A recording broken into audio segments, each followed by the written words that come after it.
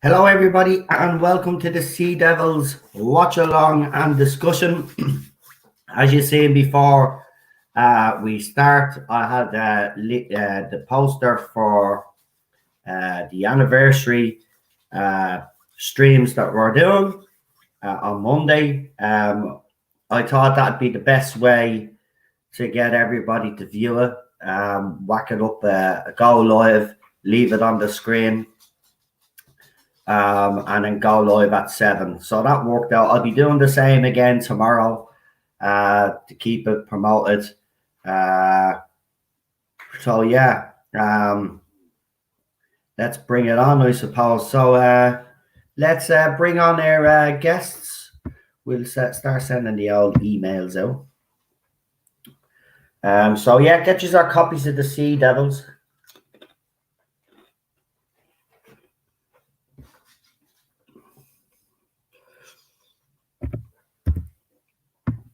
And while we actually review and do what we do on this channel, others can go and moan and bitch about me.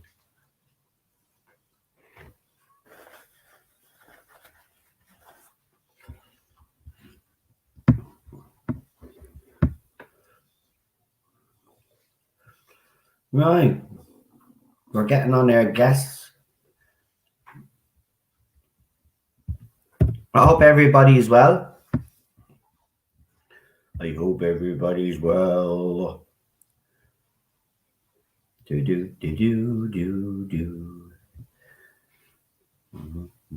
It's a bit slow today. But we keep going. Right, so check our emails, folks. Check our emails. Some will be receiving emails right now. Others, I'm still sending, but just keep. I've lost my train of thought. Yeah.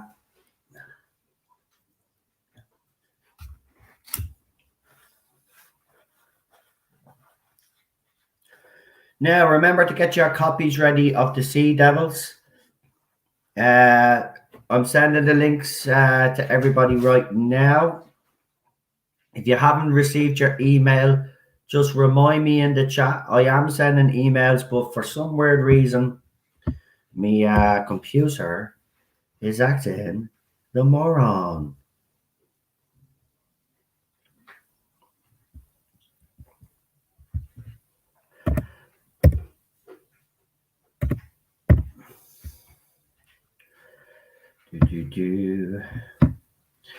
Right, I think I've sent it to John as well.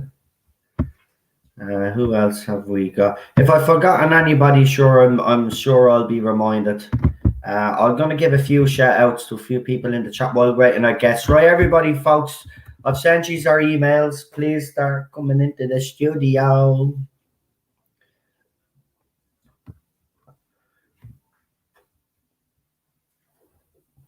Right, who have we got? We've got Laura Thought. We've got Terrence, disaster area. Charlotte is in the chat, disaster area. Gregory, real super doctor. I've sent you all the link. Terrence is here. Stuart is here. Disaster area, Mr. Mystery, Dr. Dave. That sounds like a song. Dave travels through time. Vanessa Law. Bob Lewis. Sounds like a shopping chain. Nice. Sadako 24. Alpha Omega. Hi. Right, guys, you all seem to be a bit slow today. What's wrong with you? So I know it's a Saturday and it's the weekend and you are all lazy like myself, but come on, a bit of urgency. Problem big. Where are you? Come on, I sent the link about 15 minutes ago.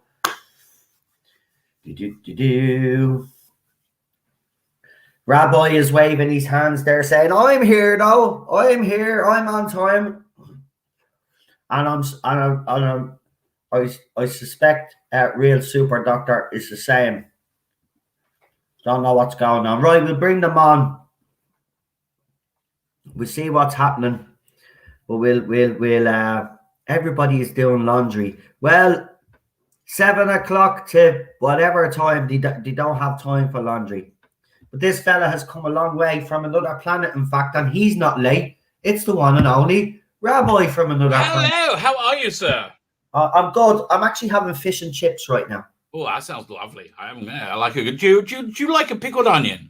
No. Yeah. Really? Oh, I do like a bit. What is it what's in Irish fish and chips? Is it the same as this regular old fish and chips? Is it uniquely Irish that you have there? No mushy peas, just fish and chips. Oh, I like me mushy peas. I'm a bit of a fan of the mushy peas. Yeah, you Brits like these are mushy peas, don't just. Oh, you know what? My chippy, they used to get mushy peas, batter them, and fry them. That was pretty good. That was salt and vinegar, bleeding heaven, mate. I'm actually having the smoked cod and chips there. Slowly. Won't last very long though. Like I'll go in and probably fly out later on. You know. But you know, it's going to be a pleasant visit. That's the joys of fast food, isn't it? Fast in, fast out, baby. Let's not hang around. Right, let's bring on the rest of our guests. And if I've forgotten anybody, you can let me know. I did send Charlotte the link as well. Or the email, I should say. Oh, so Charlotte is around. She's probably getting set up. But we'll bring him on because he's real. But he's the super doctor. Hello, Noel. How are you? I'm good. How are you? Not bad. It's just the weather here. It's kind of a wee bit kind of off the now. It's going on and off the rain. Oh, it started to rain here today. Blimey. Yeah, and England is supposed to be getting a storm as well. Yeah. No, it never lets up, does it? No, it doesn't. Right, let's bring on our next guest. It's the one and only. He's all fashionably late. It's the one and only Problem Big. Hello. Bloody thing! This bloody YouTube, right? I'm sitting there in the chat, right? And it's got the beautiful flyer design that I don't know where it came from, but it's fabulous. And it didn't autoplay. I'm just sitting there like an idiot. I tell you, that is a very nice flyer, I have to tell you. It's very, very nice. Thank you. I am working on a little wee surprise. Oh, good. It might not be ready. I am out of time. I'm glad you were a surprise. Yeah. Well, it might not be ready by tonight. I don't know. We'll see. But it will definitely be ready by tomorrow. So it'll be a little teaser for watch along on Monday. Nice one. Right, let's bring her on because you are late. Everybody else said, "Well, feck it, we're going to be late too." We finally made it all the way from.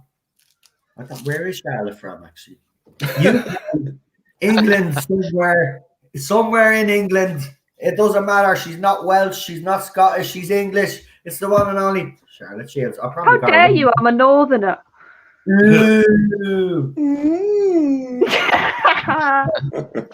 Well, I'm sorry. I had a dog that was needed to be taken out to do its business and all that malarkey, so that's why I was like, "You're grand." I was only taking the. Yeah, I know. All that. So how are you all doing? Aye. Good. Pretty darn good. Again, it was a bit wet here. Fantastic. Have we not got a storm, Super John, for once? You seem to always have a storm when it's... Yeah, I heard about that. I heard about the storms coming into England.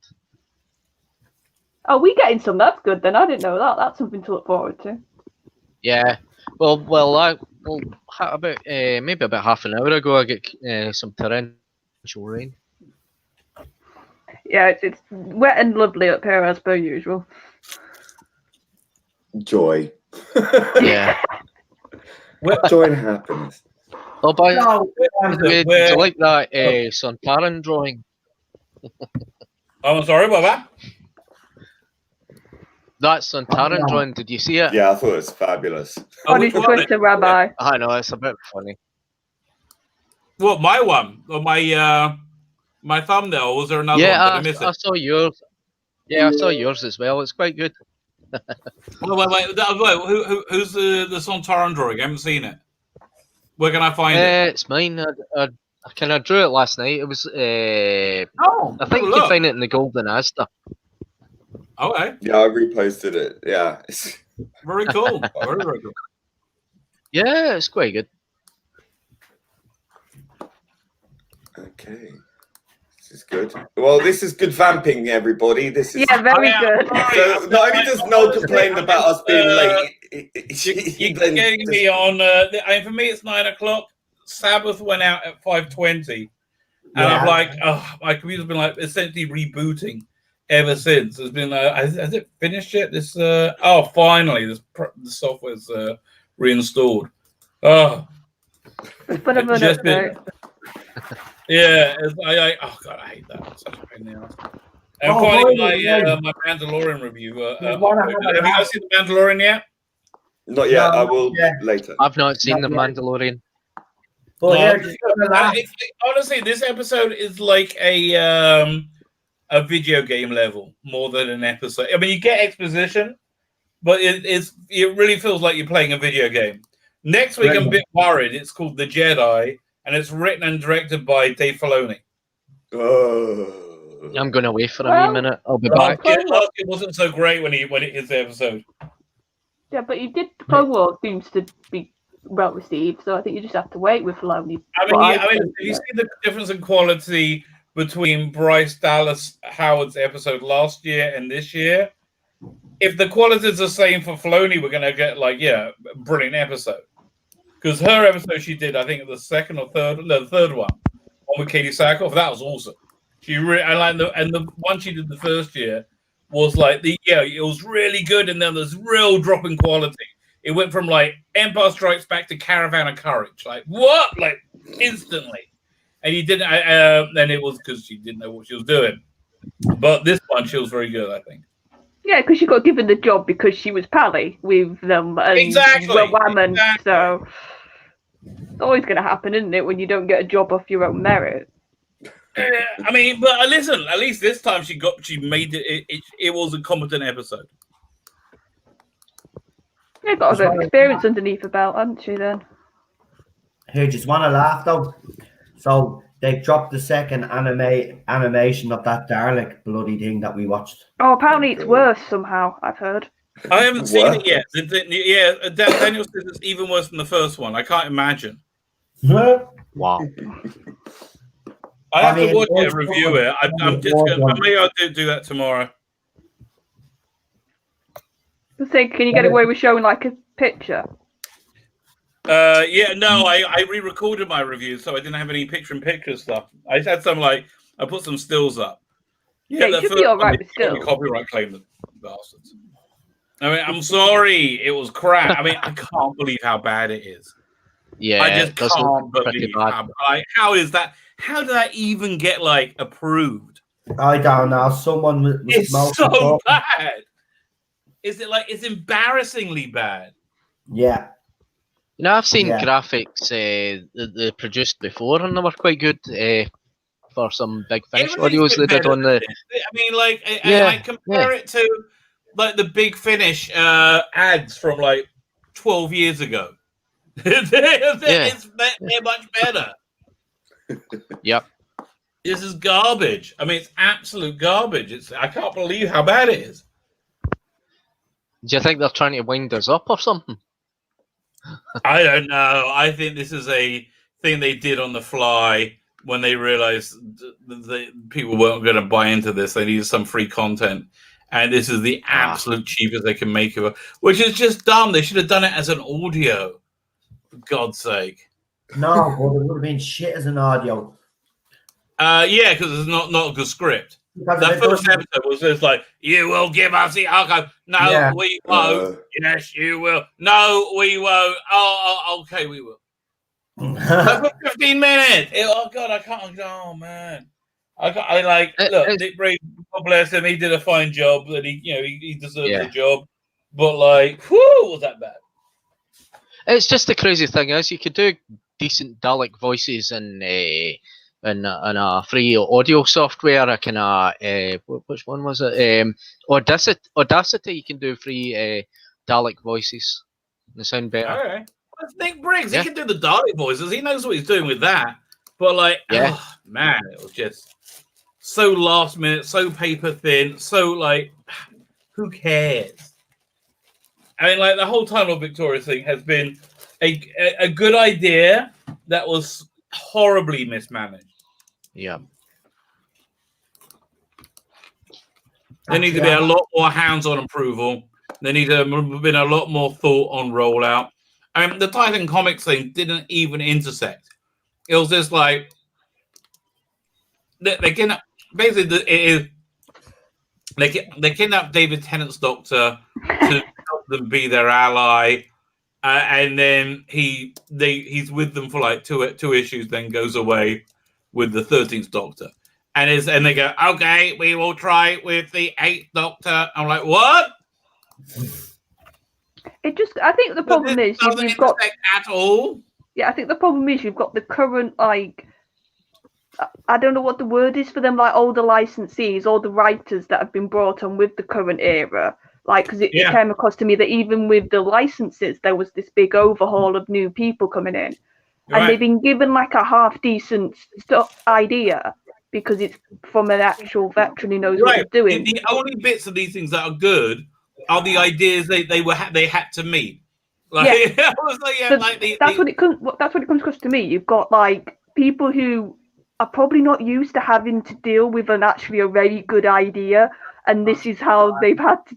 So they've sort of gone, oh, we've got a good idea, and they don't know how to roll it out because they've been so used to tripe for 3 years because of the current era, because that's even infected the license stuff when it comes to quality, apparently. Yeah, that could be. Yeah. And the bottom line is, they're a bunch of morons. That's the bottom line. What? Morons that don't know what they're doing. They're throwing out any old shit and they're saying to the fans, here, it's free, but we're going to monetize it on YouTube. Yeah. We're make money off your misery. Maybe they're just saving money, doing everything in the cheap. Saving money. Saving money. Here's the thing. There were cheaper options. There were much cheaper options. I mean, listen, you could have had audio and just had Nick Briggs, see him in the in the booth doing the voices. That'd be kind of interesting. Yeah, but Super John does have a point. Yeah, I mean, you probably are doing it on the cheap, right? Which is fair enough. But you mean to tell me you couldn't get someone that could do even basic animation that looks better than that? This is like some apparently not. That's learning animation that hasn't got a clue how to do the shadows and stuff, and has just done basic animation and said, and the design is everything about it is bad. I've already sent Alpha Omega everybody needs to check their emails. Like, I don't know how many times. Check your emails. Yeah, because it's 6 parts, isn't it? Also said that they could be saving money. And they could be using just poor software. Do me a favor, Rabbi. Send me the C Devil. I know it's on software, right? But send me the link on. I'll find it. Yeah, no problem. It's in the private chat. I'll send it to you on Twitter. 1 second. Yeah, because I can't do it on my computer. Does anybody else need me to send it via Twitter or anything? Charlotte, I sent you an email earlier. Yes, I've got it right now. Or do you need? Yeah, I've got me BritBox. See, I can't watch it on my BritBox because it still comes through, you see. So I don't want to take that risk, so I'll watch it on my phone. Okay. Which is kind of pretty sad, but still, I can watch it. It's nice when the lights are out then, because the screen. Yeah, I don't like concentrating on a smaller screen. I don't know what it is. It's something about a smaller screen. I don't mind it. Depends to me what it is. Some stuff I'm like that with. Because the way I watch it during the day, it's usually a smaller image anyway. So yeah. I think I've gotten used to it a bit now. Yeah, you do. Your eyes adjust. Don't get me wrong. The big action movies, or if I'm watching a nice horror movie, I have to watch that on a big screen because you have to see everything that happens. You know. Oh, by the way, speaking of horror movies. Here we go. Me and Ninja Knight want to rope you into a watch along. Because as you know, we're not doing Pacific Rim on Video Vault. We want to get you into a watch along of Pacific Rim. We want you to watch it with us. No. Come on. We want to convert you. We want to melt that icy heart. It's such a lovely movie. It's got so much heart. I'd rather die and slip me out. No, I'd rather die than watch that shit.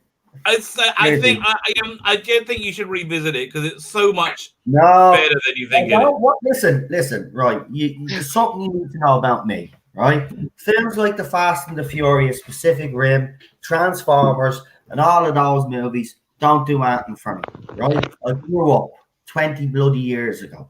Yeah? Don't like them, will never like them. I like me sophisticated movies. I like movies that make me think, like The Prestige with Christian Bale. Any Christian Bale movie directed by Christopher Nolan, give it to me any day of the week. This is just fun. This is just fun. You get giant robots. You get giant robots fighting monsters. It's fun.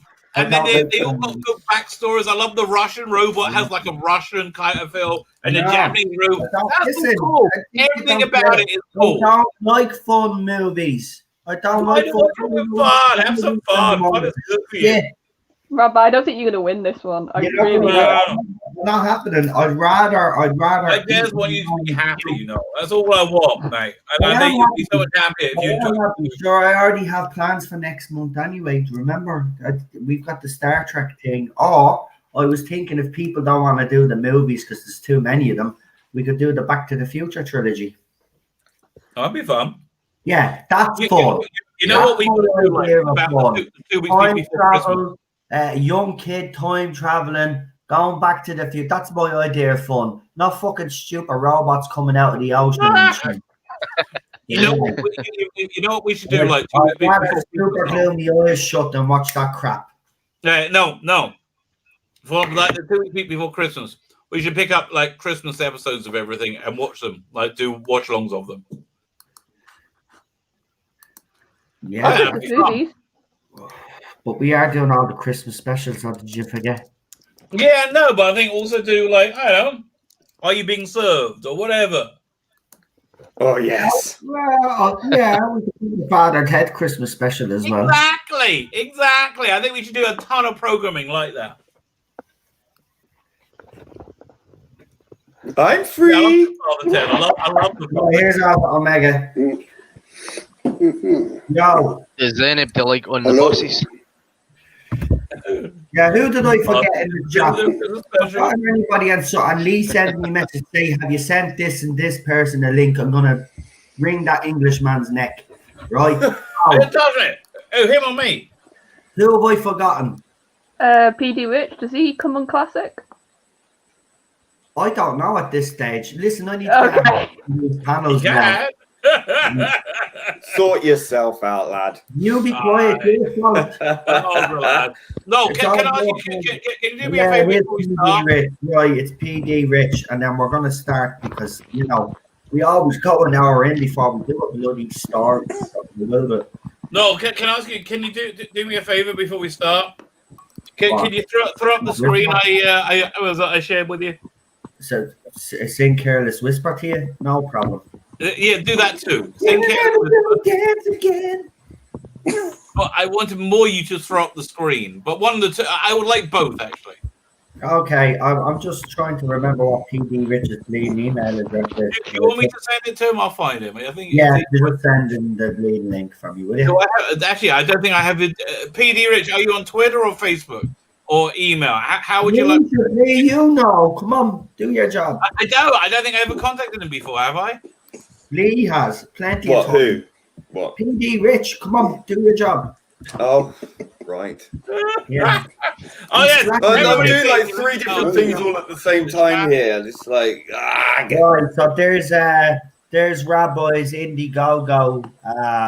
Yeah, everybody, please can you click the link? I just put it in the chat. Can you go and join the mailing list? You get for joining the mailing list my eternal thanks. That's the true thing.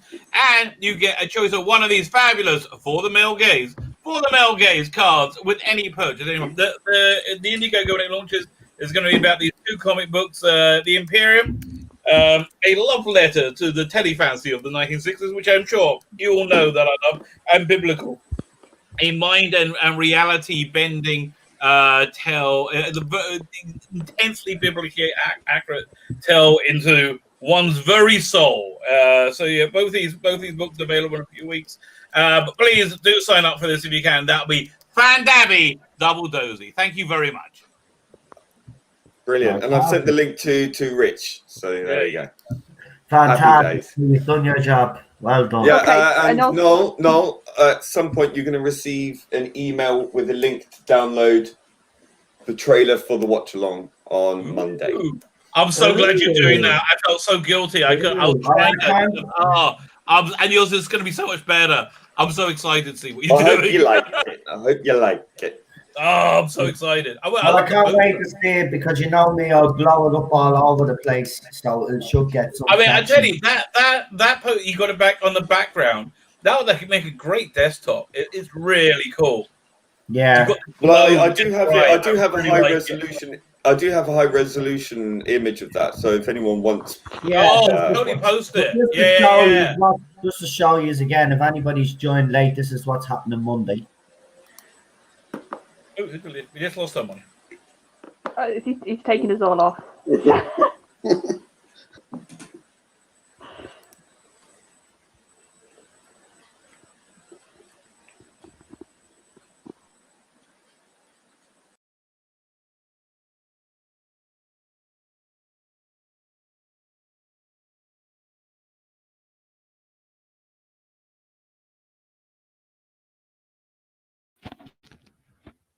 Oh, I'm here now. Hello, everyone. Hi. Hey, PD. I love it that you're just the first thing straight afterwards. You're like, hello. Okay, so what's been happening in the news then? Yes, the Dalek animation bad, and anything else? Hi, Rabbi. Hello. I don't think anything's going on, is there? It's been really kind of quiet. No, well, there was a rumor that was. Oh, I got a great Star Trek one. Whittaker apparently had signed up for Series 14. Oh, please. There's a rumor that Joe Biden won the election as well. I don't believe any of it. Yeah, but hold on. It made a certain YouTuber out there break certain promises that they decided to, that they said they were going to keep. But it's acting like a little girl now, bringing up the whole Gillian Anderson and Lawrence Fox. Oh, that wasn't even your rumor. Those weren't even your rumors. Yeah, I mean, like, honestly, that guy's Not such one a thing twat. I ever said this year that any of the news that I put out there is fact. The Gillian Anderson stuff I've never said is fact. I never said You never said any of it was fact. It was all rumor. That wasn't even your rumor. Little tick, little skull there. That I'm saying this is all fact. Listen, you don't like the fact, right? It's clear that you're jealous because one of your tweets made it clear. So Well, you better acknowledge who I am. Blah, blah, blah. You're jealous, and that's all it is, Yeah, right? I've never seen. At the end of the day, I don't care at this stage if any of me knows is true or false, right? What's making me laugh is you're imploding the fact I've that never no seen someone. you're putting out. So listen, mate.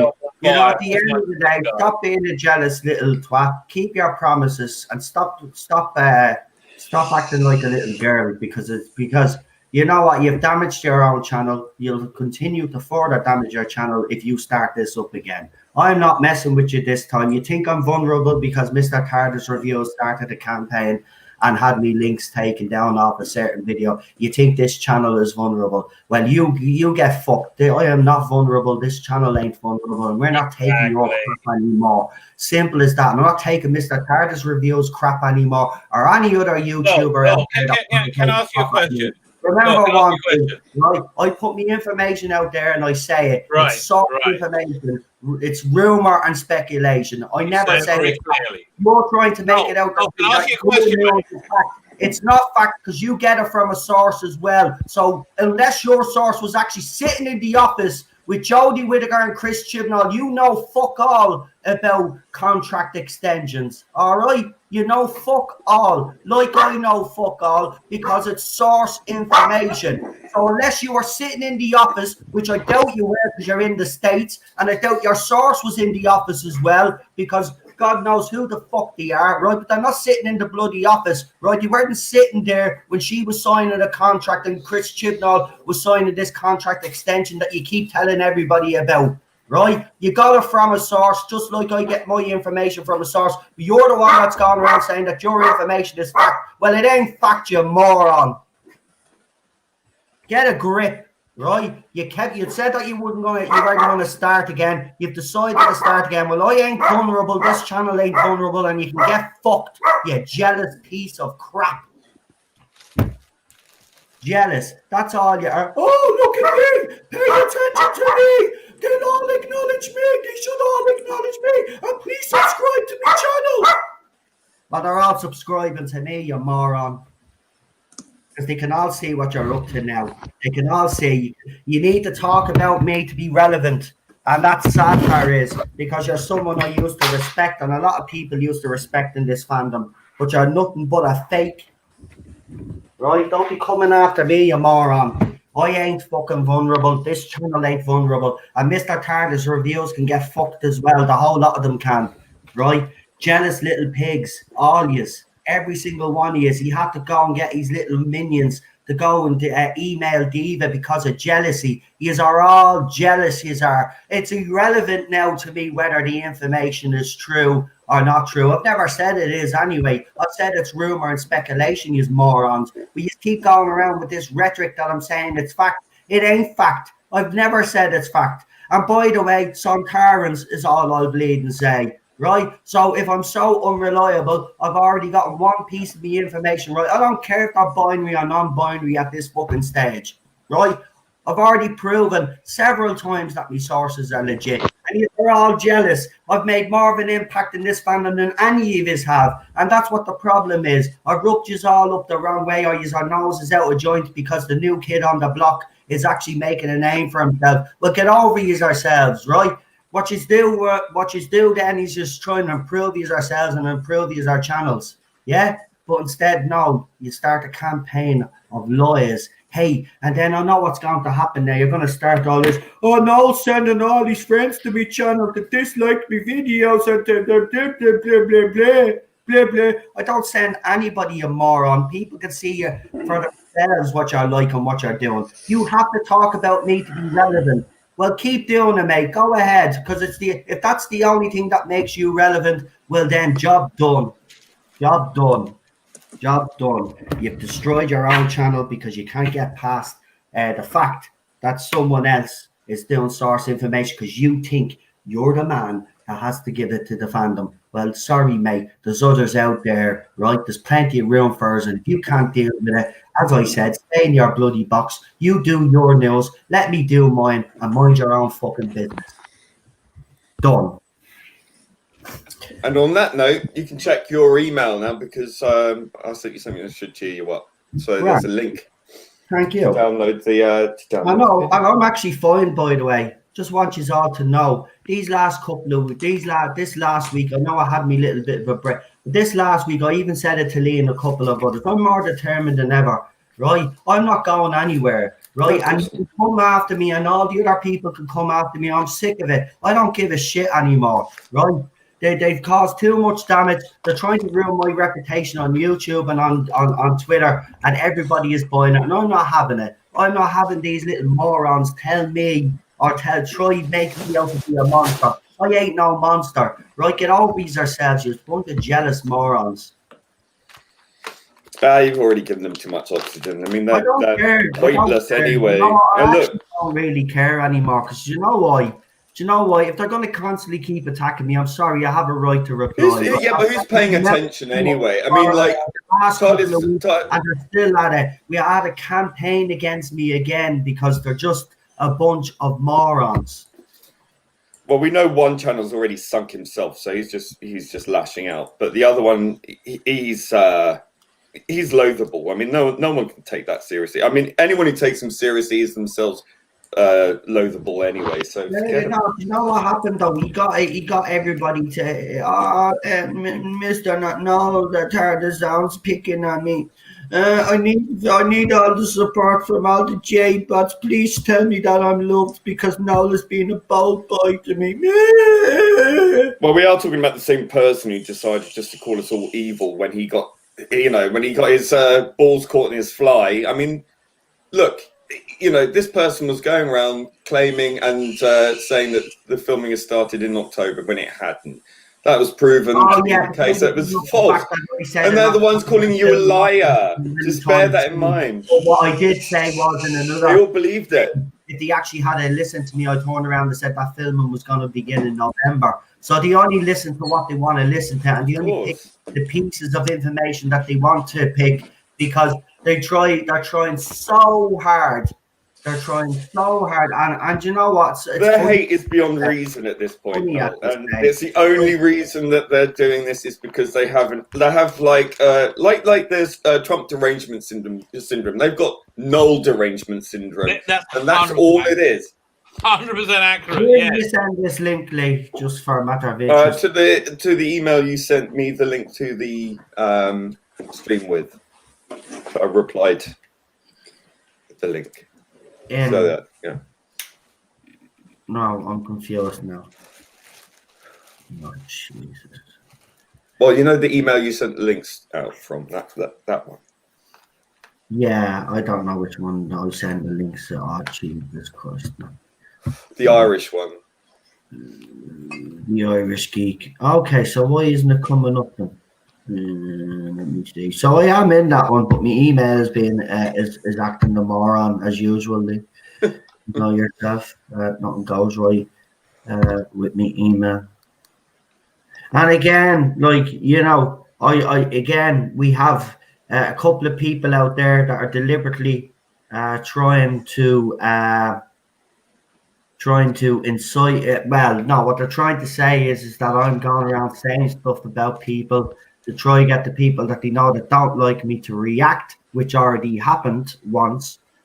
They're trying to get someone else involved now, and if this person starts up, there's going to be a shitstorm coming to me channel because this person is just the lengths that they go to try and describe something. I just don't know what to say anymore. It's just become an absolute. It's petty. Every day, but here's the thing: it's every day. People keep saying, "Well, ignore it." No, I'll ignore it. I have for the last few weeks, as you have seen, we've been doing air streams, air watch-alongs. I haven't even commented on Twitter. I've been doing my own thing, right?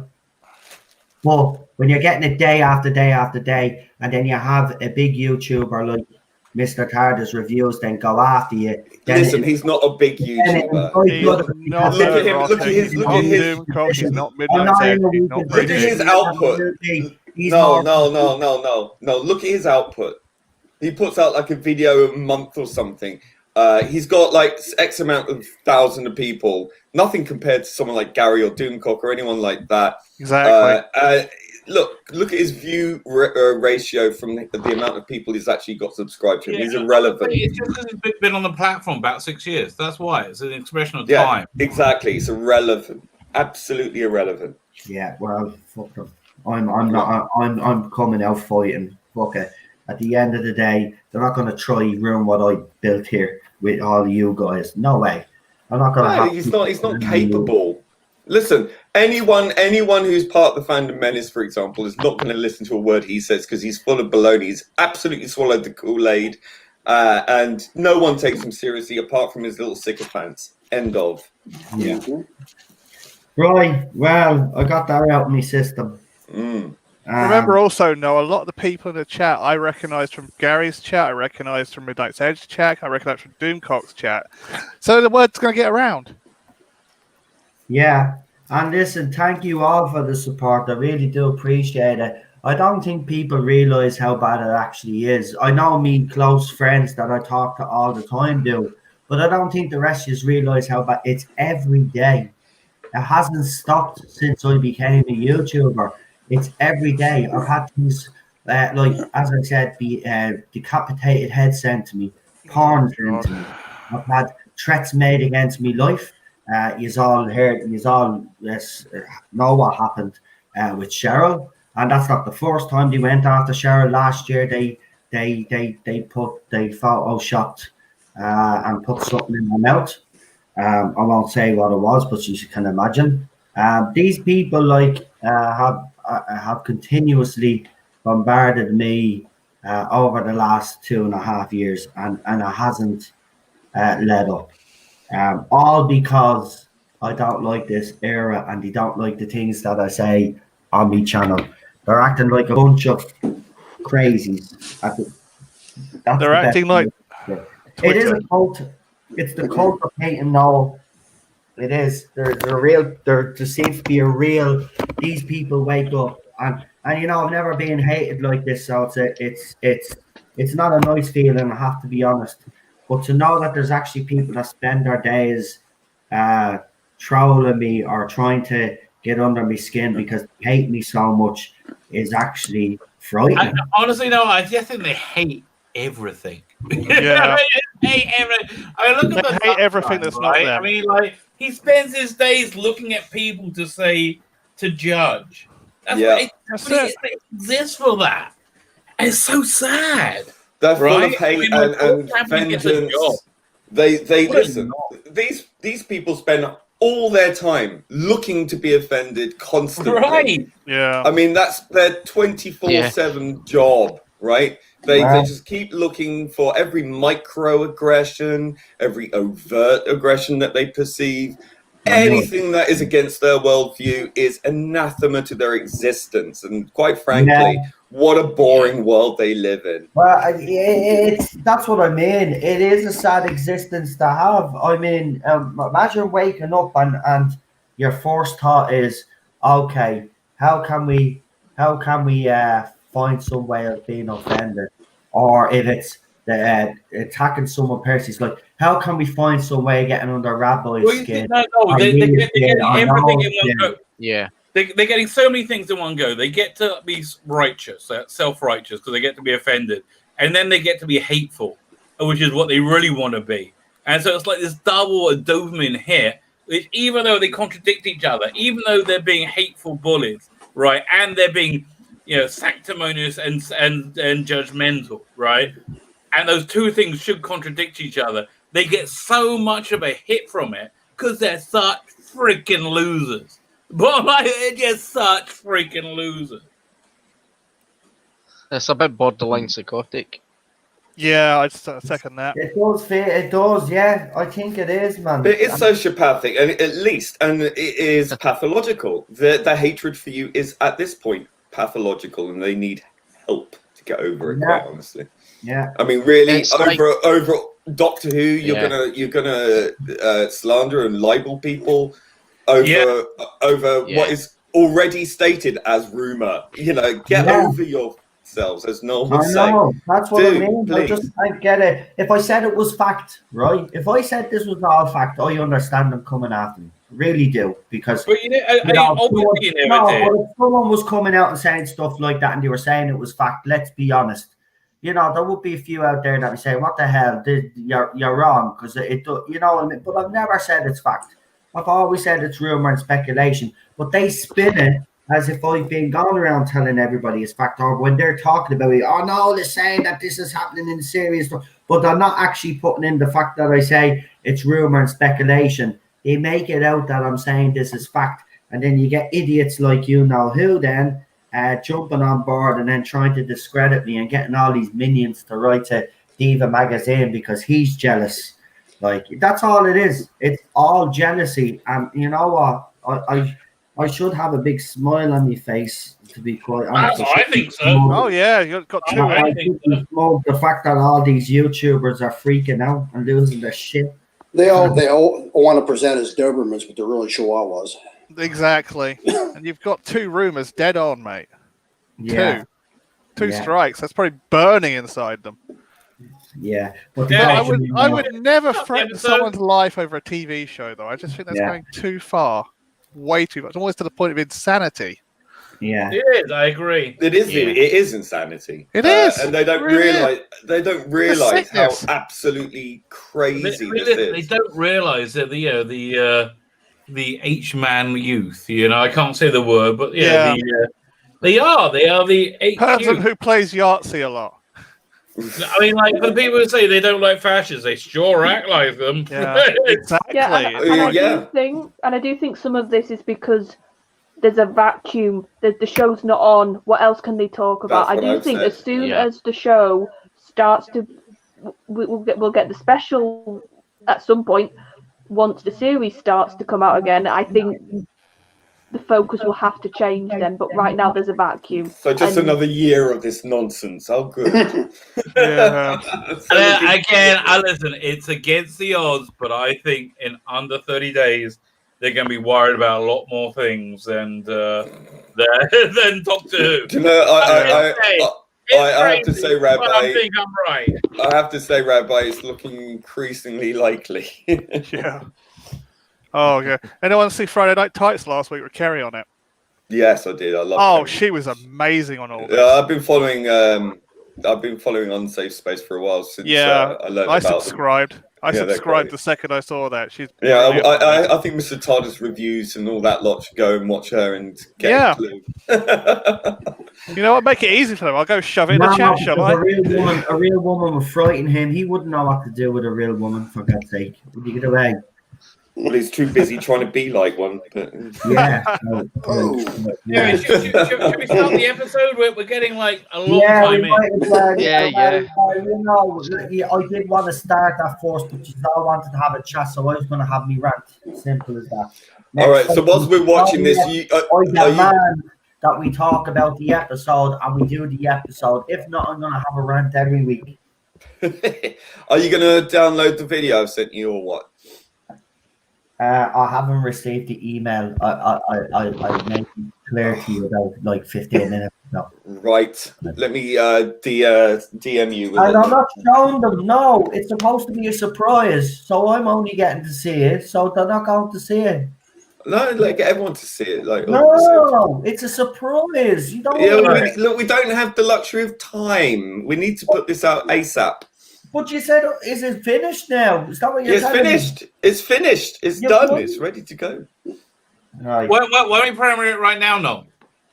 What? He needs to download it first. Let me just send it to him in DM for crying out loud. Right. You want to send it to me, and then I can put it up and share it. No. It's all exclusive on the TARDIS zone first. Right. That's No, the way that shit it's goes. link And is then- sent to you on your messenger. So check your messenger and download it, and then Right. I'm going into me messenger now. I'm going to boomer the shit out of this, folks. Is Why we Jen love you, Testone mate. any good as a producer? If you're lucky I'm not doing Doctor Who, I'd probably boomer it to death. Get Cheryl to help you if you have to. Welcome to the BBC. We got breaking news. New showrunner Noel has decided to leave his post as Doctor Who showrunner as he has destroyed the series. Oh, it was all a dream. It was Christian Noel. Where's this fucking thing? See, told you, boomer. Why is me Facebook froze?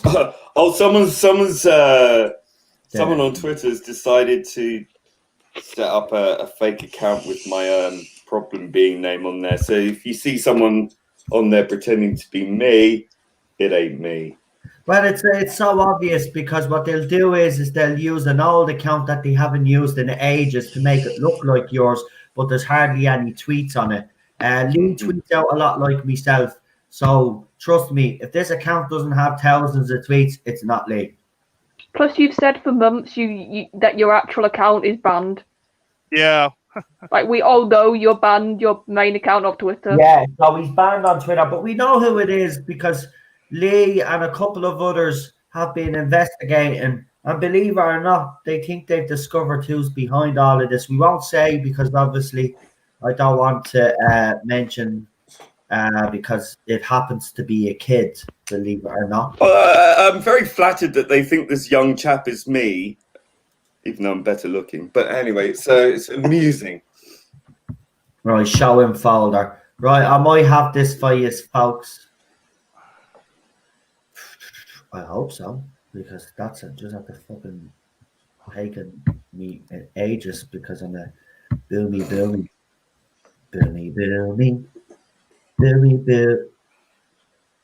Charlotte, did you wear the turtleneck for the turtle episode? The Sea Devils? No, I didn't think that through, actually. It's cold today. What jumper can I put on? Was my thought process this morning. Yeah, a bit nippy. Right, I thought I got it, but something was just happening there because every time me and Lee tried to share it with each other, it never fucking works. Oh, and a bit of a pre-warning. This was a slog for me, guys, today. So probably going to be the outlier for this episode. Right, listen, just get it's started on the interesting about this episode, episode is, and then I'll do it's this. not during great, the- but it was it inspired a lot of really cool stuff. I'll talk about it as we go. Oh, there it is. Whoa. Well, we could hear it. Yeah. Yeah. So we know it's playing. That's a good sign. Yeah, the bad news is I can't share it on the screen. So Why? because don't be asking me difficult questions.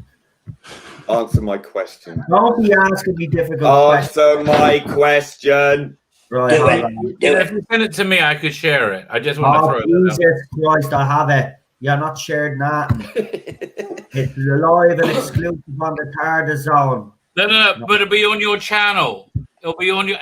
He'll send me the file. I'll play it, and then you share that screen because it's on your channel. No, I'll figure it out. Let's start the episode. I'll have it done by the time we get to the second part. Okay. Wait for the right moment. I like it. Countdown. Okay, we ready to start the episode? Yeah, and you don't say press play either. Yep. I know. Well, I do know, but I might get it wrong. Okay, I'm gonna do the countdown then. Of course you are. You always do the countdown. You're the man who does the Fine. countdown. Yeah, get your fingers on your button, but don't press play, baby. You cried. 5, 4, 3, 2, 1. Nicely done. Nicely done. No, I've got to say, I was watching this today, and it got to I was on the fourth part, and I was just like, oh God, I've got 2 more. This is I probably the one that I most struggled. Even what's the Baker one we watched? Which I one? think with Lytton. Which one was it? Oh, that's Colin Baker. It's Attack on the Side. Are you telling me that there's people in here that don't like the Sea Devils? I really struggled with this one, mate. Really struggled. Wow. Headset. Well, they're really excited about this one because they got to shoot on a lot of naval boats. They got a real help from the Navy from it. What was I going to say? The weird thing about this, it inspired one of the best episodes of Doctor Who that Stephen Moffat didn't write. The final Sherlock episode is surely a Doctor Who story with the Master in prison, Yes, much I like thought the of this Master when I was here. watching. Yeah, I literally had that thought process. I was like, oh God, this is like the sister thing. Right. Well, Pudge, you'd like to get on a bit, but yeah, that was clearly a Doctor Who story that they didn't make into and it would have been insane.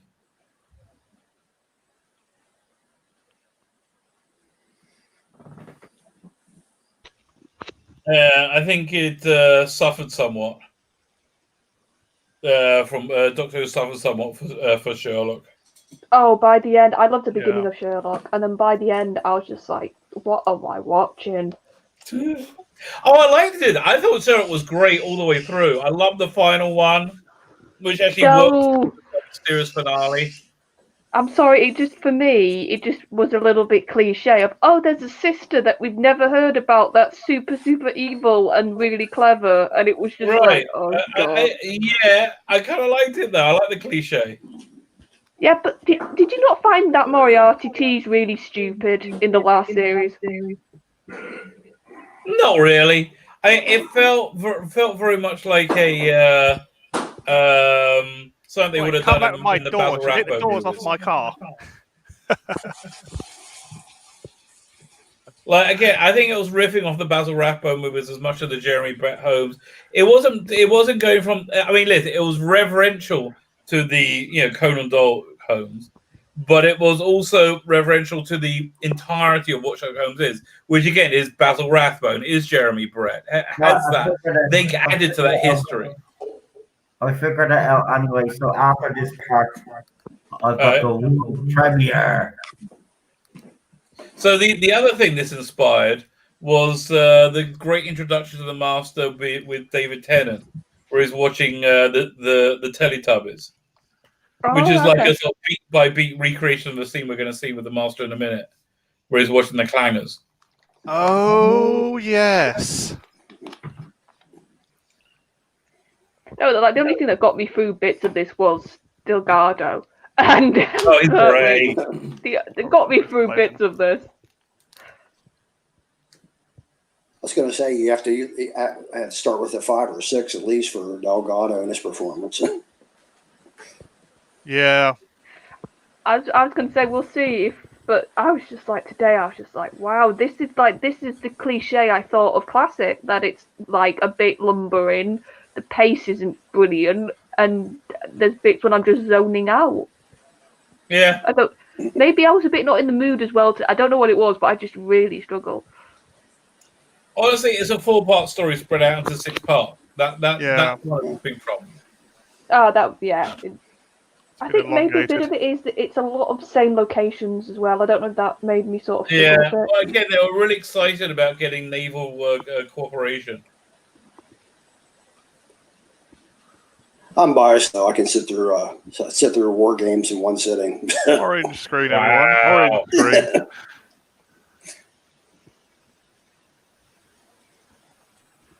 Oh, I don't know how I'm going to cope when we do war games. You guys are probably going to see Let's do a 2-part. Yeah, we'll have to. It's a great story, but it does drag on war games. Yeah, that's going to have to be over a couple of weeks. Right. War games. It bounces along though. Captured escape. No. Captured escape. You know what show we got to do a watch along on Christmas week? The Blue Carbuncle, Jeremy Brett, Sherlock Holmes, the Christmas one. Oh, I'll be up for any. The Master's face when he realizes he can't control the guy. It's hilarious. He's like, oh, my trick's not working. Oh, I have to tell you, I did like the Cumberbatch Sherlock when they did it in the 18th century, 19th century. I liked it until they revealed why they were in that setting. I thought that was very clever. It was like this model that he made in his head, this program he made in his head to solve a problem. Yeah. Do you know what? I think honestly, I just like that. I think it was clever. Yeah, I think honestly with Sherlock, Moffat sort of it felt like to me in the end he got too wrapped up in like the success of the show and the sort of things it was known for. So like the Sherlock vision, and there was some shots that I was like, come on, this is a bit indulgent now. Right.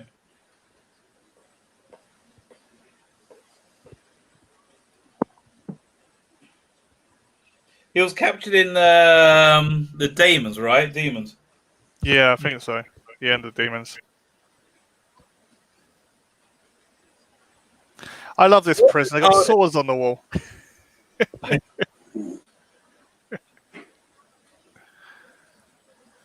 Where's his TARDIS? It's been impounded. I should imagine. I don't think he brings it with him for this episode. I think he's on location. Yeah, because it's on an island, isn't it? So it makes sense he wouldn't want to. It's been clamped. Yeah. It's got to pay 50 quid. Yeah, I'm sure he'd left it at Uni HQ because he didn't want to bring it with him. Tell you what though, Jo is very useful in this story. The amount of time she gets him out of trouble. Yeah. Well, can I ask you, does he, to me, he doesn't look any more, how can I put it, Asian or dark skinned than Sacha Dhawan, who they keep saying is the first Asian master. He looks equally, I don't know, Turkish, isn't he? swarthy. Turkish origin. Yeah, Turkish. I mean, like, come on. I don't think Sacha Dhawan is the first person of color. I mean,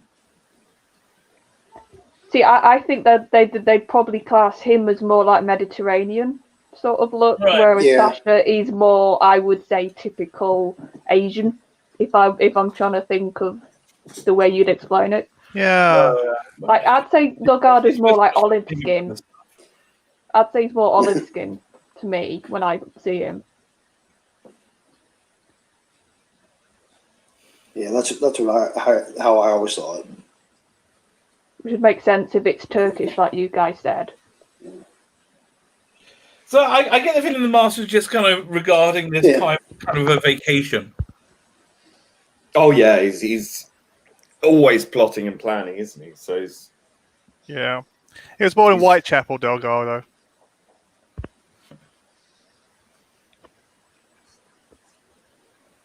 But if you think about it, he's probably getting fed very nice food. He does what he wants. He doesn't have to, like... Yeah, exactly. He just has time to plan, doesn't he? I think locking him up in a place like that on an island, I mean, considering he could live for potentially thousands of years, it's not a very secure place, I don't think.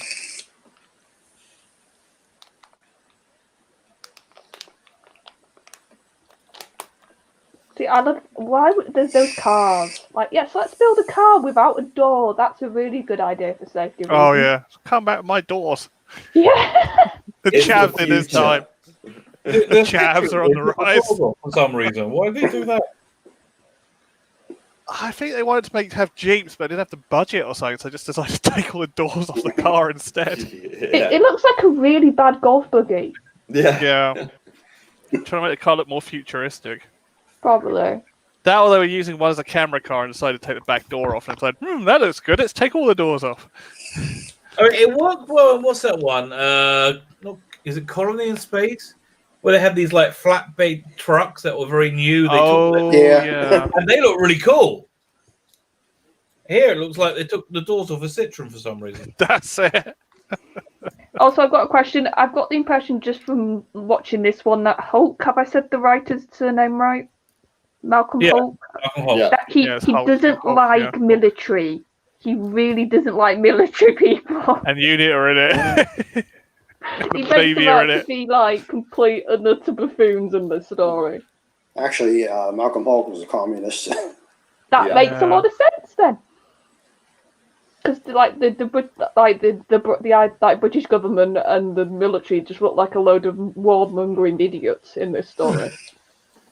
But the difference between Malcolm Hulk and, let's say, anyone from the current era is he can write a good story, regardless. And the politics aren't the overt part of the story. Right. I know they're not. It's really much more authentic.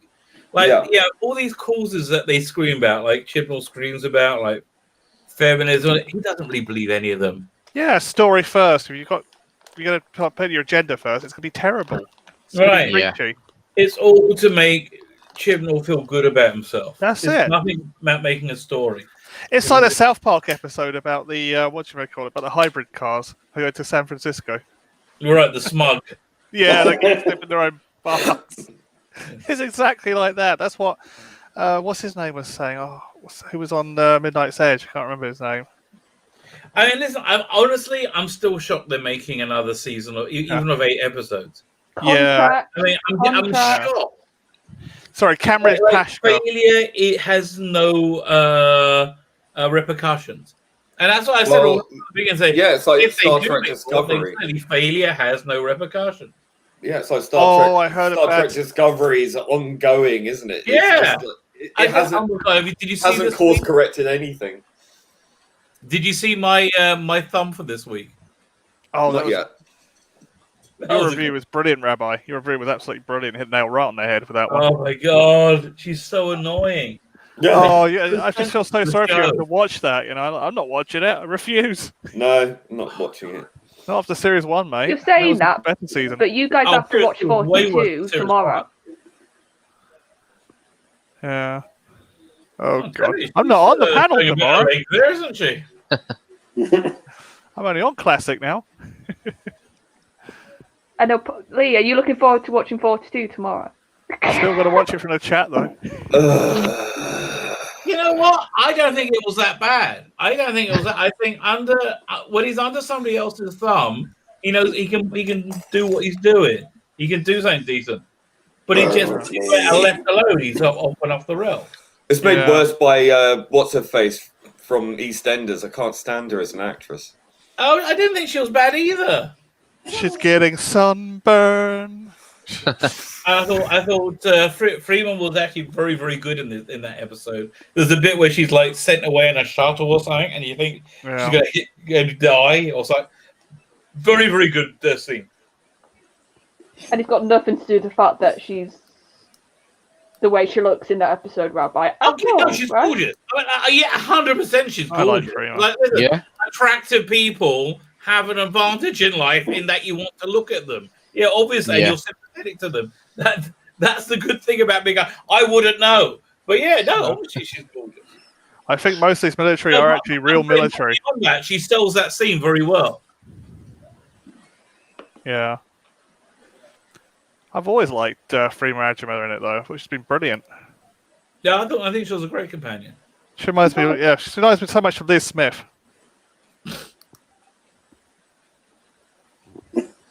That's so funny. The Katie Manning was basically the blonde. No, but she was. Here we go. Oh, the clanger scene. The clanger scene. He's so engrossed, isn't he? That's the funny thing. And the funny thing is, he thinks it's real. Sorry, Liz Shaw, I meant. So what does he did he think it's like some footage they found or something? Yeah.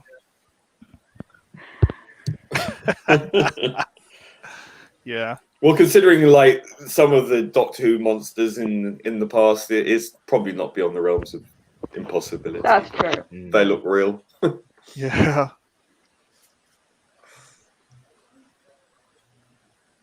Yeah. I just Freema love reminds me a lot of Liz Shaw. Stuff, like planning stuff. I'm really into it. Yeah. Yeah. Chuckle. Scheming. He should stand there going, chuckle. Yeah. The Master is the perfect politician. Yeah. And Russell literally took that to the extreme with Saxon. Yeah, a bit too on the nose, I thought. See, no, but if you think about what they're like, I think it made sense, personally. Yeah, I just didn't like the whole Tony Blair on acid thing. Oh no, I agree. I've got to a point with the Master in general, which is actually really nice watching Classic, because in Classic he's not this maniacal crazy person as much. No, he's far more sophisticated. He's got a hell and of I a lot really more enjoyed class, that, you know? Yeah. because I've gotten to the point in New Who that I'm just fed up of the back teeth of a Master being like the Tasmanian devil. Yeah, I'm fed up of it. It's so true. Good, analogy, yeah, very good. Oh. No, I think the Master works best when he's sophisticated, more reserved, more menacing. He works better when he's being a Moriarty, the Doctor, not when he's. Well, he's supposed to be a Svengali type figure, you know. He's charming. Yeah, that's exactly what Barry Letts wrote. He said we need to get a Moriarty to the Doctor. Yeah. That's the whole thing. And now you've got like. I really think it works when the Master acts as a dark mirror of the Doctor, right? Yeah. I think Ainley was a mirror of Peter Davison. Yeah, and same with you got the grotesque Master from Tom Baker. Scary. Yeah. I got that figure on my shelf, actually. The grotesque one. Yeah, no, I really like a Master when you can sort of see the woman that was doing her hair, like she was looking in the mirror, like in her compact. It's so 70s. Sorry. No, I really love it when you can see in a Master in the performance they're like 50 steps ahead, and when they're literally shouting and bawling like I said, a Tasmanian devil, you don't see that. Right. It becomes like a shouting. I thought Michelle Gomez's Master was very similar to Capaldi's Doctor in that she really made me think of all the other. She made me think of Ainley. She made me think of Delgado, and she had her own unique spin as well. When they weren't doing the romance stuff, I liked her. She may have been bonkers, but she also had that sort of sophisticated element to her as well, and some depth as well. Later on, I think she was less cartoonish and much more interesting. Yeah, as soon as they got rid of the stupid like she fancies him now, sort of stuff. I was on board with Missy when they were doing that stuff. Yeah, I was like, really? 100%. Can we not have a romance for once in this show? Yeah, I mean, she was just manipulating so it. unnecessary. No, but it just felt like that scene when she snogged him. I was just like, ugh. Like, no, Yeah, I agree no. 100%. Like, get away. Like, Capaldi played it brilliantly because he was just so uncomfortable. But I was like, no, that's me as well. Can we please stop it?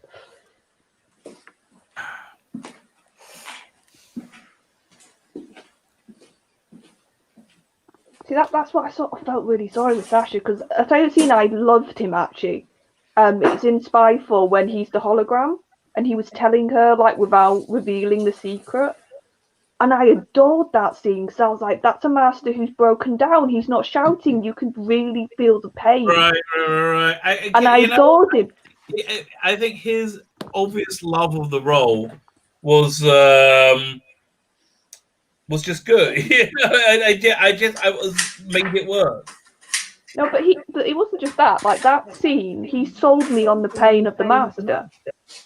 And I was just like, that's new. We've not had that for a while. And then I've not watched it, but I've seen clips of him by the end, and he's back to cackling like a maniac. Yeah. Like, why? Yeah. He just turned into Eric Roberts again, didn't he, in the end? Yeah. I was like, oh, I don't want to see this. We've already seen this once. It's like do like a Delgado again, please. Yeah, I like Sacha Dhawan as an actor, but I think as a character actor, he could be a bit too OTT. No, I think if he would have kept like him before, like Spyfall sort of acting, he would have been. He would have actually been really good. But because of the writing, he just got forced to be in. Like people jump to John Sim knockoff. Yeah, he just was like. Jodie's a bit of a David Tennant knockoff. Yeah, it's like well, it's shame. not new. It's not bring anything new to it by doing this. Or like I've sort of said, if we can't do something interesting with a master, can we just have a different Time Lord now? Like, can we just have somebody new? Bring the Rani back. I'm really surprised they haven't done that yet. With the whole feminine agenda, I'm so surprised the Rani's not come back. Oh, I'm surprised as well. Oh, did you hear the latest Star Trek rumor? Well, what's that? They're gonna remake Deep Space Nine because Avery Brooks won't play ball with them. Why? Because none of the original cast want to play ball with them because they're all sensible. Yeah. Well, Avery Brooks is distanced himself from the role very visibly. And honestly, they're not bringing on was it the writer? Are they like the Battlestar Galactica guy? Yeah, Moore or Bear. Or I assume, but like he's not bringing him. Get it? Not worth it at all. Exactly. I like. How long does this trek go on for? I think they got 5 series of Discovery until it's over. Is that still if I can afford it? Yeah. I've just got a feeling Netflix are stuck in a really horrible contract with them. Yeah. Man, this is dragging. We're still on the first episode. Yeah. Still first episode. If you're thinking that, think how I felt watching this for the first time. I recognise that staircase. And I'm going to be honest, I don't see why people go crazy over Sea Devils a bit. Like, to me, they just come across a bit like... It's kind of a beat-for-beat remake of Silurians, but not as good. That's what I felt. I was like, these are just Silurians, but underwater. Like, yes, so many people... You got it, 100%. I've heard so many people go on about Sea Devils like as these really good classic monsters. It's like, I watched them for the first time today, and I was just like, why do people love these things? Good. That's the thing. I think the monster design is excellent, and that they got a good history and they're a good monster. Yeah. Do you just think it very much depends what happens what you do with them? I actually think this is a fantastic episode. I'm really engaged. That's why I haven't been really speaking because I would rather be watching Pacific Rim. Yeah, because you like watching shit, man. This is actually very good, I think. I love this whole story. I love the master Pertwee stories, Doctor stories. Fantastic. When he's on the screen, it's great. I agree with you there. I can't get enough of Delgado's master. Oh yeah, he's a saving grace. Definitely. And when Pertwee sort of has those moments when he's like biting back. Those are brilliant. We've got the Discord server set up now, folks. I don't know what that means. It's a server you can all go to. We're going to belongs on that as well. So yeah, but here, listen, I've got this set up and ready to go. World exclusive. World exclusive. Hold on, I'm going to stop the banner. I'm going to stop the banner so we can see it properly.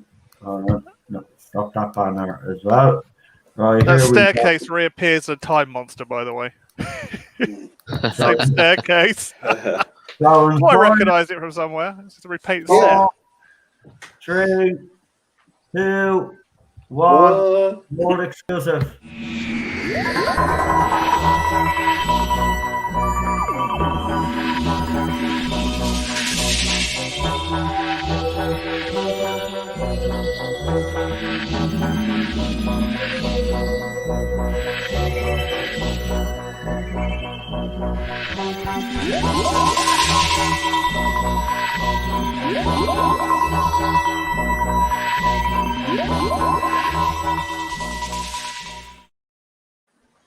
Yay!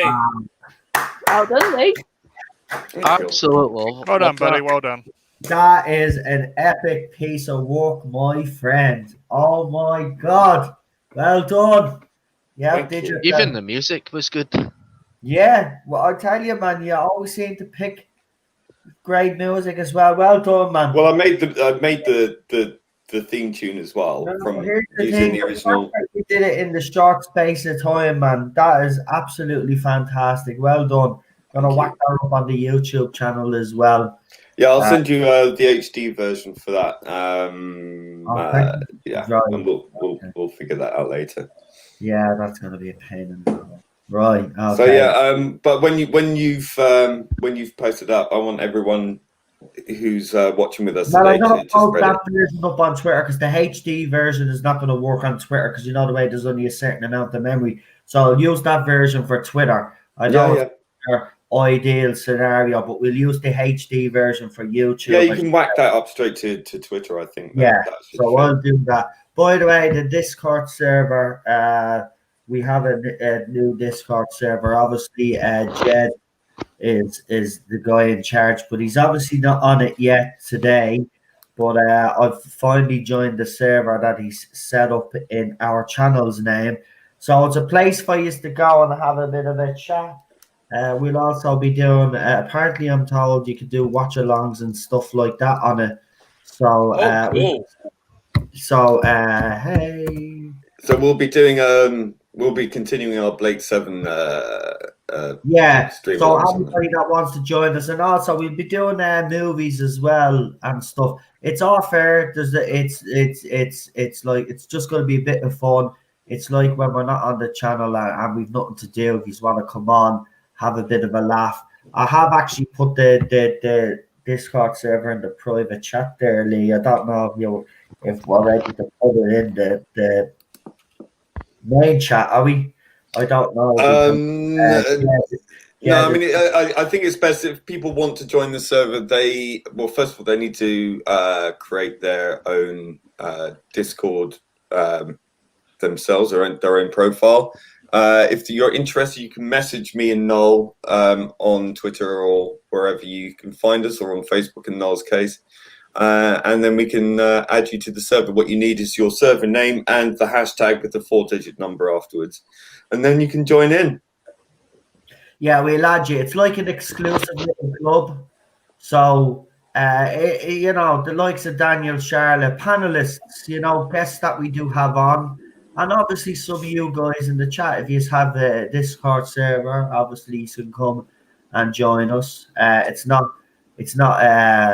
limited are at. But of course, like all Tarda Zone things, especially with using the Tarda Zone name, we won't be. There'll be no bullying, none of this nonsense going on either. You know, so I want to make that clear. That this is a place for people to go where they can enjoy themselves, and that's it. There's nothing. It's being used for nothing else. Only that, the enjoyment of people, because you will get some out there that'll try join just to cause trouble. Everybody will be vetted. You know, obviously the people that we know and we know well, you guys are free to join because we know you guys. Just bear in mind when you do join, there is a 10-minute delay before you can actually join in, so we can actually vet people. Yeah, it's actually weird because even though it's in my name, I had to set up my own one to join this one, and I have to wait 10 minutes to message in my own bleeding server. But once you're in, Noel, then you have full reigns. It'll be you, me, and Jed who can actually admin it. So that's it. Yeah, there you go. So the problem being is live in it now. I'm live in it, and Laura thought was there a few seconds ago. And there'll be a couple of other people then when you get it set up, and if you want to join, you are more than welcome to. It's better. It'll be better than Twitter and stuff. And on top of that as well, you need to get us. It's a better place to get in contact with us. I do find that that's where the big YouTubers kind of use it as well, because it's a better place to contact people, and if you want to contact anybody, it's just better. We'll be doing watch-alongs, all of that sort of thing, and just having good fun. Right, let's start the second episode before Rabbi falls asleep. Because I'm getting there. I seem to be the only one enjoying this actually this week. No, I'm enjoying it. I'm enjoying it as well. Well, right, do the countdown, Rabbi. Fine. Let me just put it up. Here we go. Number 2. So 5, 4, 3, 2, 1. I love the way you actually cover your mouth now, because you just can't help yourself. You remind me of my grandfather. That's basically like the dude, and it'd be like he'd always say something afterwards, and he'd be like, "Dick, it's after 1." I love it. Set up a Discord anyway, Rabbi. I'm doing it right now as we speak. Good So man. I'll have to set one up then, because I've never had to, so I'll have a look at that tomorrow. I have one set up already. Who knew? It's easy enough, Charlotte. Join us, and Daniel, I know you're in the chat as well. It'll be a place where all the panelists as well.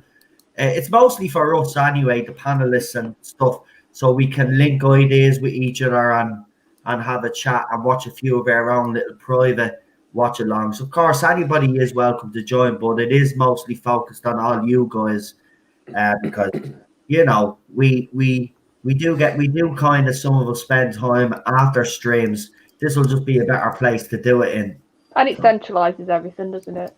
Which is good. That's it. And all you guys in the chat as well can join us. We keep losing poor Super John's image. He must be something to do with the weather. Storms, isn't it? Yeah, I was going to say Yeah. that. Storms.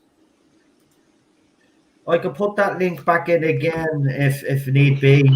I figured out how to do it, because I'm starting to not be a boomer anymore. So let me know if I have to put it in again, or you just put it in. You just go to the. I won't tell you. You know how to do it. Oh no, let me tell you, because I'm a bit normally. So you go over to this. You go over to. Oh, where is it? Oh, now I'm making a fool of myself. Yeah. Damn. So you go to a thing called copy. It was there. Where is it? You fucking. Or maybe you can't do it twice. You have to wait. Right. So basically, you go to. There's a place there. Oh no, it's over here. Is it? I'm an idiot. Hold on. Is it over here? No. I'll shut up now. Yeah. Oh, that's bad. Right. Yeah. No. I love you could in real time hear Noel's thoughts. Yes, you can lose a speaker as a microphone. Aha, Radboy is here. Oh yeah, I don't technically have a mic. That's why mine sometimes is really bad. I just use the speakers in. I'm gonna send Radboy a message. You're not Hello. supposed to do it for too long, though, apparently, but you can do it quickly. Hello, my rabbi friend. Right, we'll see if you get it. It's a private message. I just want Let's to see what happens. I'm waiting here. No, I just said, hey, yeah, I thought it just came in. Oh, there you go. Yoo-hoo, I can add you now. Oh, this is brilliant. This is add friends Okay. to DM. And I can put this on my phone as well. I think so, yeah. I think there's an app. Yeah, I think you can. Oh, we could do voice. I didn't know that. We can video call each other and all, mate, and voice call each other. Brilliant. Yeah, there's a desktop app I'm going to download. Hey, dude. My phone as well. Yeah, this looks better than Twitter by a long way. It is. We'd be able to interact with each other a lot better here. Oh, yeah. Well done, Jed. Good thinking, my old friend. This was Yeah, his well done. It sounds like idea. Jed was the one who thought of it. PD Rich has just landed as well. That's fantastic. Into the main server, the Tartar Zone server. Actually, I'm going to change mine to no because it's going to be confusing if I use mine as the Tartar Zone server and then we have the official Tartar Zone server. So I'm going to change my whole profile now, which I think I can do, can't I? Can I don't know. Maybe I can't. I'll find out. I'll get someone to figure it out with me because, like, you know, I'm a bit of a tick. Well, there you go. People are joining. Hartnell first, don't forget. Yeah, hashtag Hartnell first. We'll show you the trailer again. That was absolutely fantastic, Lee. Well done. Knocked it out of the park. Boy, that screen just now was very good. The Silurian, the Sea Devil screen. I Nice miss the angle. radiophonic workshop. Yeah. There you go. Could change me nickname. I tell you, they did great stuff with them in the New Adventures books. It's that staircase again. Right.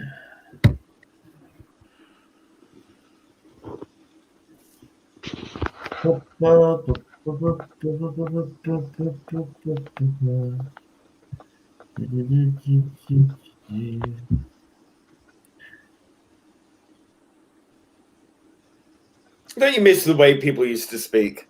Yeah. Yes. Yeah, using. I do agree with you. I have to say, you Brits have a way of speaking. Yes, did. It was always very, you know, Britain. I mean, it was always with Britain. It was the stiff upper lip, wasn't it? Never show any emotion, and Yeah. the way you spoke was really elegant, if that's the right word to use. You really used these are words. Oh yes, it's for us. It's bar, not bath. Eloquent. Bar, grass. Which is funny because you know how Rabbi, you when you first heard me speak, you were like, "Oh, where's the accent from?" I don't think Rabbi is alive. I'm still alive. No, I was going to say because No, I I'm just recording. I'm just putting it on my phone, downloading it, all kinds of things. because that's technically how I got taught to speak. So How you got to what? I technically got taught to speak very posh, as I refer to it. So it would have been probably what you guys said. What was it? Term you just said? Received pronunciation. Yeah, that's probably how I got taught to speak then. Because as a kid, I got taught bar, grass. Elocution. That's why certain words I'll have like a normal accent, and then randomly at the end of a sentence I'll sound like a lot posher than I actually am. Right, I just need to ask. No, I'm just asking because I know that some of us on the panel are smokers. But is there someone vaping? No, not me. No, is it a mic having a moment? I don't know. It sounds like someone's vaping, and it's all I can hear. Shh. I think that's the from the show. No, I've got it in my ears. I can hear it too. It's like bubbles. Yeah, something Yeah, like I can hear it. Yeah, I think it's from the. I think it's from the episode. All right. It's just a bit weird. Yeah, I think it's just the sound of the waves, water. All right then. No, that's fair enough there. Doctor showing a bit of his tinkering skills. He is. See, rigged up a mobile phone.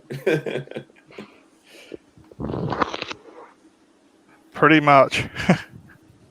Hello. Thank you. Right. Oh, I'm about to put the trailer up on Twitter. So I'll put the hashtag. Don't forget to share the crap out of it, folks. If you're on Twitter, of course. It's a helicopter, you're so obvious. Well, it was hardly a fucking plane. come on, it's Joe. Bang. We love Blows up and you.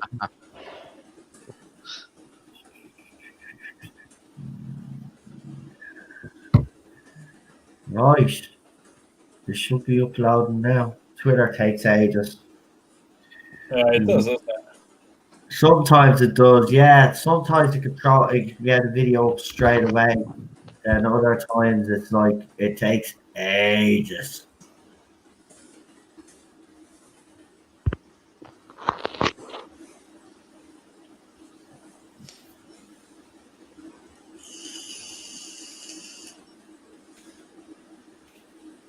Yeah, she's very poor. She's got the whole receipt. She does have that down, that woman. I think I've seen her as a secretary in Arc of Infinity at the hostel. Oh, yeah. It could be her. I need to look at her again. Ah, come on, Twitter, you're taking the pee here. Just don't look at it and it will do it in like 2 seconds. That's how life works. It's like, sorry, your media failed to upload. What the hell? It's done that to me a couple of times. Yeah, me too. No idea why. Christ, the kids in this place. They always nick the doors off the cars. See, what I find Taps on the only problem window. with Twitter is I can't upload videos from a mobile phone to Twitter. I can upload photographs, but not videos. There's Strange. something going on, yeah. Doesn't matter if I can't get it up through my computer. I'll get it up on my phone. I'll get it through. I'll put it up through my phone. Your files are too powerful. Oh,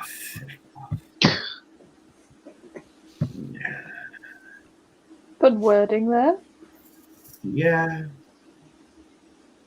Welcome to the rules. Okay, fair enough. The file is too big. You don't have to have a freak out about it.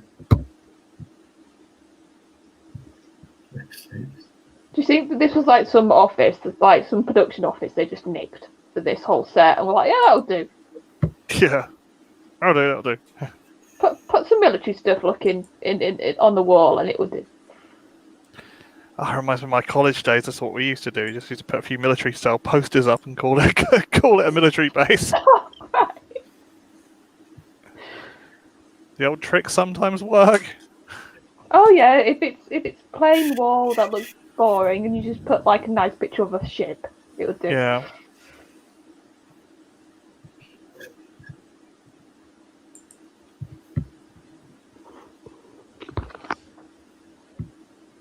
But I do love Pertwee's face during this scene. Yeah. You could just Yeah, he's see very how serious. he's so like. Well, the more ridiculous it gets with the golf. Am I on the right scene? Because obviously I don't have the volume playing. And you could just see his face just like, really? Come on. We sort of have an issue here. Let's not talk about golf, shall we, lad? I mean, gentlemen. Well, here comes the master to requisition something.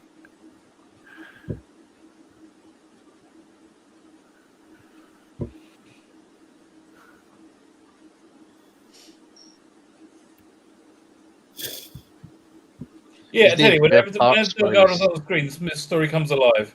Yeah, He's named spare parts for his control device for the that's Sea it. Devils. A little bit of mind control coming here. Yeah, but how come the guy resists it? Or Must did be it just strong-willed. Yeah, or is it? Or could it just be like the military had training like across the board or something? Well, supposedly all those people on that island are supposed to be specially trained to avoid. Oh his- yeah, they've got. Yeah. What's Yeah, it, but psychic- he's not. He's just a normal like naval bloke. I couldn't think of what word to say there.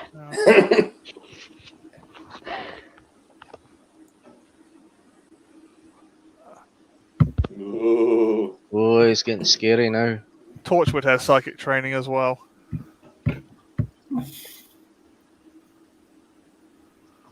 Even the Fourth Doctor has this ability, and even the Seventh Doctor. Yeah.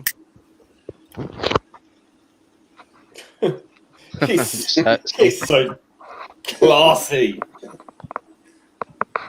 Captain Kirk Karate Chop. Yeah. That's it. I mean, I'm looking at all the masters. One of the weakest is the John Sim. Yeah. There's no suave about him. I think they No. tried to in World Enough in Time, and Yeah, but he was like. yeah. But watching now I've seen Delgado. I know what people were saying when they were like, "Yeah, he was just being Delgado in that episode." yeah. You can Yeah. definitely see if you're being kind inspiration. Even the goatee, it's like okay. But then like I said, I rewatched that recently, and some of the lines are clangers that he gets in that. Yeah. Like, is the future gonna be all good? And it's just like, oh God, Moffat, I forgot when you had these clangers. Oh no.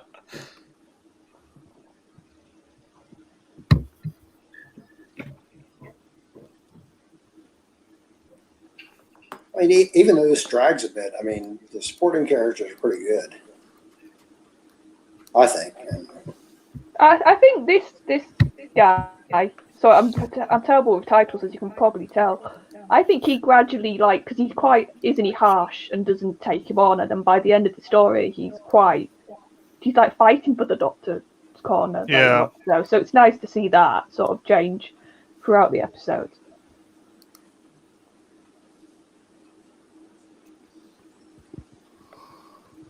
So I do like it when you get these authority figures, you just don't take the Doctor on. Like, when the Doctor can't just walk into a room and be like, yes, you're going to listen to me, when they just look at him like, yeah, you're a crazy person. Why have you come to my office? I do like it when you see that in the show. I mean, dressed up in that gear, I mean, they're not going to take him seriously. I mean, that outfit he wears. This is probably, though, like, calm for Pertwee, this outfit, isn't it? Oh, Like, in there's a comparison. He gets Well, the like, the way no, most of the they- military in this are actually real.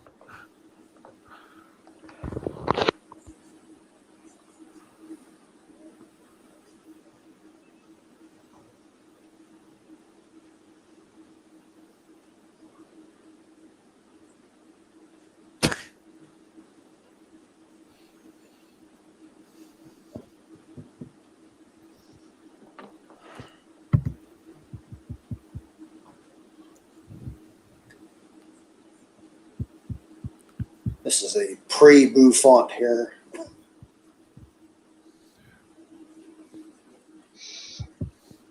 I love how it has to have Royal Navy on the side. Yay, it's a real Jeep. Yeah. Not a car with the doors taken off. I think John Pertwee was in the Navy. Yeah, he was. Yeah. The Merchant Navy, I think. No, it was a real Navy. That was the real Navy. It was a real Navy, but You can see that in his like the way he delivers lines. Like I do think Pertwee's probably one of the most clear and authoritative deliverers, probably, for an actor we've had for a Doctor. Well, Verity Lambert didn't like Pertwee's portrayal of the Doctor because he was more authoritarian and it seemed like he was more establishment. And he was a drinker. Yeah, He drank wine and ate cheese. yeah. I like his doctor. Yeah, he was on the HMS Hood for 6 years. He's my second fave. That's all. He radiates seriousness and intelligence as well. Yeah. You can see that in his performances. He's also taking very this calm role and calculated seriously. as well. Very calm and Yeah. calculated. That's what I liked about him. This is what I liked about Pertwee and the Delgado. They were the Doctor and the Master were the intellectual equals, and they could challenge each other and everything like that. And it was like back and forward. Like one was trying to destroy the other, but the both of them couldn't. Yeah. I think my favourite line of Pertwee was the speech in Planet of the Daleks when they're in the prison cell talking about courage. I think that's my favourite speech from him. You know, I tell you, this episode really, really misses the Brigadier. Yeah. The whole unit, it might be a good story, but I think it would have been carried so much more with them here. You know, with them. Yeah. That's why they're absent from this story. Yeah. But it feels like a Brigadier unit would be episode, wanting not to a unit destroy the episode. Silurians, Sorry, the Sea Devils as well as the Silurians. Lee, check your messenger. I'm about to send you something, and you've not to react. I mean it. No, just give me a second. And I mean it. Don't react. Like, I can't wait to hear this massive reaction. He won't react because he knows not to react. I'm about to send him now. I think this is one as well. Just want to make sure. Yeah, I think this is it. Right, here we go.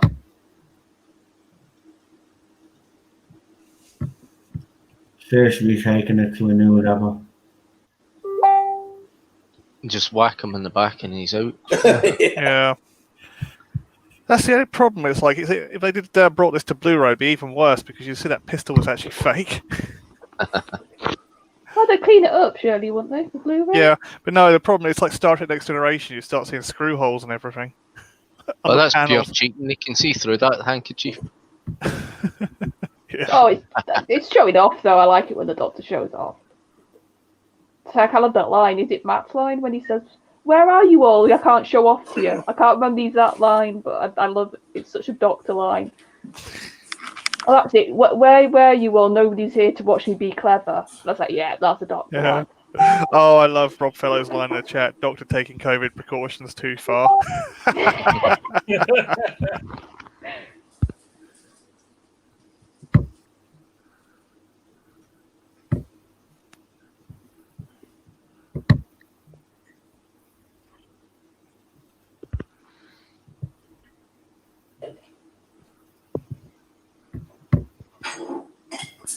Yeah, you're right, Rabbi. It does feel like a bit of a unit episode about unit. Yeah, it's weird. What's the next? This is the first story in the season. What's the one after this? I can't remember. I'll just look it up.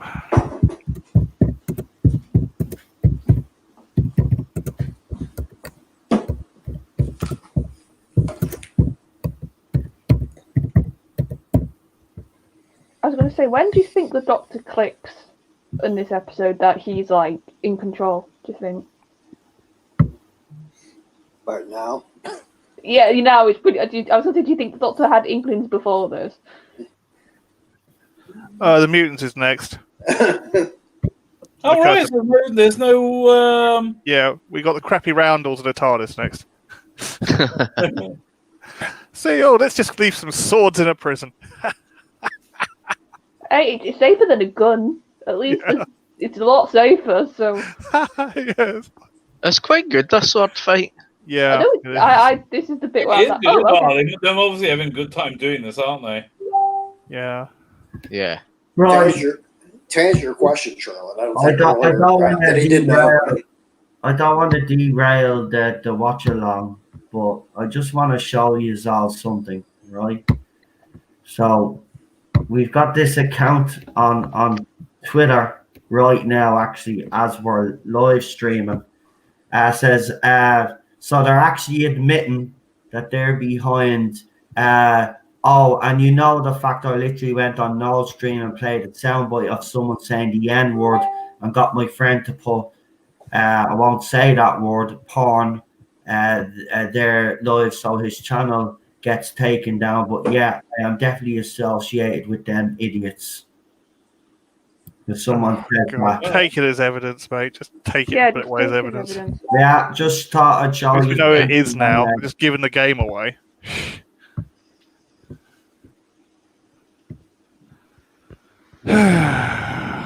Children.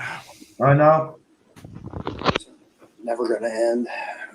No, I reckon they're all going to have like mental breakdowns by the time they hit 40. Some of this generation, I really do. Yeah, I think you're probably right as well. Imagine actually having the being so stupid to actually admit that you're behind. Yeah. Right. These are the same generation who admitted to rigging a Radio Times poll. Yeah. When we all joked about it, and then they all came out and said, "Yeah, of course we voted 10 times." It's just, why are you admitting to this stuff? That's the BBC not making it so you can't vote 10 times. Oh, I'll tell you what, the next time they do a poll like that, they're going to have to change how you do it. Yeah. The next doctor is going to be called... Did not mean that at all. That was accidental. Sorry. Sorry, that was accidental. I was actually going to play it after you all shut up, but like I prematurely pressed the button like the boomer that I am. But go ahead, PD Rich, because you are making a point. Oh, what was I making a point again? Well, the next doctor is going to be called Boaty McBoatface now, the way things are going. I just thought. No, that'll be the next companion. Boaty McBoatface. Companion face. Oh, man. So they've admitted that they've tried to have me channel taken down. So anybody out there that has been saying that I'm making all of this up and that, that it's all in me head, I've just shown you there in black and white, they want to take down this channel. Well, I'm sorry, you ain't going to be able to do that because the difference between me and you is that you are stupid and I'm too clever for that. So, yeah, you can keep trying, but you won't. Well, listen, this is what's happening on Monday because we got important things to do on this channel, We don't like to be messing around with idiots like you. We actually do important work on this channel. On Monday.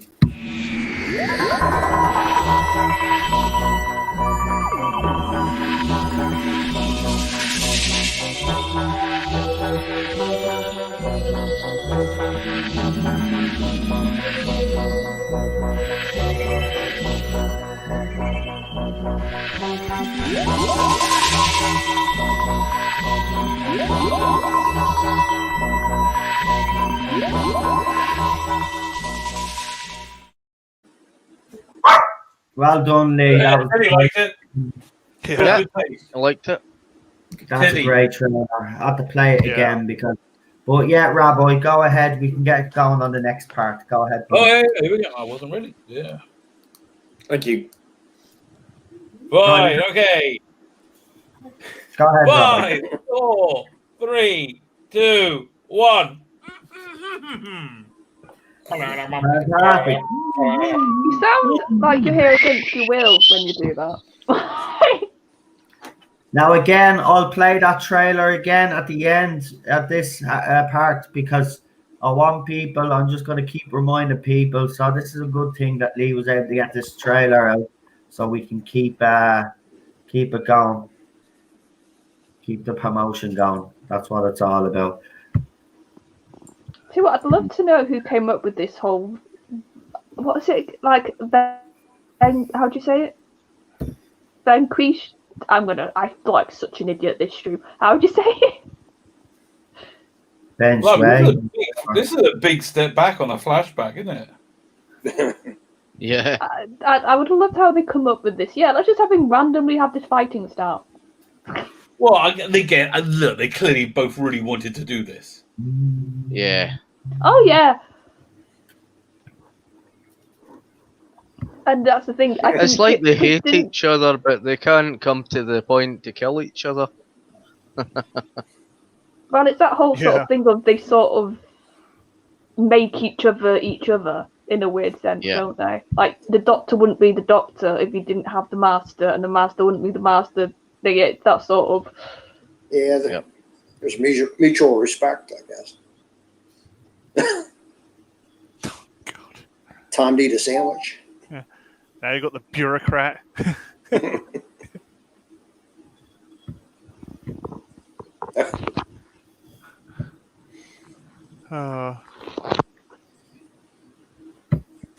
Can't just imprison someone like that, mate. It's got to go through a judicial procedure.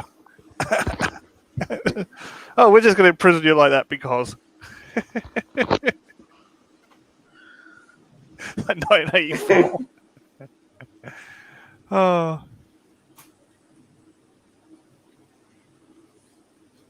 Should have gone over to a different. Sorry, Charlotte, go ahead. I suppose they're on an isolated island. So who's going to know? The thing about it is, you've got to hand them over to the military at the base to make the decision. You can't just go, "Oh, you're a prisoner. You're in a prison. You're a prisoner now." And then the Navy would get in contact with UNIT, and it'll all get cleared up.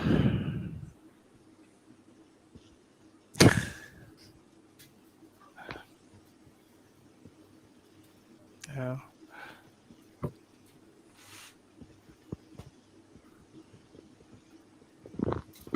What did you guys think of then how New Who did UNIT?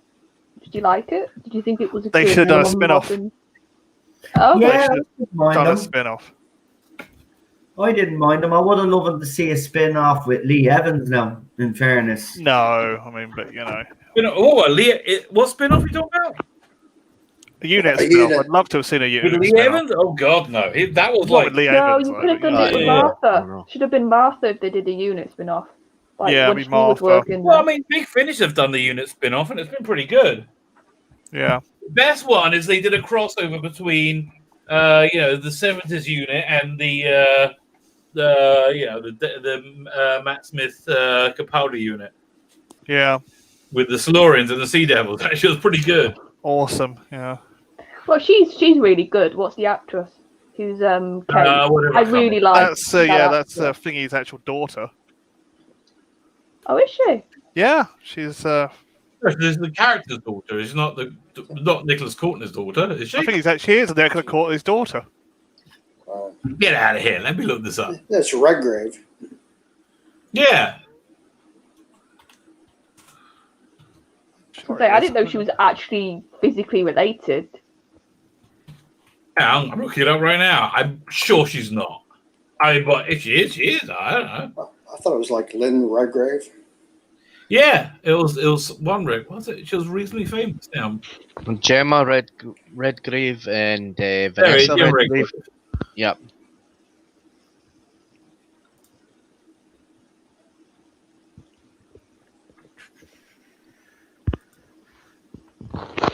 Yeah, 2 children. What are they called?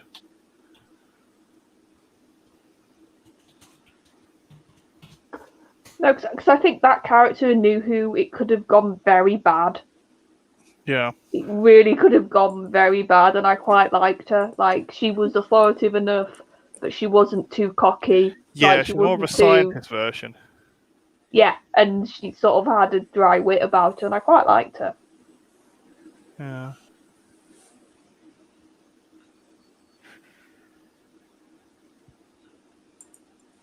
Doesn't say who I'm looking at Wikipedia. Doesn't say who. Oh, wait a minute, 1 second. Yeah. Oh, she's the daughter of Corin Redgrave. Is that somebody famous? Colin Redgrave. Corin. Corin. Redgrave. Corin. No. Must have heard it wrong then. Yeah, listen, one of the things that happen. Ah, well, you win some, you lose some.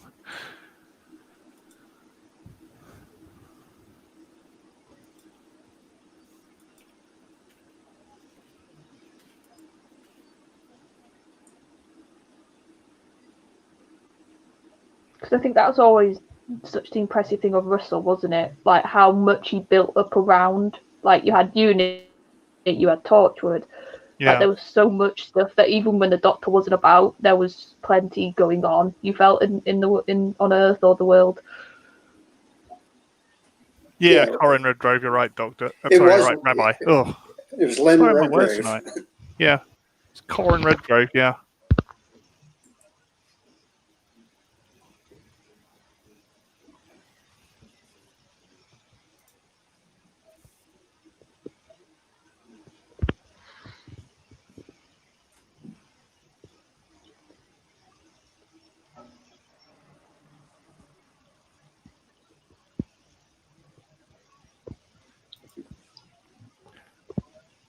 I did like her as Kate Lethbridge Stewart, though. I thought she was really good.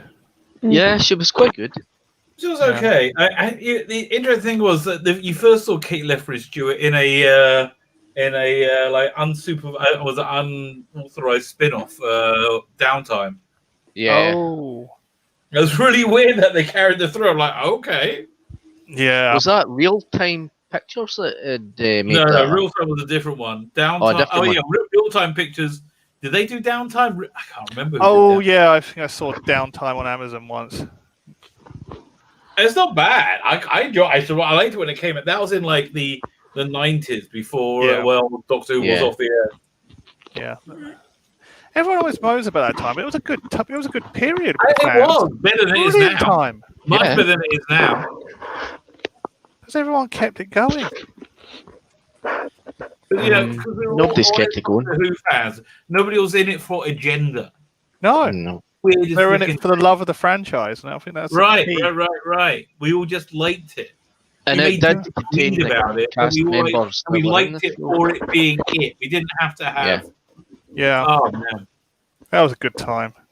It was a bad time for the show, the actual physical show, but it was a good time for fandom. Yeah, again, better than now. Fandoms was a much better state then than it is now. It was a bit like Star Trek from 2005 to 2009. It was still in good shape. Right. Fandom. I mean, honestly, I think we're heading back there. Yeah. Because I just don't see this continuing. I mean, how unpopular can it get? Yeah. Yeah, but that's the important things that's sort of my comfort for whether it's Who or other franchises. Like the stuff that's going out right now will have no impact going forward. It will be here for now, and it will feel like it's going to be really impactful. But a couple of years afterwards, it's just going to become nothing. The siren on that car. Like I've sort of said this as a joke. Charlotte. As soon as these current incarnations go, whether that's what Trek or Who, or Star Wars, whatever your franchise is, people are just going to like, oh yeah, do you remember that time when everything was horrible? And then it will pass. Yeah. It will pass. The only positive thing about this, people will realise you can't use franchises as platforms. They'll never realise it until they destroy them, right? Yeah, that's it. Like DC Comics is apparently going to stop publishing in May. Oh, I heard about that. Yeah. June. Yeah, it's like until they actually kill them. Yeah. When they kill about 3 or 4 franchises, I go, oh, I don't think it's a good idea using them as a platform. I mean, look, they basically killed Star Wars, haven't they? Mandalorian's the only thing they can squeeze out of it. Yeah, it's on like life support, isn't it? The Mandalorian, pretty much. Yeah, and even like the groups they've been pandering to seem to be the ones that are moaning right now with that show, which makes me laugh. Yeah.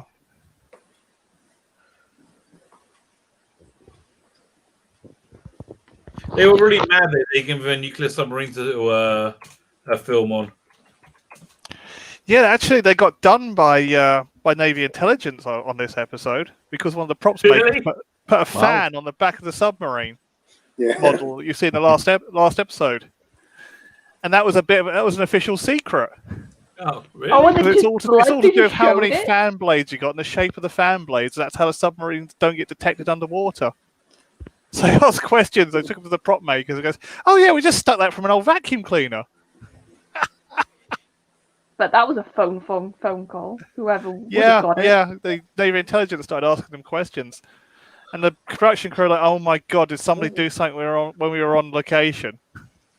No, it's for props. props department. No, but it's like going back to Unit. Like they had to change the name, didn't they? Yeah. In the new run, because who was it who had a fit about it? And it's like, really, like who's going to get mixed? Who's going to get you two mixed up? Yeah. Like fictional show Doctor Who. Like if Unit happens to be similar to, was it United Nations or something? I can't remember off my head. Yeah, they changed it as it to Unified. That's it. And I was just like, who's going to get those two things mixed up? They were kind of the secret kind of forces of the United Nations. That was the whole point of them. They're like NATO on steroids.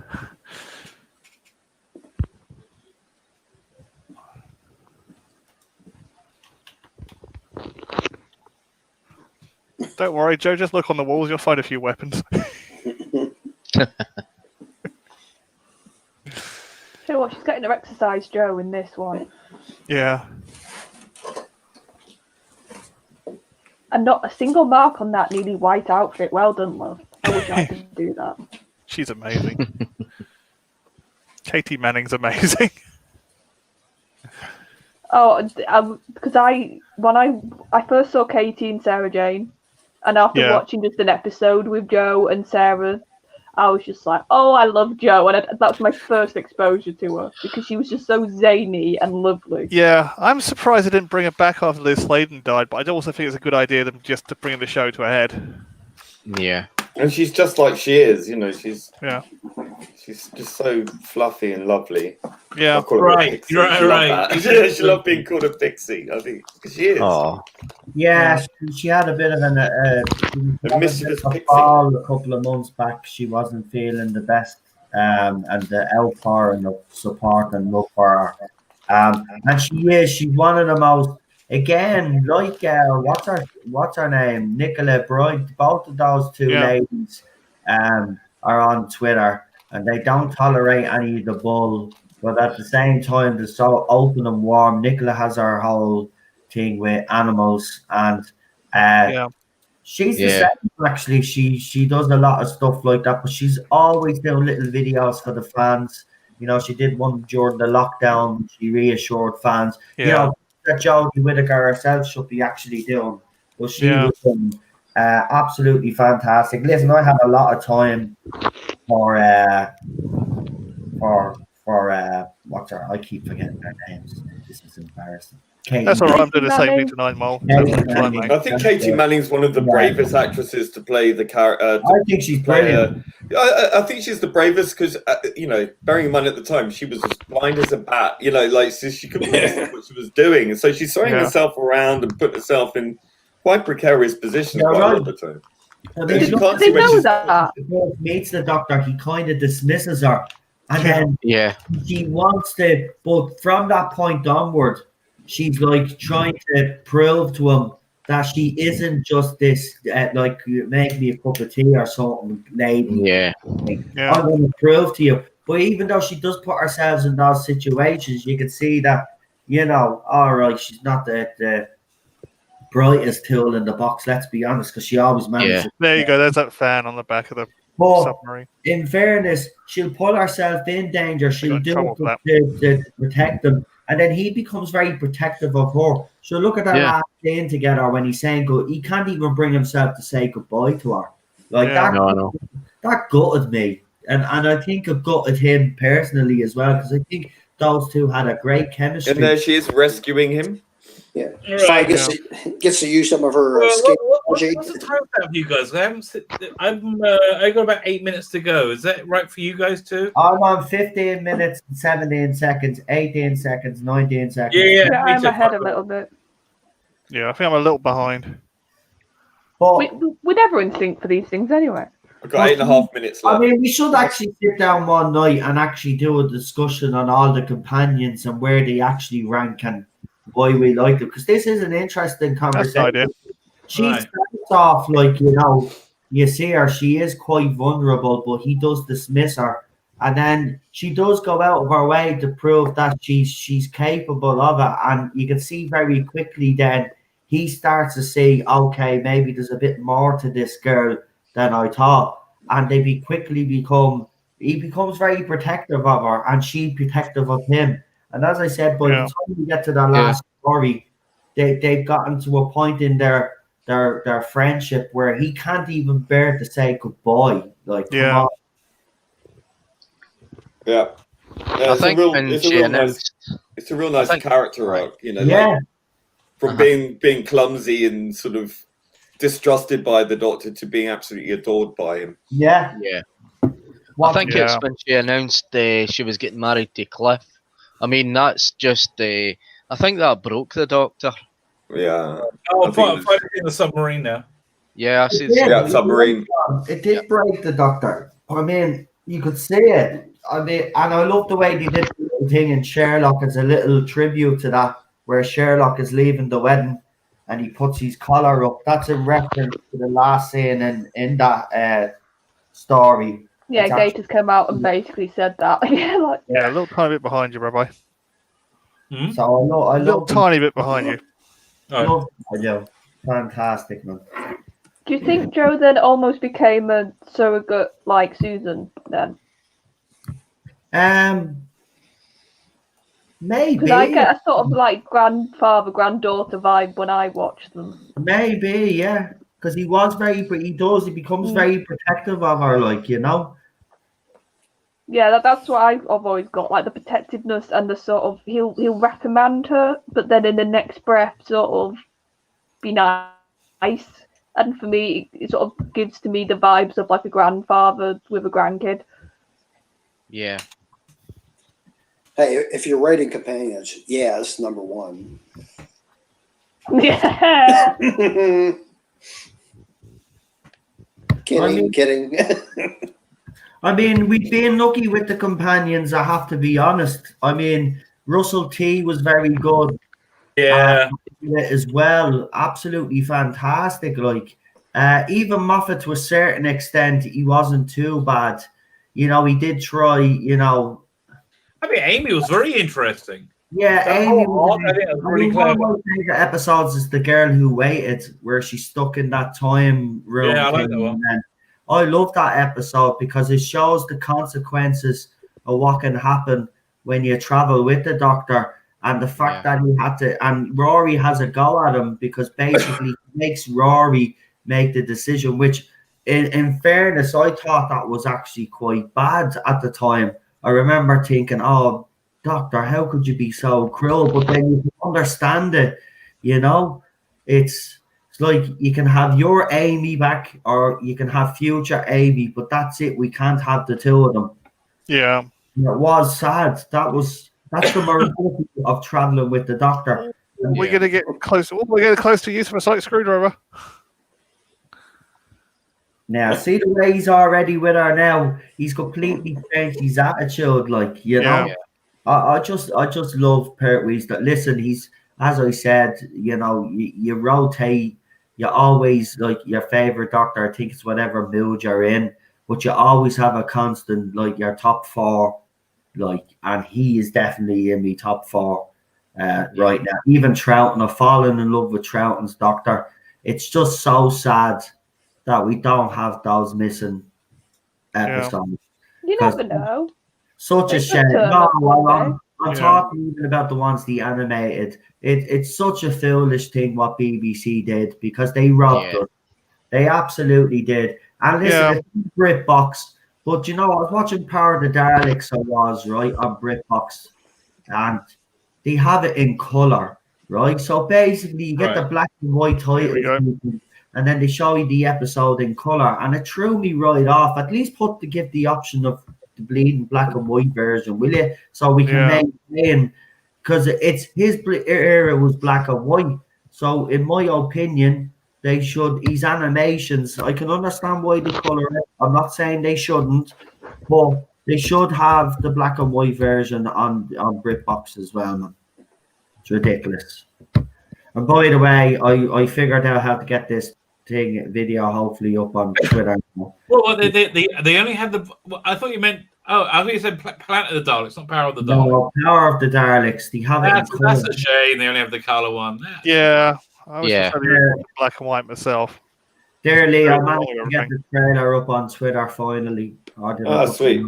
Yeah, I did. There you go. It's on Twitter. Thanks. Oh, I did a little bit of funny business and I was able to get it up.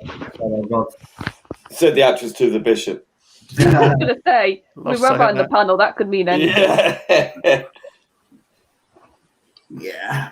Oh, do you know what? I just wish. Do you know what? I just can't wait until everything goes back to normal again, right? Because even when all the drama is happening, at least I'll be able to get out there, do something, keep my mind off it. The worst thing about this thing that's going on is the fact that I can't go out and do the things I want because we're all cooped up. I know what you mean. And you know what annoys me even more, right? At first, the first lockdown I thought was necessary, right? Because we didn't know anything about it. I think months later, nearly a year later, I think we know a little bit more about it than we did back then. I just don't see the logic in it.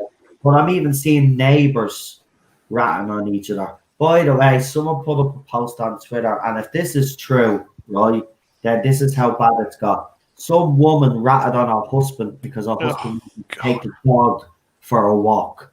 She actually tweeted the Metropolitan to the dog for a walk. Twitter to tell her husband that he couldn't go out with the dog.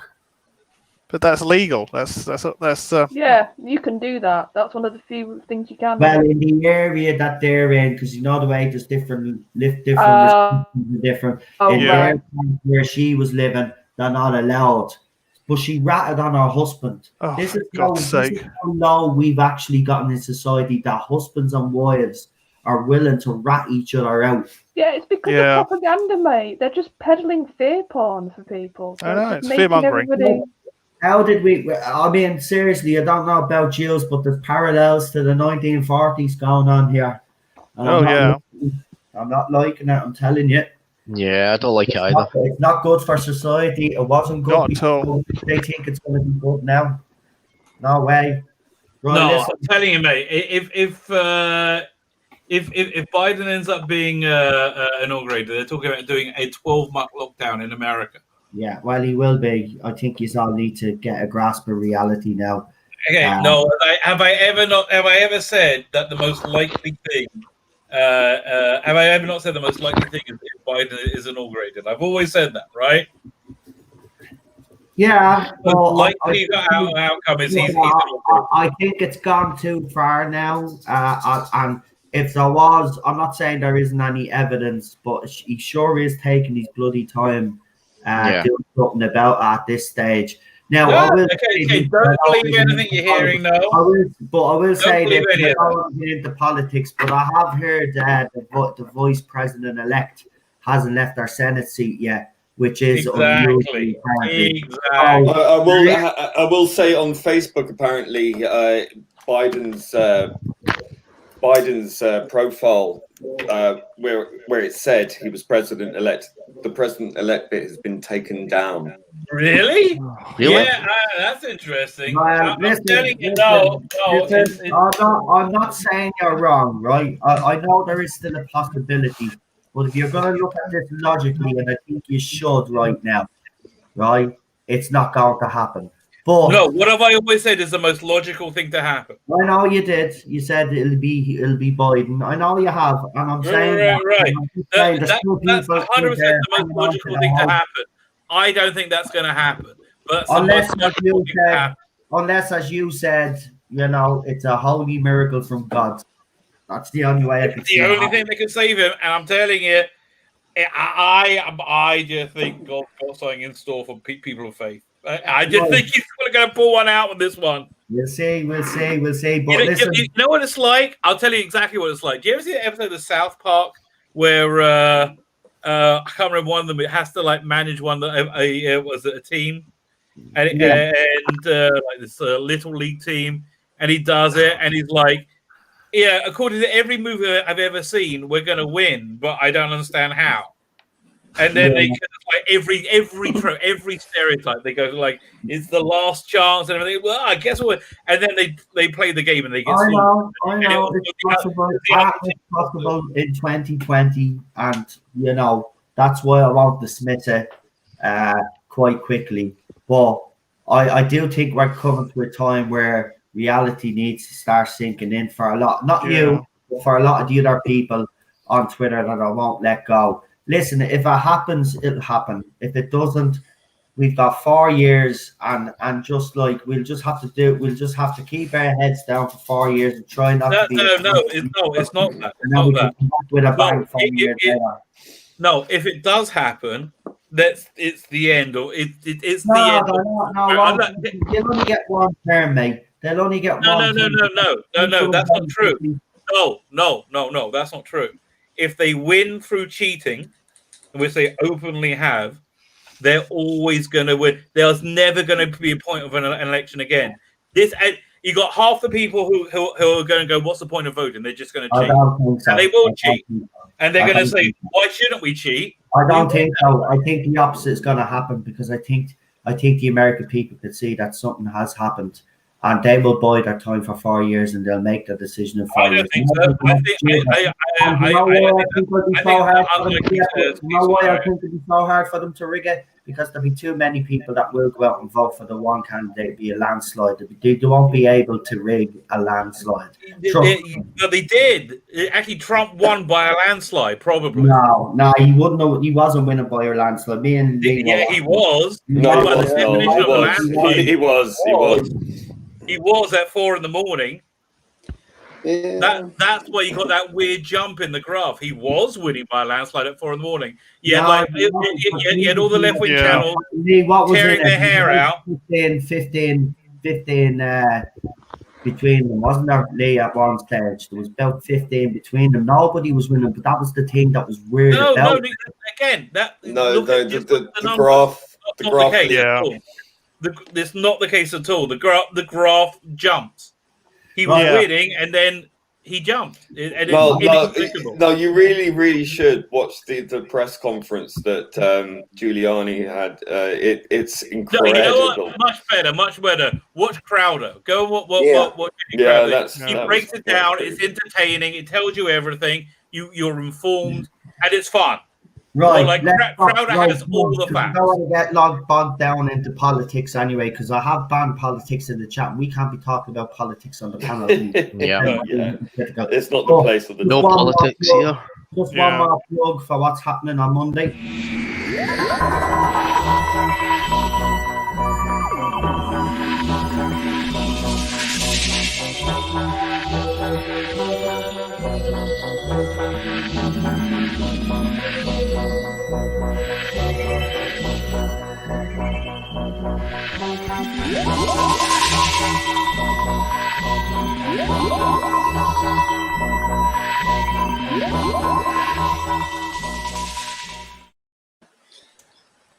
And as they say, be there or be square.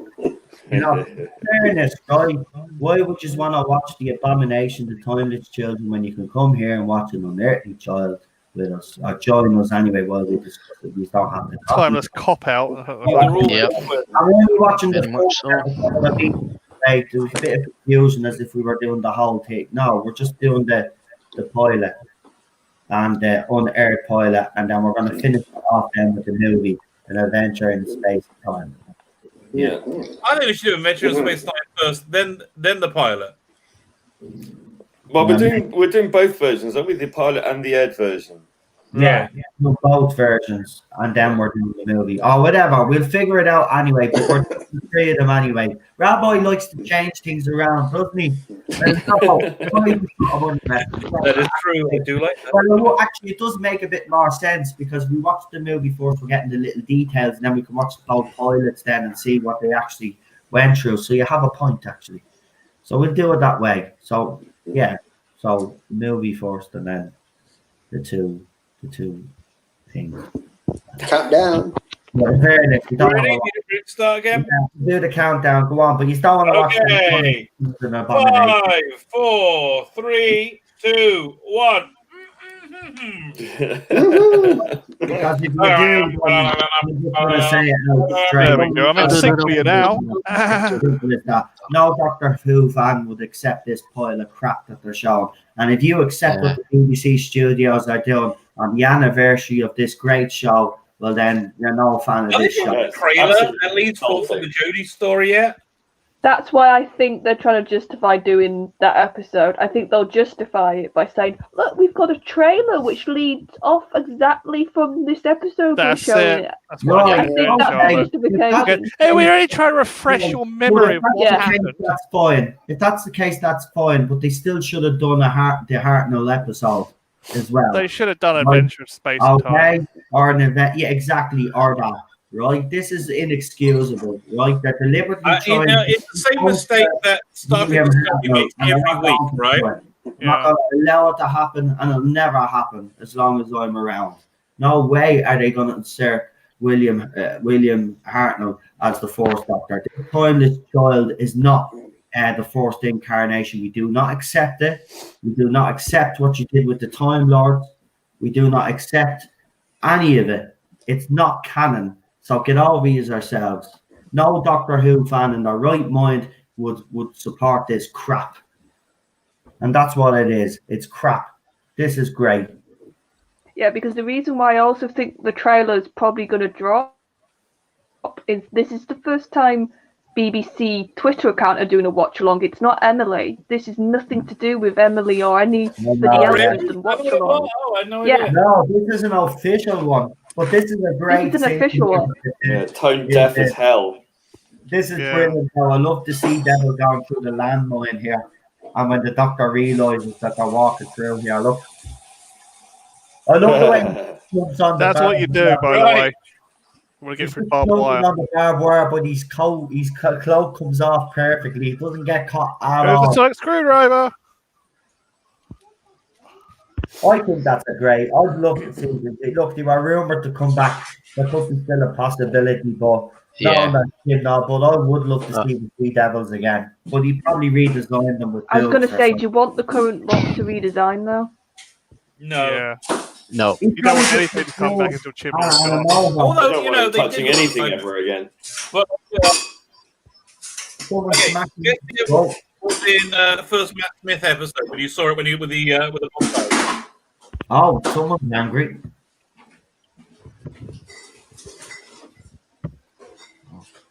Someone's making a cup of tea. No. So I won't go on mute. Oh dear. It might be an idea. If that you, what are you making? Oh, he's got the silence. I'm not doing anything. I'm just watching an episode of Doctor Who with you guys. Yeah, I just wondered what the bang was. I like that, the way he uses the sonic screwdriver to blow up the landmines. Yeah. Yeah, it actually makes me think that's what. This is one of the first reappearances of Sonic. No, the first appearance was in Fury from the Deep. Yeah. I mean, this version of the Sonic. Props to those actors in the Sea Devils costumes. Yeah. I think that's the first reuse of the Pertwee Sonic. I'm not sure. Quite possibly. I think I read it when I was doing some research on it.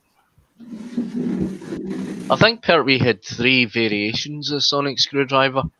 No, I think it was 2. He ended up with what do you call it?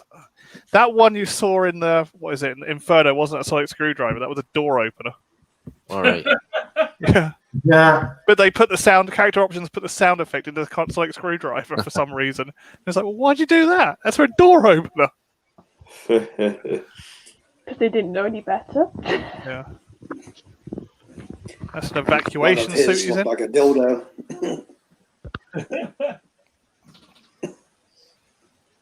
Yeah. Well, of course, best dildo in Doctor Who was Alpha Centauri. Oh yeah! Oh, love that! From the pit. Oh, I missed her so much. Creature from the pit. Yeah. See, it's a willy. It's a willy in a cape. It's a very veiny willy in a cape. Yeah.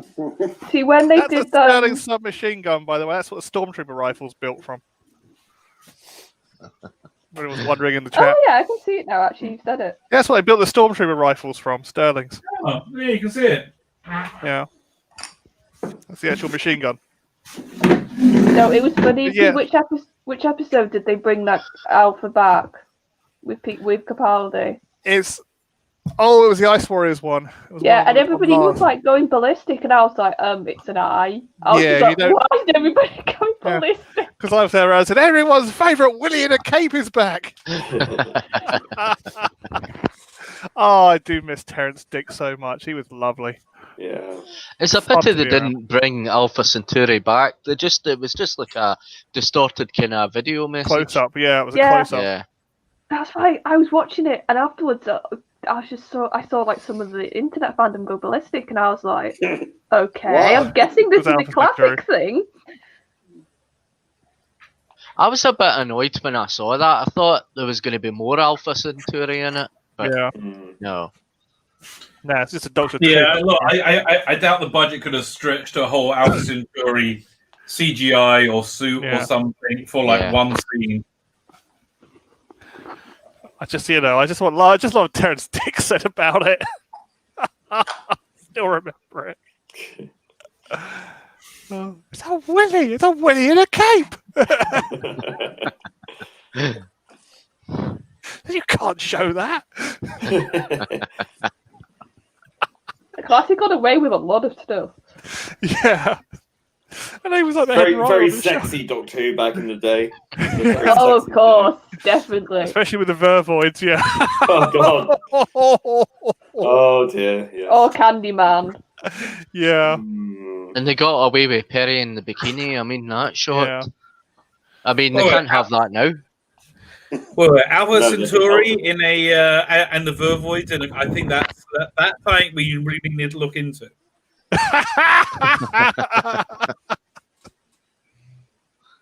Real Super John, have you seen my the art card I have with Perry in the bikini? Yeah, I seen it as you showed it a wee bit. Yeah, I think one of the greatest moments recreated. Yeah.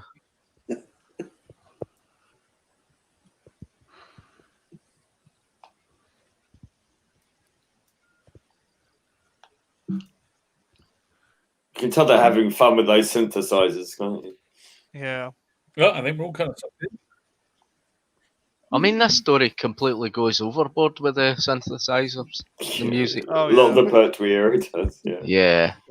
Monster line, excellent.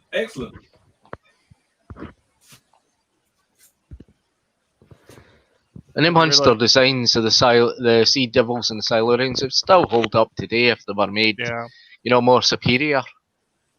Superior materials. Yeah. It's like you want to hear the music going a bit weird. Death to the Daleks is a bit weird. Oh. That's the only Doctor Who soundtrack that just hasn't suited the episode. I thought the Doctor didn't drink alcohol. Oh, this one does. Drinks wine, eats cheese. If any Doctor's going to, it's going to be Pertwee. I'm surprised he didn't smoke, to hear the truth. It was that line that Moffat always said about the Doctor, the Doctor lines. The episode in like 1970, whatever this was. Sandwich. Oh, Pertwee loves his sandwiches. Yeah. And Joe's like, hello. Like, oh, sorry, Joe. Nom, nom, nom, nom.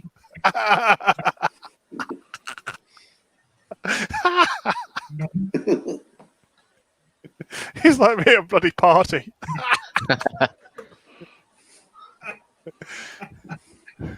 Can't stop eating. No. Joe's thank you. Oh, poor Joe. Mean. The wee bits of lettuce. Yeah. It's not fun being a companion sometimes. Yeah.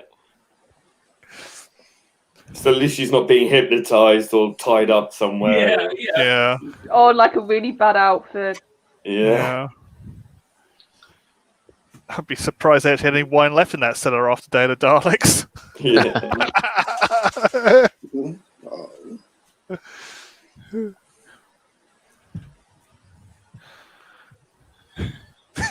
Just grabs the whiskey off the table and starts downing it.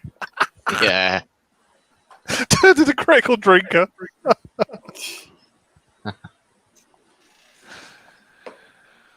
wonder what Drink would be like if he was a doctor. Oh God, nobody would survive. It'd be Good or fun. bad. Just a greatest I'd tune in.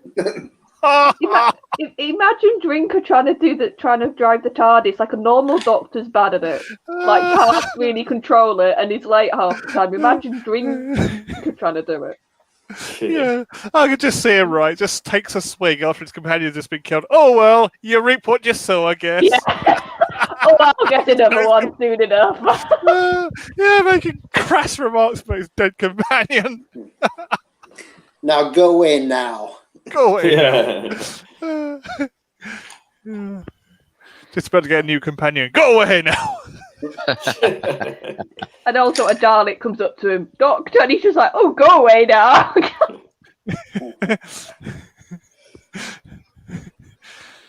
Yeah, fuck off, show. Yeah. Oh, fuck off, Dalek. Fuck off, Dalek. Pertwee never liked the Daleks. He thought they were just decorated dustbins with tennis balls stuck on them. Yeah, was it? Well, Billy they're a bit Piper too had the silly same for him, thing. then. Billy Piper was exactly the same. She couldn't stand them.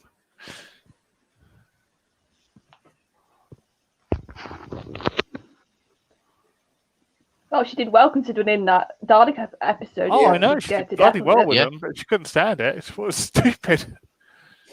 Because she was never brought up with it. I think that's what the thing was about. See, Yeah. About Yeah. it. She was never brought up with it. She didn't know how scary they could be. See, here's the thing. I remember watching that first series, and like I knew all the jokes that they were like they couldn't go up the stairs and they were pepper pots, but I found it scary.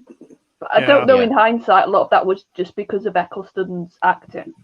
Yeah. I think if he hadn't been that serious, I probably wouldn't have taken the Dalek that No, I serious. think excellent. Yeah, I think you're probably right. If he was a bit flippant, I probably might have been like, oh yeah, these are just daft things. But I think it's the fact that the Dalek is a killer machine. I mean, it's a monster, kind of mutated blob inside that's controlling the machine, and yeah. I mean, it's very War of the unstable. Worlds, actually. Yeah, it is. Just on wheels and not legs. You know? I feel like I said my two most scariest things I've seen in science fiction are the Xenomorph and a Dalek.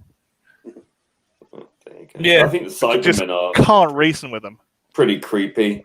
Yeah, I So think the scariest game I ever played was that Alien game. You ever played that Alien game? Isolation's amazing. Yeah. Brilliant game. Oh, that's amazing. Apparently, they have a virtual reality version. Oh God, no! I've seen Don't people do play that. that. It's Terrifying. hilarious.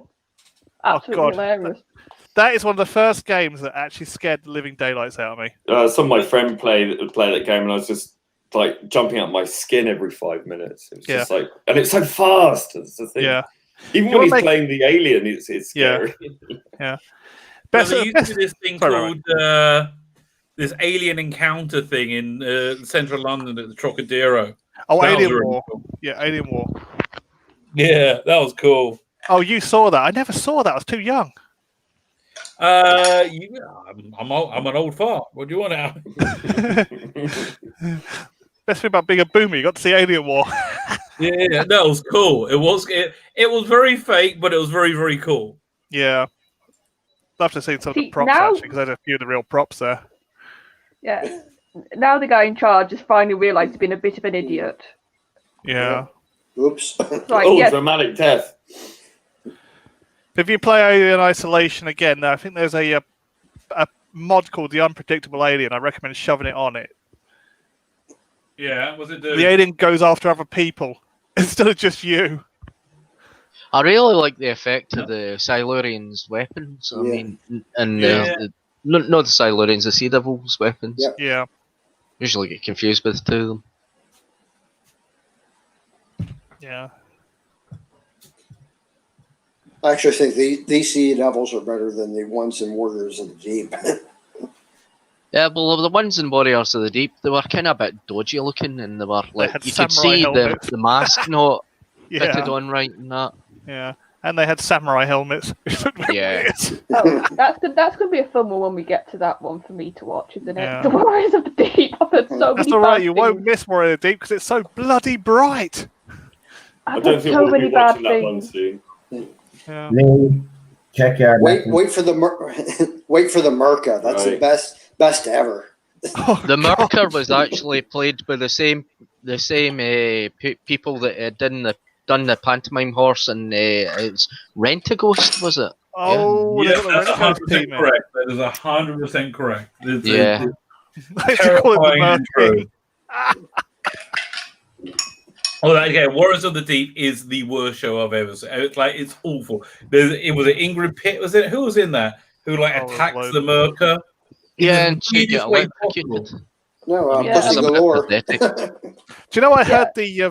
the audio book before I actually saw that? The audio book sounded really good when I saw the episode. Oh, this Yes. is very good. I'm like, Right? what Yeah, am I yeah. watching? Johnny Burns' script isn't bad. The realization of it is shocking. I know, and it's so bright because the Yeah. problem with the cameras at the time. Yeah, and Paul- broken. Yeah, there should have been another Yeah. way. And then Paul Davidson almost probably nearly got hypothermia from filming that episode, because I've seen the interview where he said that water was so cold he literally couldn't breathe after he did the scene of jumping in. Yeah. So he actually had to kind of film that tank scene and swim in that tank scene with his costume on. yeah, And he said afterwards, they tried, he did the scene, and they're like, "You okay, Pete?" And he said he literally couldn't talk. He was that cold. His body was just badly affected by it. He goes, "Oh yeah, I hated doing some of those scenes." I'd be like, I hope you bloody got that in the can. I'm not doing it again. I'm not doing that again. They probably, to be fair, could only do one take. Yeah. Because I'm guessing that was filmed on location. That looked like a naval training facility. Yeah, it looked like location with bit type scene, so they probably only had one take. Yeah. He was probably like, "Thank God for that." Yeah. Nah, I messed up. Honor Blackman, she was what, Terror of the Vervoids? Oh, Yeah. yeah.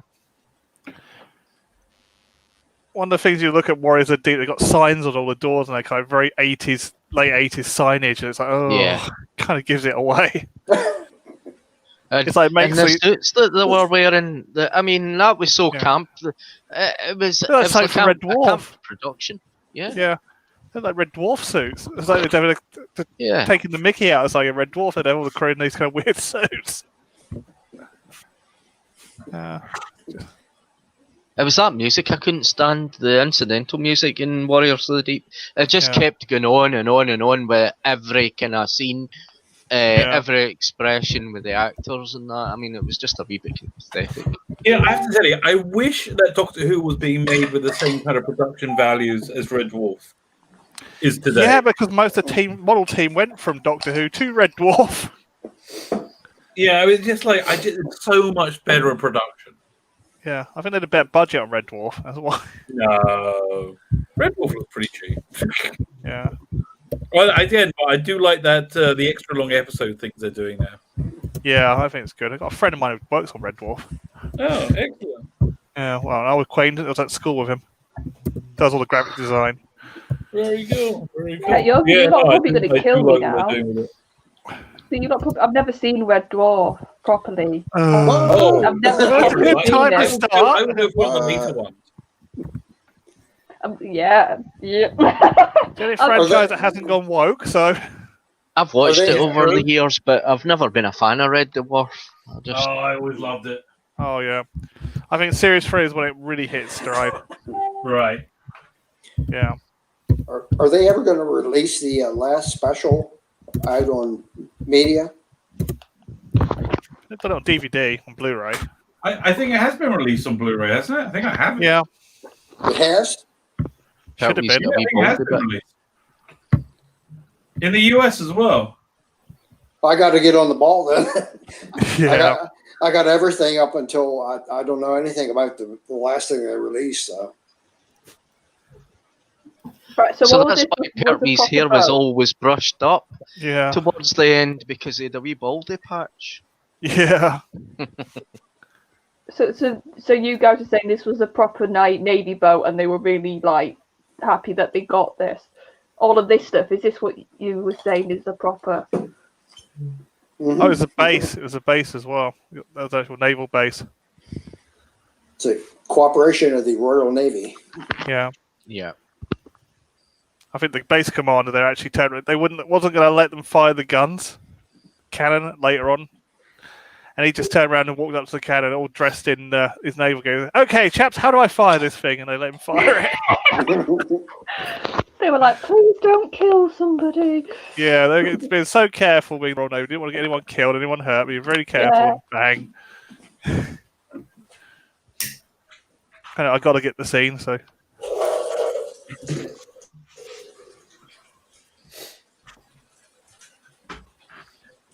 When I first saw the Sea Devils, it was on BBC Two repeats way back in the 90s. Oh man, I'd left England by then. I don't blame you, Rabbi. Wish I could leave as well.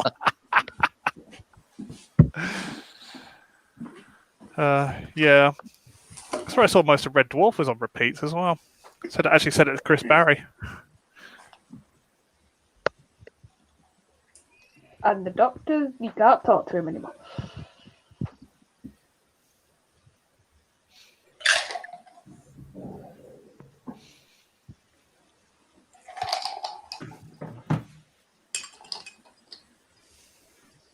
Yeah, I think the way they got away with this is because they were doing naval maneuvers at the time. That's it, yeah. Which I don't understand what's the connection, but apparently that is. Yeah. Yeah, but a lot of the organizations and people wanted to be involved with Doctor Who at the time, too. Yeah, it was a very popular show. Yeah. And I suppose did they almost think this era, in a way, was sort of the military era, wasn't it? I suppose you could argue in a sense. Yeah. So they probably were like, this is actually a good bit of like, not promotion, that's not the right word, but like the Doctor is actually almost working for the military at this point. So it's sort of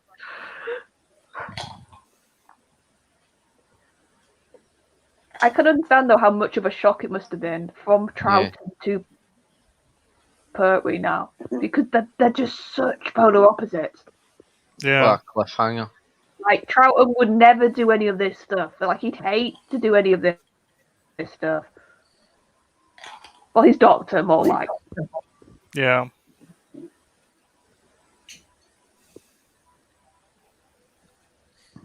It's the look that Katie Manning gives when she's in the diving bell and she finds out the Doctor isn't there. I mean, that's a bit kind of creepy. Yeah. Well, yeah, I think it's our love for the characters that really sell us through this. You know, Michael Benton was. They wanted him to be Doctor instead of John Pertwee first. Oh. Wow. But he wanted to and he was going to do it, but he wanted to have creative control of it. Oh. And Baroness was like, "Yeah, no." Yeah. Over my dead body. Right, before we get back to the episode, and then we're getting back to the episode as soon as I finish. But that account that's pretending to be Lee has linked this video,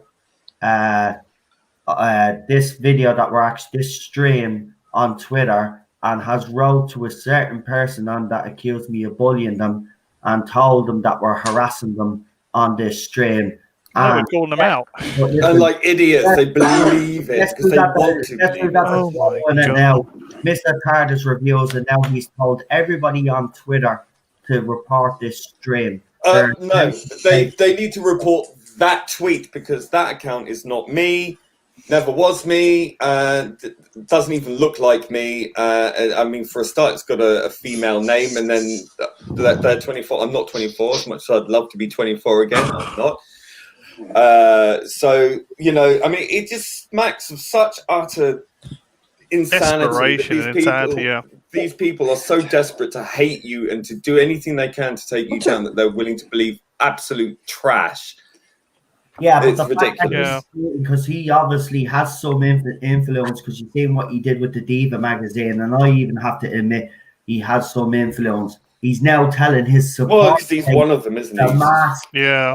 basically report this stream, which means if YouTube was to find it abusive, which they won't anyway, but if they were, it gets taken down. I get a strike on my channel, and there's a possibility that I could even have my channel taken down. It won't happen. It won't happen. No. I giving you the evidence now. I think he's saying to report the tweet, not the stream.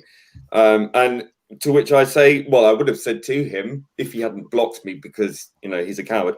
I would have said, yeah, absolutely, and I've reposted the pictures you sent from to me, the screenshots, and I've said, yeah, absolutely, knock yourselves out, do it, report it. It's not me. Report that account. It's the same bloody troll account that's behind everything else, and we know who it is, and we're coming for you. It doesn't make any difference. They report you all the time anyway. No, we're constantly being reported. Every video we put up, they report. They report us for everything. It's okay. It makes no difference. If you go crazy for anything, then it's not a threat to say, I'm going to make everybody go crazy. They do it all the time. Yeah, they're unhinged, frankly. They're part of the algorithm that they feel like, oh, there, it's just a crazy. It's fine. Yeah, I wouldn't bother. I wouldn't Yeah, bother.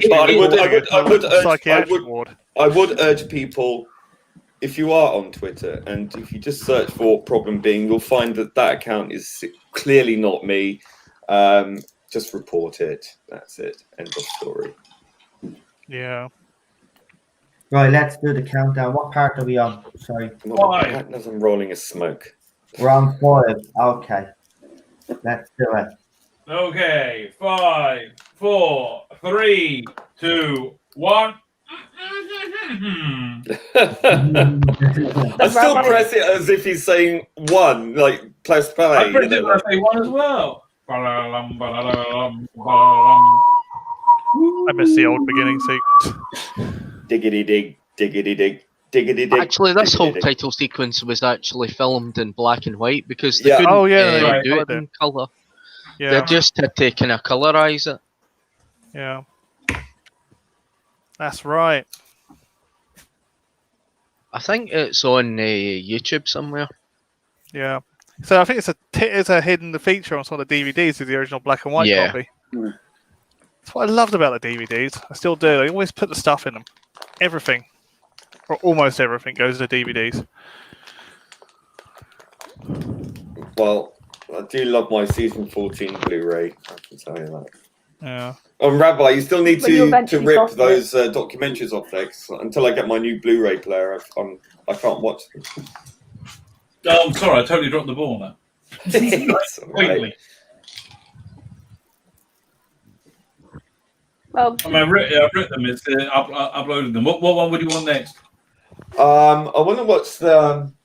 Hold on, let me get my box. The 70s documentary and the making of the Who's Doctor Who and who's Doctor Who Revisited? Yes. Fine. Yeah, Who's the Doctor or whatever it is, or Who's Doctor. That's the one.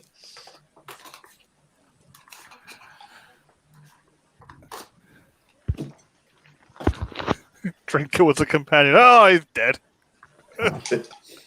See, now you've said that, that's now got so many fun things I my head. Someone's going to tell Drinker that. Someone's going to, what if you were a doctor or a companion? No, but here's the thing. What would his outfit do? I don't know. His usual outfit. No, He'd have Drinker. a shade. But I'm trying to think for like what else. Tartan trousers. Now it's been done.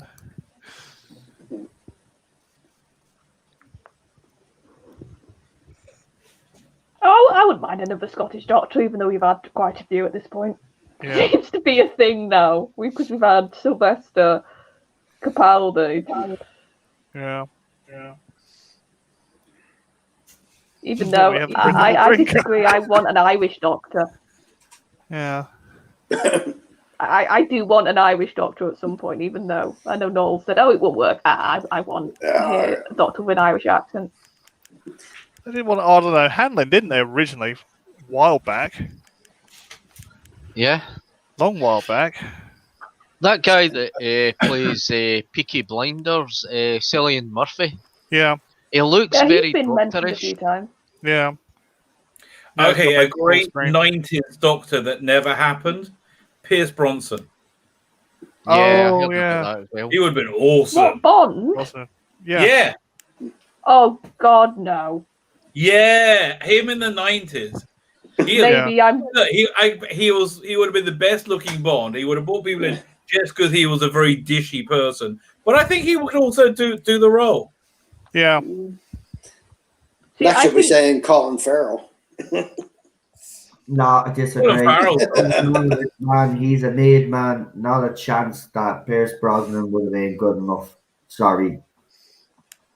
I think he's got a very disarming the acting range, unfortunately. That's the thing. He doesn't have the acting range, so he wouldn't be good enough. See, I think after hearing him murder Abba, I'm now just permanently like, no, when it comes to Tim. Okay. Irish Bond. Oh, yeah, he's not Irish, but he could do Irish. Irish Bond, that would be really, really crazy. Joe Gilgan. Yeah, that'd be pretty crazy. Joe Gilgan. The guy, he was in Preacher. He was the vampire in Preacher. He was the Misfit. He was in This Is England. He's incredible in This Is England. Whoa, that was very good. Great actor, covered in tattoos. He is an actor, yeah, but he's no doctor. Regenerate with tattoos. I'd love that idea. Really, yeah. That's crazy. He could play a renegade Time Lord or something. An evil Time Lord. He plays evil very good. He's brilliant in Misfits, actually. He's the best part in Misfits because it goes a bit woke, but exactly. He's good in it. He plays he plays a twin version of himself, and then an evil one then gets out of prison. It's deadly, it is. Yeah, he's one of the best parts in that show. He's definitely a renegade Time Lord, definitely.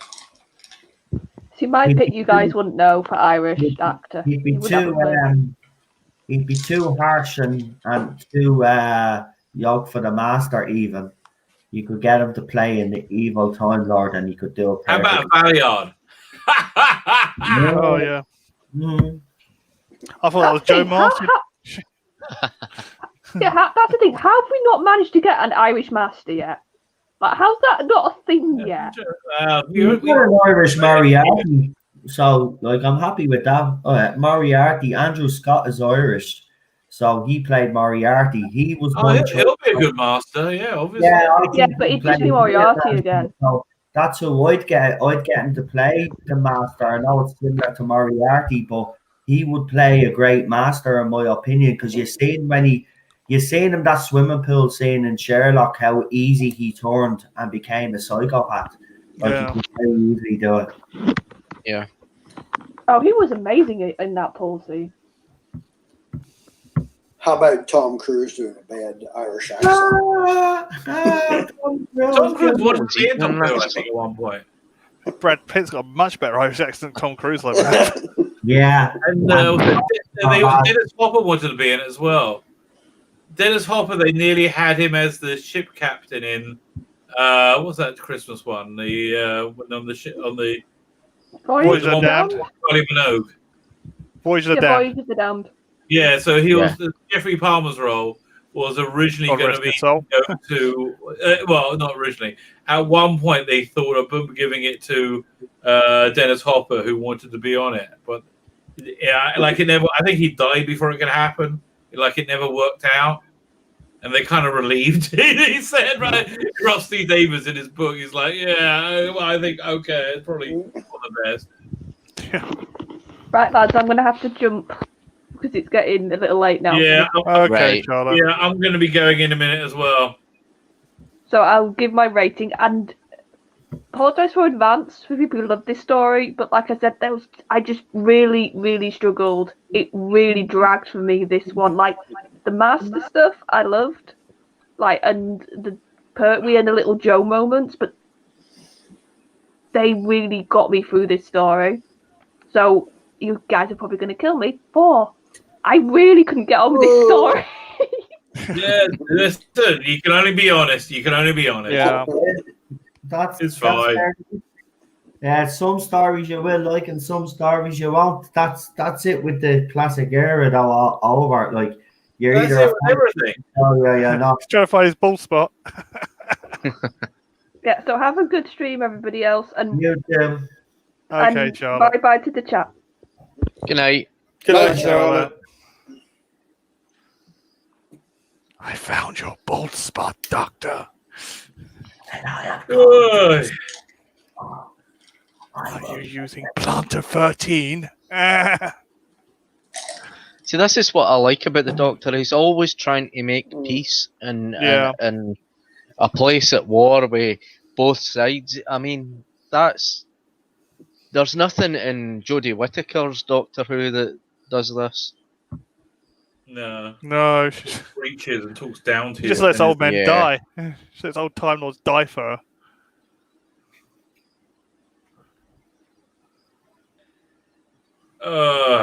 I just think a lot of these episodes are underappreciated.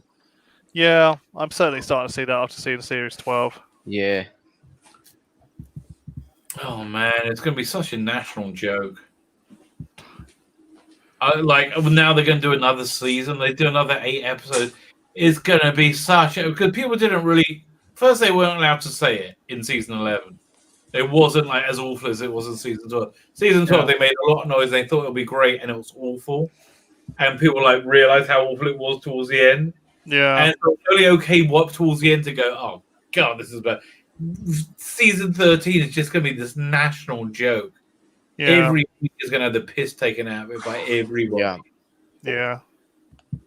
Become the British Star Trek Discovery. That's what's going to come. The only reason Star Trek Discovery doesn't have more people take the piss out of it because nobody's watching it. That's it. Everyone was put off after the second season. Yeah, God, this is just so. Oh God, it's so awful. It is the Mikey Burnham show. Yeah, and torpedo the size of a limousine. Oh, mentally ill and believe she's the commander in chief of the universe. Do you know how I'd undo all of this? I'd have her with the same affliction as Reg Barkley with the holodeck, and it's all been a holodeck adventure. Actually, no, I'll tell you exactly what it is. It's a story of a narcissist written by narcissists who don't realize they're narcissists. I think that's it. Exactly what it is. I'd have her some kind of. God. Yeah. Okay, I've got to remember that tomorrow. I'm recording Warp Drive tomorrow. Yeah, it literally is. It's literally the only way out of this is to make her like she's on a holodeck, living out a holodeck fantasy, and she's a complete narcissist. Yeah, what fantasy? Bloody hell. Yeah. Oh, well, you could say it all took place in the Matrix on Gallifrey. Oh, Doctor Who. Never talking about Star Trek. Oh, you're talking about something else. That's what. Yeah, that's the only way cop out I know. The only caveat I know. No, you just got to erase it, okay? It's not a different universe, whatever. Doesn't matter. Never happened. The way I'd erase it was, when he got out of the confession dial, he didn't get out of the confession dial into Gallifrey. He got out of the confession dial into the Matrix. I don't care. He's been trapped in the Matrix for the past 2 years, and it's still Capaldi as a doctor. Yeah. It's because the story of the Valyard hasn't been properly done. Yeah, they haven't done a sequel to the Valyard. Honestly, to me, she turned into Whittaker, got sucked out of the TARDIS, and fell to Earth and died and regenerated. We'll wait and see where it goes from there. Yeah. That was we've seen her run, and it wasn't that bad. All this stuff doesn't count. Yeah, all 2 minutes of it. Donk. Yeah, it's like, how the hell did she dodge those electrified lines when she fell through that train roof? Or maybe she did die. Yeah, she hit the electrified lines on the top of the train. These whole 2 seasons have been some weird dream or something. Yeah. That'd be great. It ain't gonna happen though. No, not with these people. They're like worshipping failure. Yep. Couldn't you say everything seen in the Thomas Child was just a lie presented by the master? That's the only way out of it, really. Or maybe that wasn't the Master at all. Maybe it was the Valeyard. That's what I'm saying. That's why I think Joe Martin should be turned out to be the Valeyard in the end. Yeah. The whole thing was a ruse. Would people be okay with Joe Martin as the Valeyard, though? They won't let. They won't let. They want it to be. They want to be like the second Doctor, like the third Doctor. I think second Doctor, but none of this matters. I know that Exactly. to be this J-Box. We're watching the third Doctor now, the real third Doctor. So that's what I'm thinking. They want there to be a Doctor, but I think fans would accept her as the Valeyard. I mean, look. In fairness, in the few minutes she was the Doctor on screen, she was more of a Doctor than Jodie Whittaker. Yeah, the Doctor. So that's enough.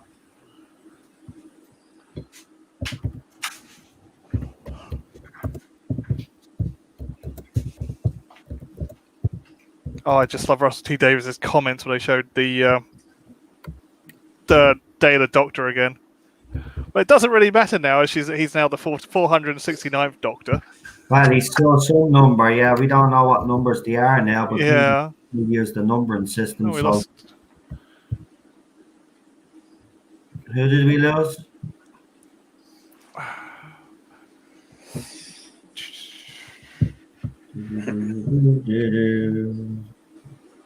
We lost real Super Doctor. Oh, yeah. He's got stormy weather. If he comes back in, I'll add him, yeah. Cool.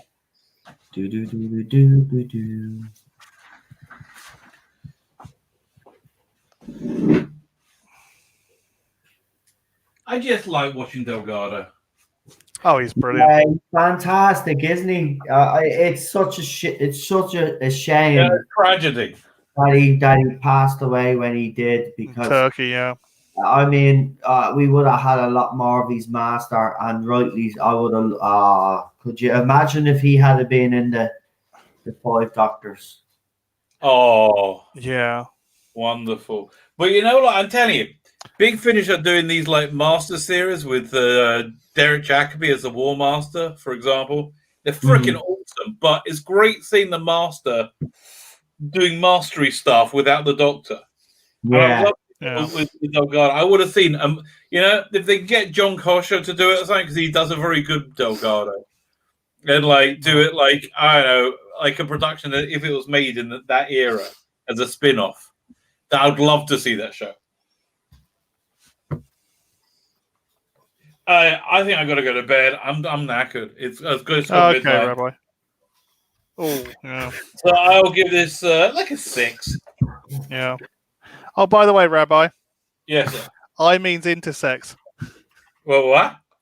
You know, you said what does the I mean? Yeah, I know. Yeah, oh God, forget it. These I know. These purple-haired weirdos. I know. But Rabbi, you are really intersex. I guess I am really into saying that. It's true. I can't argue with that. Give your rating before you go. I will give it a 6. No problem. Absolutely fantastic. All right. Good night, everybody. Night, Rabbi. Take care, mate. Good night, Rabbi. We'll talk to you tomorrow. You get your sleep, and we'll see you tomorrow. Yeah. Oh, he just goes straight. I hate the way he does that, though. He's saying good night to him and he just leaves. I'm trying to say good night to you, Yael. Go to bed. Go on. And clean dreams, mate. Clean dreams. There's real. Yeah, get hit by hailstones there. Ooh. That's nice pretty one. bad. Yeah, it's down, yeah. Are they normal hailstones or are they the big, huge hailstones? The big, huge ones. I like the big, huge ones. They cause an awful lot of damage.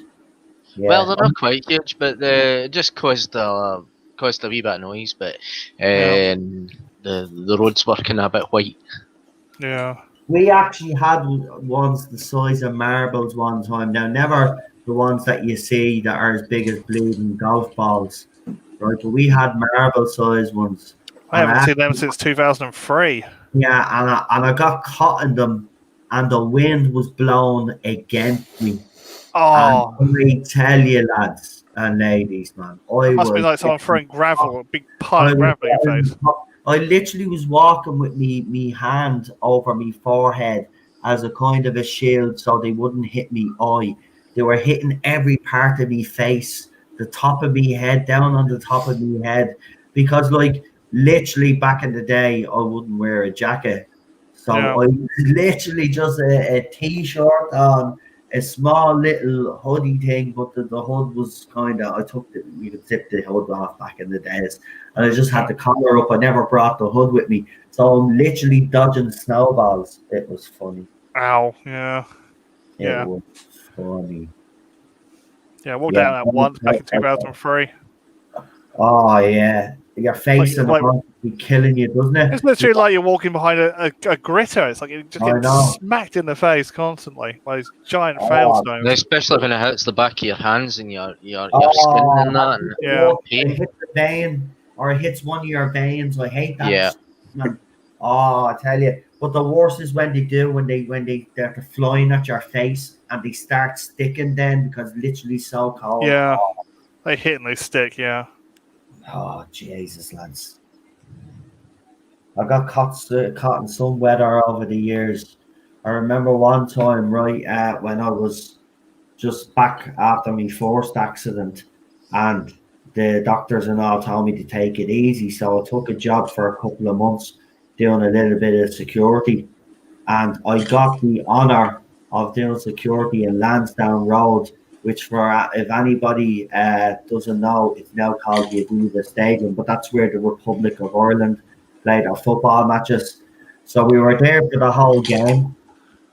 Fantastic. The thing about it is, right, we were doing security, but we weren't doing security in the actual ground itself. We were doing security underneath the stadium, making sure there was nobody acting the crap or basically having, doing things that they shouldn't be doing at a football stadium. Some couples get ahead of themselves with a few beers on them. So our job was basically to walk around with our dogs and make sure that it was safe. But started this shift, the match started at 7, finished at 10 o'clock, right? Then the stadium lights go out around 10:30, 11 o'clock. And I'm telling you, lads, it was pitch dark. There wasn't a light in sight. We literally had to walk around with torches. But this happened to be the night of one of our biggest thunderstorms that we ever had in Ireland. And I happened to be there underneath this stadium with a lightning strikes and bloody thunder rolling through the whole stadium. Lads, right, listen, I can watch this. I'm steady as a rock, right? Nothing really front. See that night, I tell you, man, never went back there again. Let's just put it that way. It was the most weirdest experience I ever had. Even walking back to the main security hub where there was 3 other lads, because we all took turns in the groups of 2. So there was another lad with me, but he was all right because he was used to it.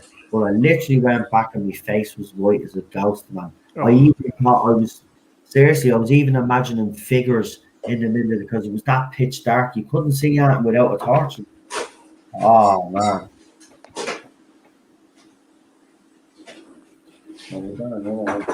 Yeah, I used to walk through corridors when I was an IT technician like that. Didn't realize this was Yeah. 6 o'clock, yeah. 6 o'clock in the middle of winter, yeah, when it's dark and the corridors are pitch black. Oh, man. Tell you.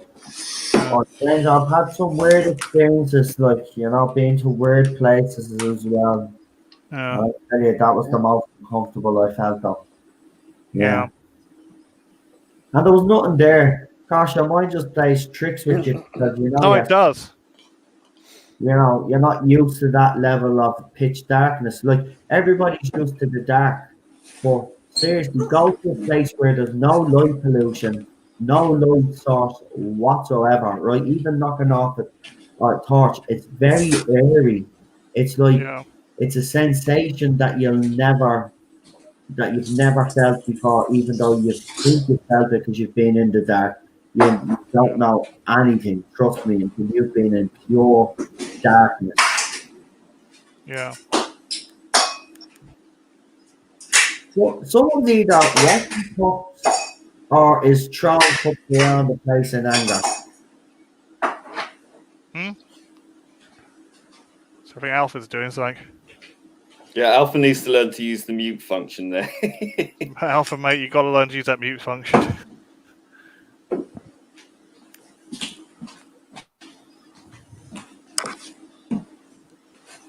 Alpha Omega, are you with us, pal? Were you smashing cups? Are we Good ready? microphone. It's got a good microphone. I'll give him that.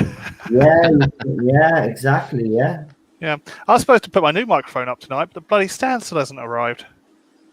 Oh, yeah. That's why I came in a bit of a huff, because I've had such problems with raw mail. Oh, it's going to be delivered today before 3 o'clock. It never did. Well, we think we finally sorted out the bank account issue with the YouTube channel now. Oh, so okay. we're able to get it up now finally. So hopefully I'll be able to get a little camera because obviously the camera on this is to get a decent mic as well. Yeah. Start looking and acting a little bit more professional. Yeah, Okay. if that's going to happen. Anyway, and episode 5. Right, episode 5 is done, but just a reminder again, I'm sorry to do this, but I'm going to keep doing it because it's worth doing.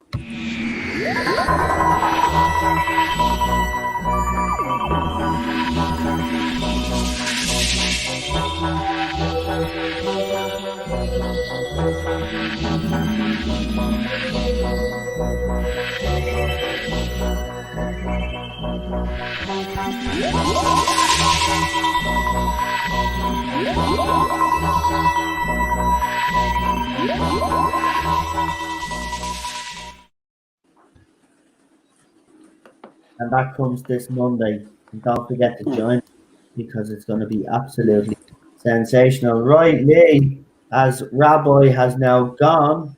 I think how come Omega want to do the countdown? What?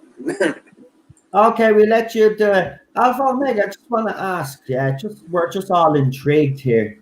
Are you smashing cups and plates, or are you washing?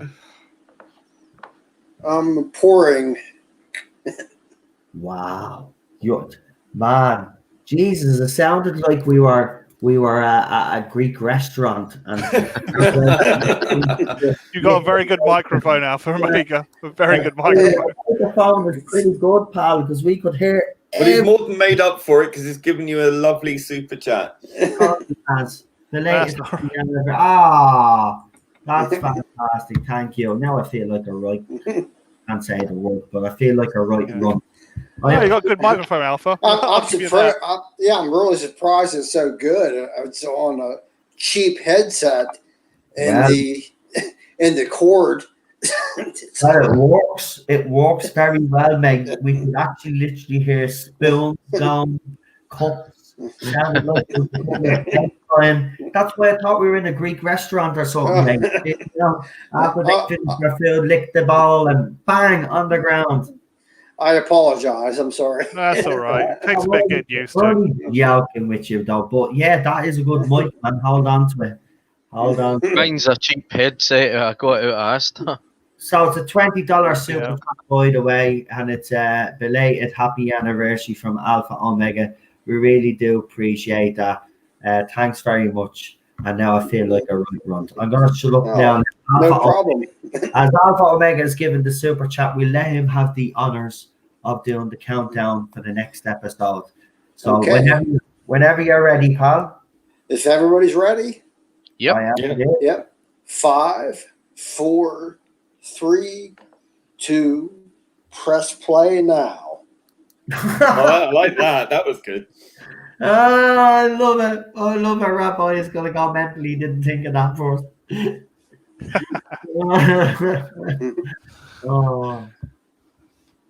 Again, only joking.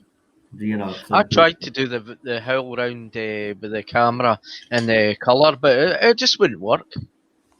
It works better in black and white. I don't mind the part we opening though, Yeah. I'm glad his is in colour. I have seen the black and white version. Actually, it goes black and white near the end if you look very carefully. Yeah. I love these costumes. I really do. This is brilliant now, 'cause this is where the action starts happening now. Yeah, right in the last episode. I know, but I like the way that they build up the tension. I know it's long for some people, but I actually really like this story. This is getting high marks for me. I think this is tipping the Stuntman's first episode as well.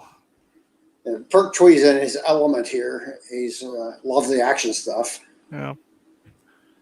If you see the Sea Devil that does the kind of the front flip, I think that's tipping. Who was in it right through to the last episode of the original series, right through to Sylvester McCoy's time.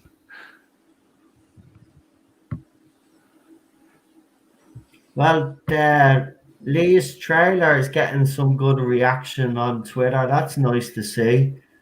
Good. Getting good reactions on Twitter. I know, right? I need to lie down. No, actually, I'm in shock. Is it because Dorsey's in the Senate? Was it you or the other you? Yeah, good question. I wish I could say I'm surprised or shocked, but I'm not. These people are so stupid. If they actually believe that that's me, good on you. Enjoy yourselves, knock yourselves out. You're fucking stupid. Don't mind them. We know. Look, you're here. So you're here, right? And you've got the sound. And you're not Delgado. And now that account that was the whatever it was. The Dickinson. That one. That fake sock puppet account was trolling them. The one that trolled us. The one that trolled you know who. And the one that and now they're trying to link that account to Rabbi, saying that the Rabbi follows them. It's like, look at the Tom posted a video showing look how Rabbi follows this sock puppet account. He's like behind it all or something, and it's just like you can see in the video that they're only following one person and have 0 followers.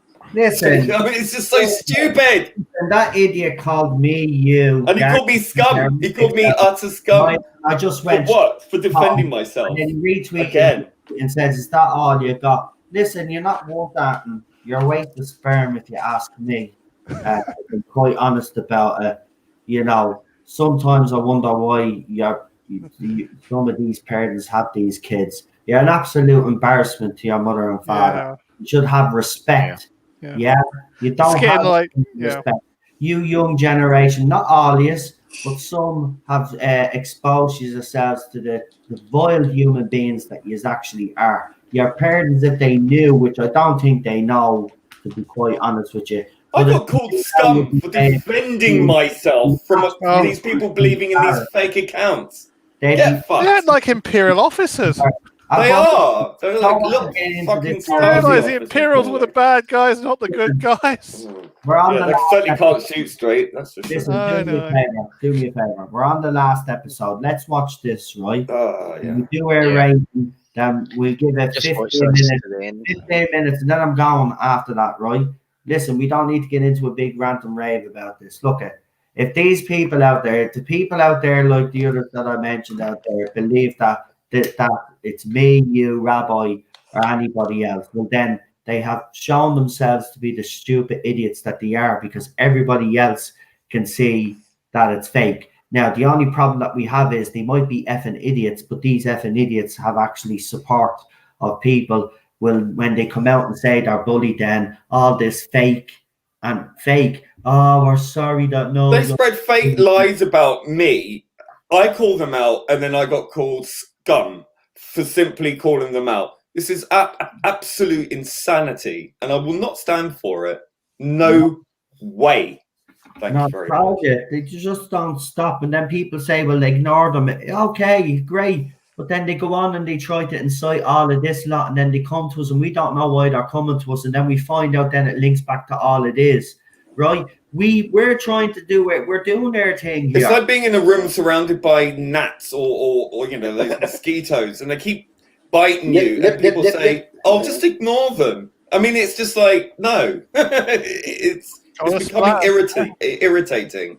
you can only ignore for so long. Watchalongs, we've been doing the Target Zone talks. You see what they've been doing the last couple of weeks, right? Well, we've continued to do what we do on this channel, right? And I still can't believe, but that's how picky they are on Twitter. Listen, these people, Target's reviews, Tom, and then some other fella that I don't know who he is, but they put 3 pictures of them and they gained support off all the J-bots because they made it out that we were bullying them. But yeah, they've been going around libeling me, saying stuff about the rest of us. Yeah, but we're able to garner all this support.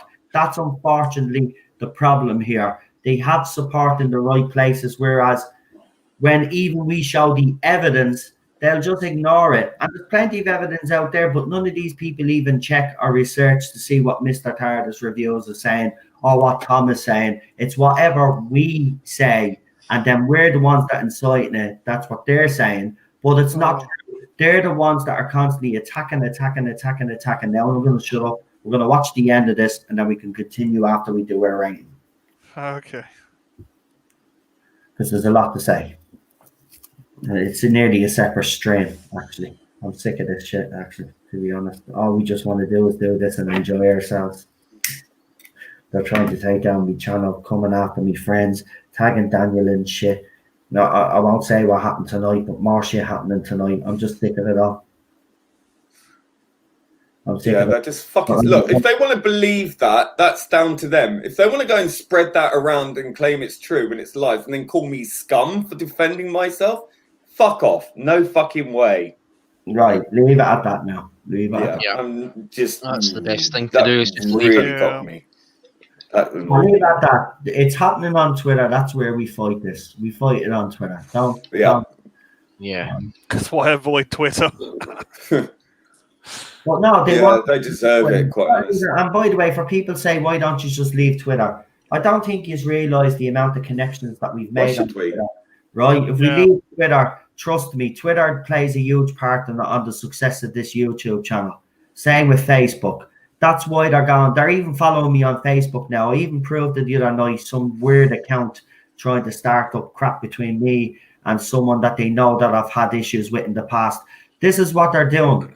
Fostering more, yeah. To incite others that they know that don't like us and make it out that we're attacking them when we're actually here on the channel doing streams.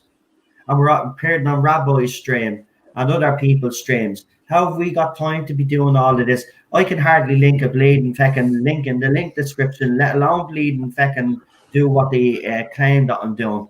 It's absolutely ridiculous. But you know what? We know that you guys here know what we're like. I mean, we spend even time after stream talking to a lot of yous and doing watch-alongs privately. So I don't know where they think we're no. Tipping flip. We're not taking this anymore. No way. I'm not having it. Right? But we'll do it on the other channel as well. I'm not fighting them on this channel. Yeah, I think they're just trying to foster war in the fandom menace. It's just not going to work. That's what it is. There you go. It would be nice to get a bit more support. And I'm not having a swipe at anybody here when I say this, but it would be nice to have a little bit more support off the people from the fandom menace. You know, it's always me, Lee, Rabbi, and you guys here, you know, coming to me defense and stuff. But like, you know I'm not a fully fledged member of the fandom menace, but it would be nice to think that, like, you know, I have support out there, but I don't get it. I'm being honest, I don't get it. I don't think I get the support that I should be getting, to be quite honest with you. So I get it off you guys, as I said, this channel, my supporters. But when it comes to other members, Gary will always shout up for me, and I want to make that clear. So I'm not saying him particularly. I'm just talking about the wider community. I mean, you know, nothing was said when my wife was attacked. I'm not a beeline. That disappointed me, and the attacks have continued since then. And yeah, if I hadn't got this support base here with you guys, you know, I probably wouldn't be here. I'd probably decide to pack it all in. But it would be nice to have wider support, because then if they seen that, I think they'd certainly change their tune. Something has to give. Because if with all this evidence that I have and all, right, the police have told me out straight, right, I could bring it to court or not, right? Well, it's gonna. I have to get the money up, obviously. Don't I? That's the thing. So that's the sticking point right It's now. come under civil law, not criminal law. That's the problem. They have. That's what I mean. They have the evidence, but there's nothing they can really do yet until I'm ready to push forward when I'm financially secure. And right now, the only thing that I have that's making me any money is the channel, and this is what these people are trying to take down, and I'm not having it. Disgusting, isn't it? Take someone's livelihood away from them. It just shows you the mentality of these people that do these kind of things. I mean, they're away with the fairies. I know. I saw it when I was at university until I went to a different uni. I had to literally leave uni in the end because it was just getting so bad. Do me a favor now. So I want you to all subscribe to my second channel. Yeah, I will be I'm going to start using that second channel from next week. Yeah, a couple of videos right up there as well. Even if I put them up here first, I'll do what Gary does, and I'll put them over on the other channel as well. But please subscribe to the other channel because I know I'm going to have issues. But please, it doesn't matter. I'll just roll with the punches and see what happens. Yeah. But as I say, it's not all this generation though. I can vouch for that. It's not the entire generation. Well, I know that. Sure, Daniel's of that generation, and look how fucking nice that chap is. Yeah. Because when I got to the new university, I told them what's happened at the old one. They were shocked. It's ridiculous. How could that kind of thing happen? I don't know how they can get away with all these falsehood stuff. And do you know what? Lee is right. I just don't know how they fall for this every time, though. Are they really that stupid? I'm seriously worried about it. They must be really that stupid if they think we're behind this. And I can tell you categorically we're not. Right? We've had to say to anybody, we don't use stock accounts. We don't set up fake accounts. If we've got a problem with someone, we'll say it to you directly. If you attack us, we'll defend ourselves. Similar. But there's a couple of people, they've been trolling my account. They've been trolling even poor Tyrese's account, right? And they're trolling other people, and they're trying to get these people to turn against me and Lee and start putting up again. What I would urge the other side is to be like us and see this for what this is. This is a couple of people trying to store it all up again so we can all, because that's what they are. They're bored right now. There's no Doctor Who, so better than to get the fandom down each other's throats. And you can't fall for it. But I've already seen a couple of you have fallen for it, which is very disappointing. Come on, use your logic here and see that it's not. We're busy doing these things. We're doing Doctor Who. We're doing Mandalorian. Oh, here's a bit where he fired the gun when he wasn't supposed to. He just turned around and said to her, "Right, lads, how do I fire this thing?" "Oh, you push that button, sir." They thought he was a real officer. That is brilliant. Yeah, because the Navy wouldn't have let them fire it, even though they were only firing blanks. That is brilliant. that is. They thought he was an officer. Oh. But Monday is going to be great. Don't forget to join us Monday for some William Hartnell. We like you all, Bill. And get the hankies because you're going to need them as well. Yeah, I just can never. I know the fireplace scene is coming up every time, but it still doesn't stop me from having a bit of a cry. Yeah. Well, here goes the John Pertwee boats. John Pertwee wanted these. Well, yeah, because he was a gadgets man. He was loved his gadgets. He always even on Blue Peter, he always liked to showcase the latest vehicles and stuff. Yeah. I'm surprised he didn't get a job in Tomorrow's World after this. Yeah. Props to Delgado for this though. He was deathly afraid of water. Yeah. And he went out and did this scene. So yeah.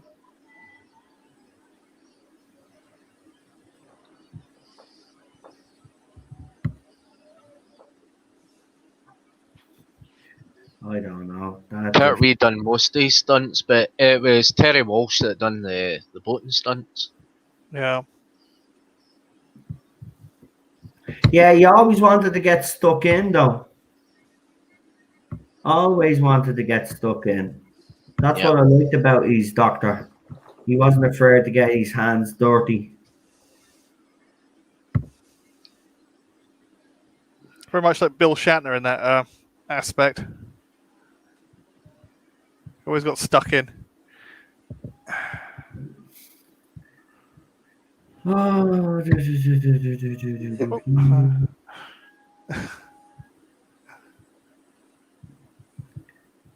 I'm sorry, doctor, but I've got to kill you now.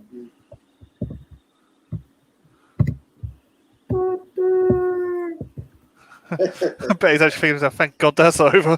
A massive nuclear strike? Yeah, that's typical of us humans. Yeah. Typical. You use nukes first, ask questions later. That was the 70s, though, wasn't it? It was like they didn't Yeah. really realise about the fallout and everything like that. He's the typical bureaucratic. Yeah. I just thought this.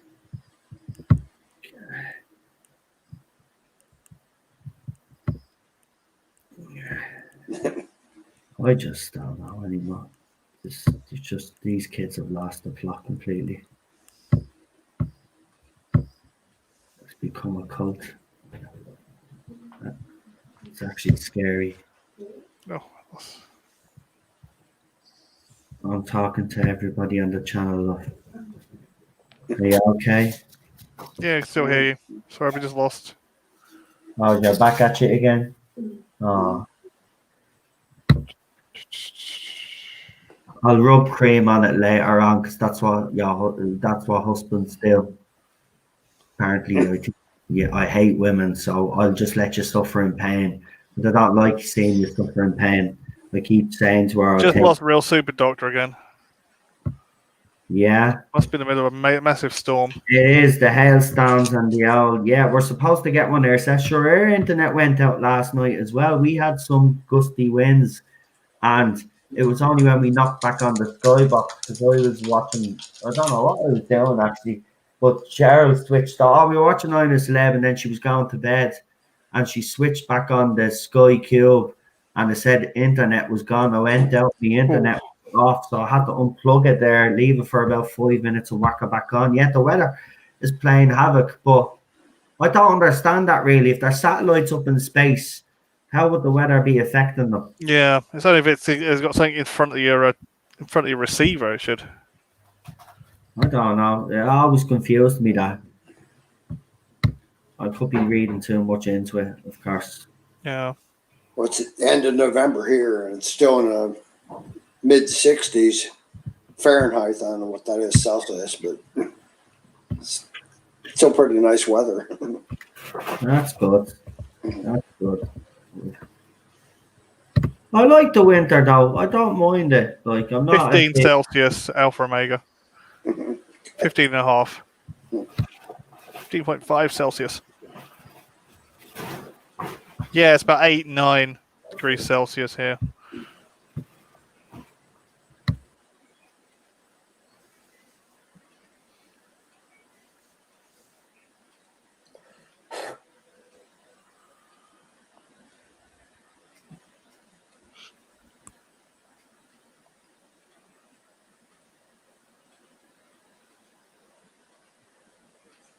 Oopsie.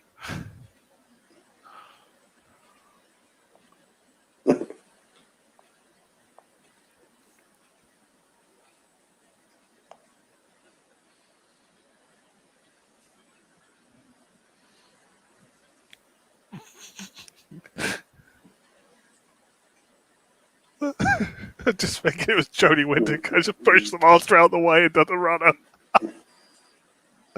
I'm alright, you can die instead.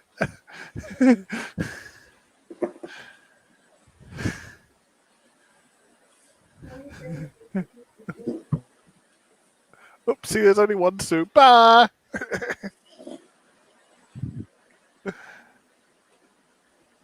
Here he is. But it's back. Oh, it's the weather again. Welcome back. Yeah, I don't know how long I'll stay on for now.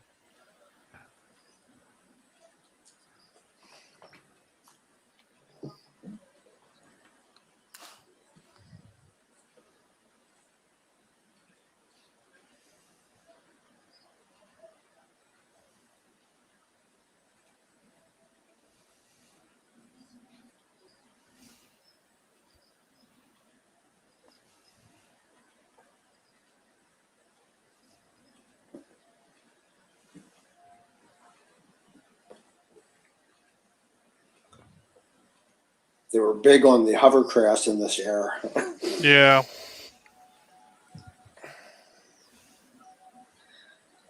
They're pretty cool, though. Yeah. They're not around today. We got rid of all our hovercrafts. I think there's only about 1 or 2 running still. That's a dangerous place to stand, mate. Yeah.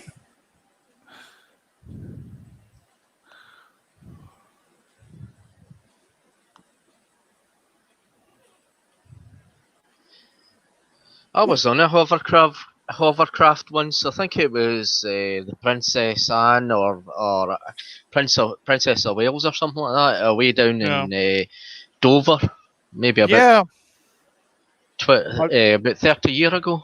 Yeah, that's probably when I did it. For about 28, 27 years ago. Still doing the one crossing to the Isle of Wight on hovercraft. My first experience of it was quite scary. I mean, we were looking for our seats, and I remember going down to the seats down to the back, and you could see the oxygen masks just hanging. No. And it was like you could see the sick bags in the back as well. And I thought, oh my god! And when they started up and they revved the engines up, and then it's like you were vibrating across the sea and gliding across the sea. I mean, it was an experience. I could tell you that. We got Zen Monkey with an Australian $10 super chat. I know who this is, but is it Diana Murta is good for relaxing, Noel, if Noel is blown a fuse. Thanks very much. I know who you are. I won't mention you because obviously you put the account there because you don't want people to know who you are, but I know who you are. Thank you for that lovely message. And you do send me videos of relaxing stuff. You know what, I will say, this is why I love this community. So you'll get guys like this person that'll say, here, check this out to help you relax and stuff.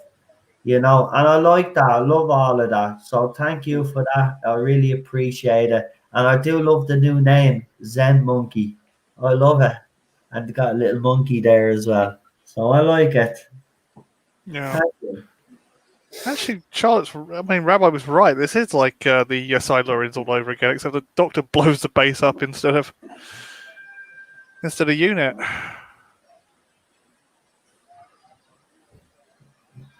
The master gets away. Cheerio. Bye. Hovercraft. But I love Pertwee's little smile because he knows he's going to have it again. See you again in a time monster. We'll see that staircase again in a time monster as well. And that's it. That's the one that the thingy stands on, the brig stands on and shoots. Yeah. The end. We finally got there. I think I'll have to get everybody to start for the next couple of weeks to pick 4-parters because the 6-parters are getting a bit.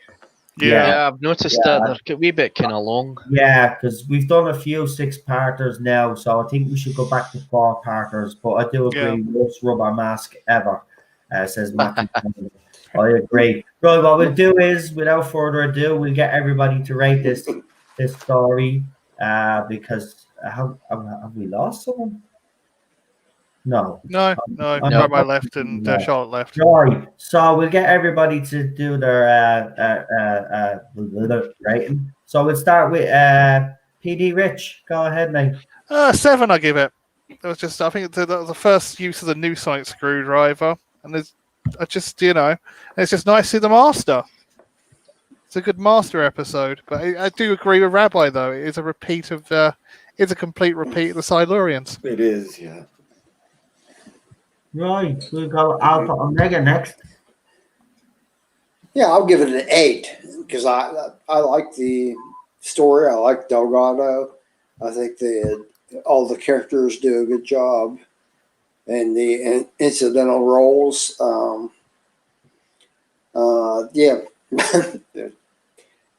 I don't have as much a problem with dragging out as some people do. I have more patience, I guess. I don't know. I'll give it an 8. Not a bother. Real Super Doctor.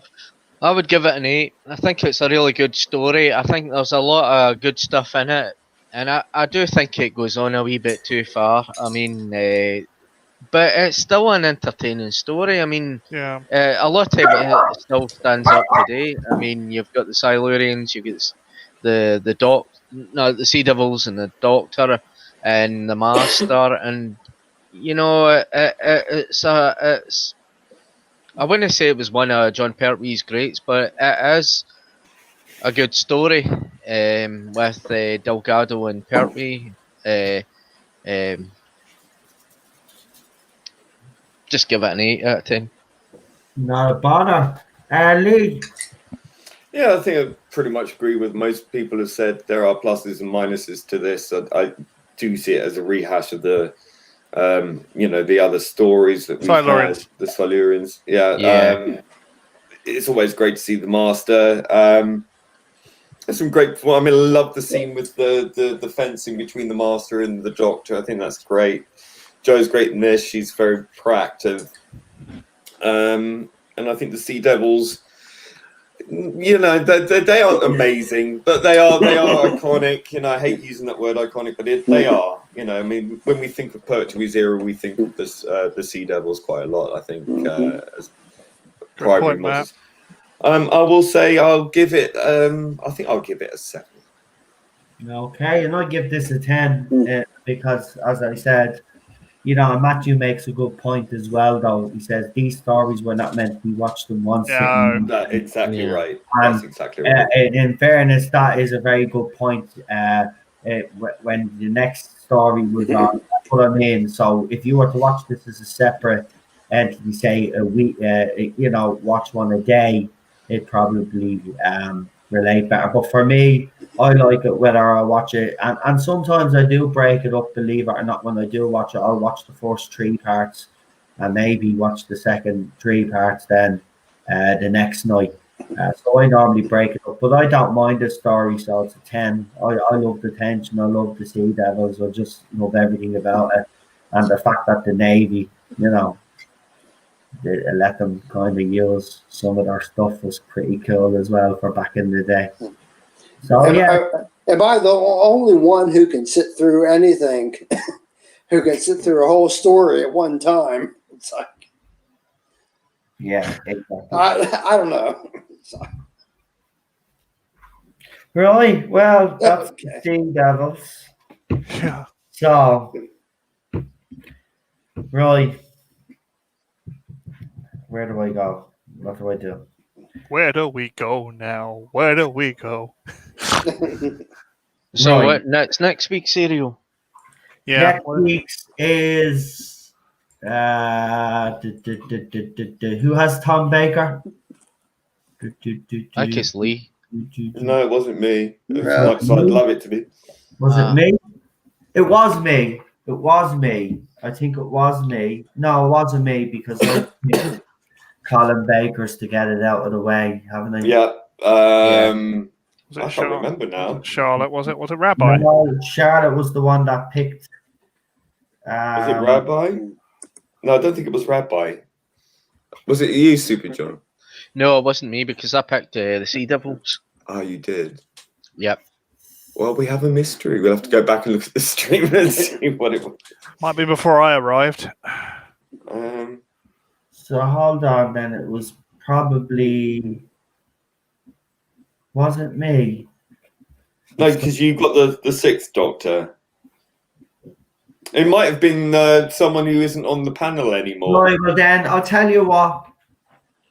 I will leave it to the chat. We never get to chat the children. So we'll leave it. Make sure it's not a 10-parter chat. Make it a 4-parter. I won't accept any 6-part stories. Just a 4-parter for next week. Pyramids on Mars. So, go ahead, Tom Baker. Knockies ourselves out. Whoever has the most votes, story has the most votes. We will. That'll be the one that we choose. Actually, should we give them an option? Actually, that'd probably be better, wouldn't it? How about Pyramids of Mars? That's one story we could do. who wants to pick a Tom Baker story on the panel that we can give them? All right, if we'll pick one, then the chat can decide. So yours is Pyramid of Mars. Yeah, that's why I'm asking you. Go on, okay, Pyramid of Mars. PD Rich, you're next. Don't know one off the top of my head. Oh, what's that pick off the top of my head? There's so many good ones in Tom Baker's era. Oh, well, some my era. City of Death, Brain of Morbius. Oh, Brain of Morbius. Yeah, I can do Brain of Morbius. If we haven't already done it. That's a good one. And then we could turn around and say, look, they were Morbius's regenerations. Yep. Matthew says the entire Key to Time season. Kidding. Oh no. It's a good season, but no. I do love that season. Pyramids gets another vote. We have one for the Stones of Blood, the Horns of Neemon. So far, Alpha Omega, your choice. I think I said Pyramids. Pyramids. 2 for Pyramids. There we go. Well, there's 3 for Pyramids because I agree. Pyramids. Right. That makes 4 because there's 2 in the chat and then there's me and Alpha Omega. So Pyramids is winning right now. Okay. Super John? Super Doctor? I was thinking Logopolis. Yeah, Logopolis. Got Logopolis. Okay. Mine will be. I'm torn between Pyramids of Mars. 2 more for Pyramids. And Pyramids. The Talons of Weng Chiang. I know why you. It's a long one, that is. I know why he picked that one because he knows that one will annoy the Jays. They give out that one all the time, which is ridiculous because it's a good episode. But it's a great episode, great story actually. Pyramid seems to be winning though, running away with it. We've got a Pirate Planet. Pirate Planet, another great story. Hold on, is Pyramid the 6-parter though? It is, isn't it? Yeah. Oh no, Pyramids is out. Scratch that. I told you. I like Pirate Planet. That's a really good, really great story. Actually, I love that. It's another Douglas Adams-y favorite of mine. Pyramids is 4. Oh, it is 4. But yeah, Pyramids of Mars is. I think that's only 4. Right, well then it's Pyramids of Mars. It looks like because I don't think it's going to be beaten. It's not going to be beaten. We got 2 for the Pirate Planet. Pyramids of Mars. Again. I'll change mine to Pirate Planet then because I like that. It's way ahead. It's way ahead. Right, so we'll just make it. There you go. We'll just call it because it's a landslide. Pyramids of Mars. It is next week. Okay, Pyramids of Mars. It is. And I'll let Rabbi know. Pyramids of Mars. So there you go. So we let Rabbi come up with. He comes up with the unique hashtag. So we don't know what the hashtag is yet. But that'll be the story, Pyramids of Mars. And Genesis of the Daleks, that is like a 6-parter. So yeah. That's good 6-parter, but it's a 6-parter. And we've done it already, I think. Yeah. It's not that we don't want to do 6-parters. It's just the last couple of weeks we have done a couple of 6-parters, and it'd be nice to have a short stream. Like we're 4 hours in. Yeah. Like the 6-parters do take a lot of time. So yeah, so let's do a 4-parter next week. But tomorrow we have everybody's favorite Chris Chibnall episode. Yeah. Glad I'm not doing it tomorrow night. I'll still be in the chat though, so I still got to do it. Yeah, just to remind you, that's the one where they're running through the spaceship that Chris Chibnall thought was stupid, answering questions to these doors so they can survive. Everything that Chris Chibnall apparently detests about Doctor Who, but yet he has no problem of writing. Yeah. Yeah. So he's such a contrarian, isn't he? Yeah, well, we'll see how bad it is. You know, as I said, I made the controversial comment to say that it's probably one of Chris Chibnall's best stories, to be honest. It's bad. It's bad for an RTD era episode, but that's the best you're going to get of Chibnall there. Yeah. So just one more quick reminder, though, I forgot, because we finished the watch along of what we have coming on Monday.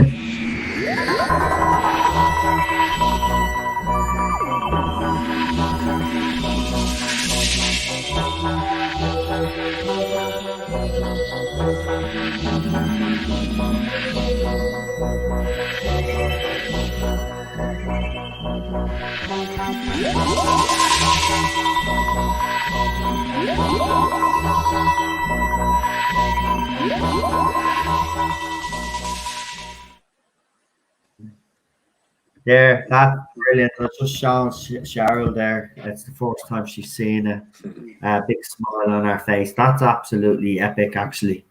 And for once, right, because you don't realize, right, when I play these videos for them, they play perfect for use. But when I'm on StreamYard, they skip the bits. This one is the only trailer that doesn't skip. So I'm loving it because I can actually watch it witches this time in real time.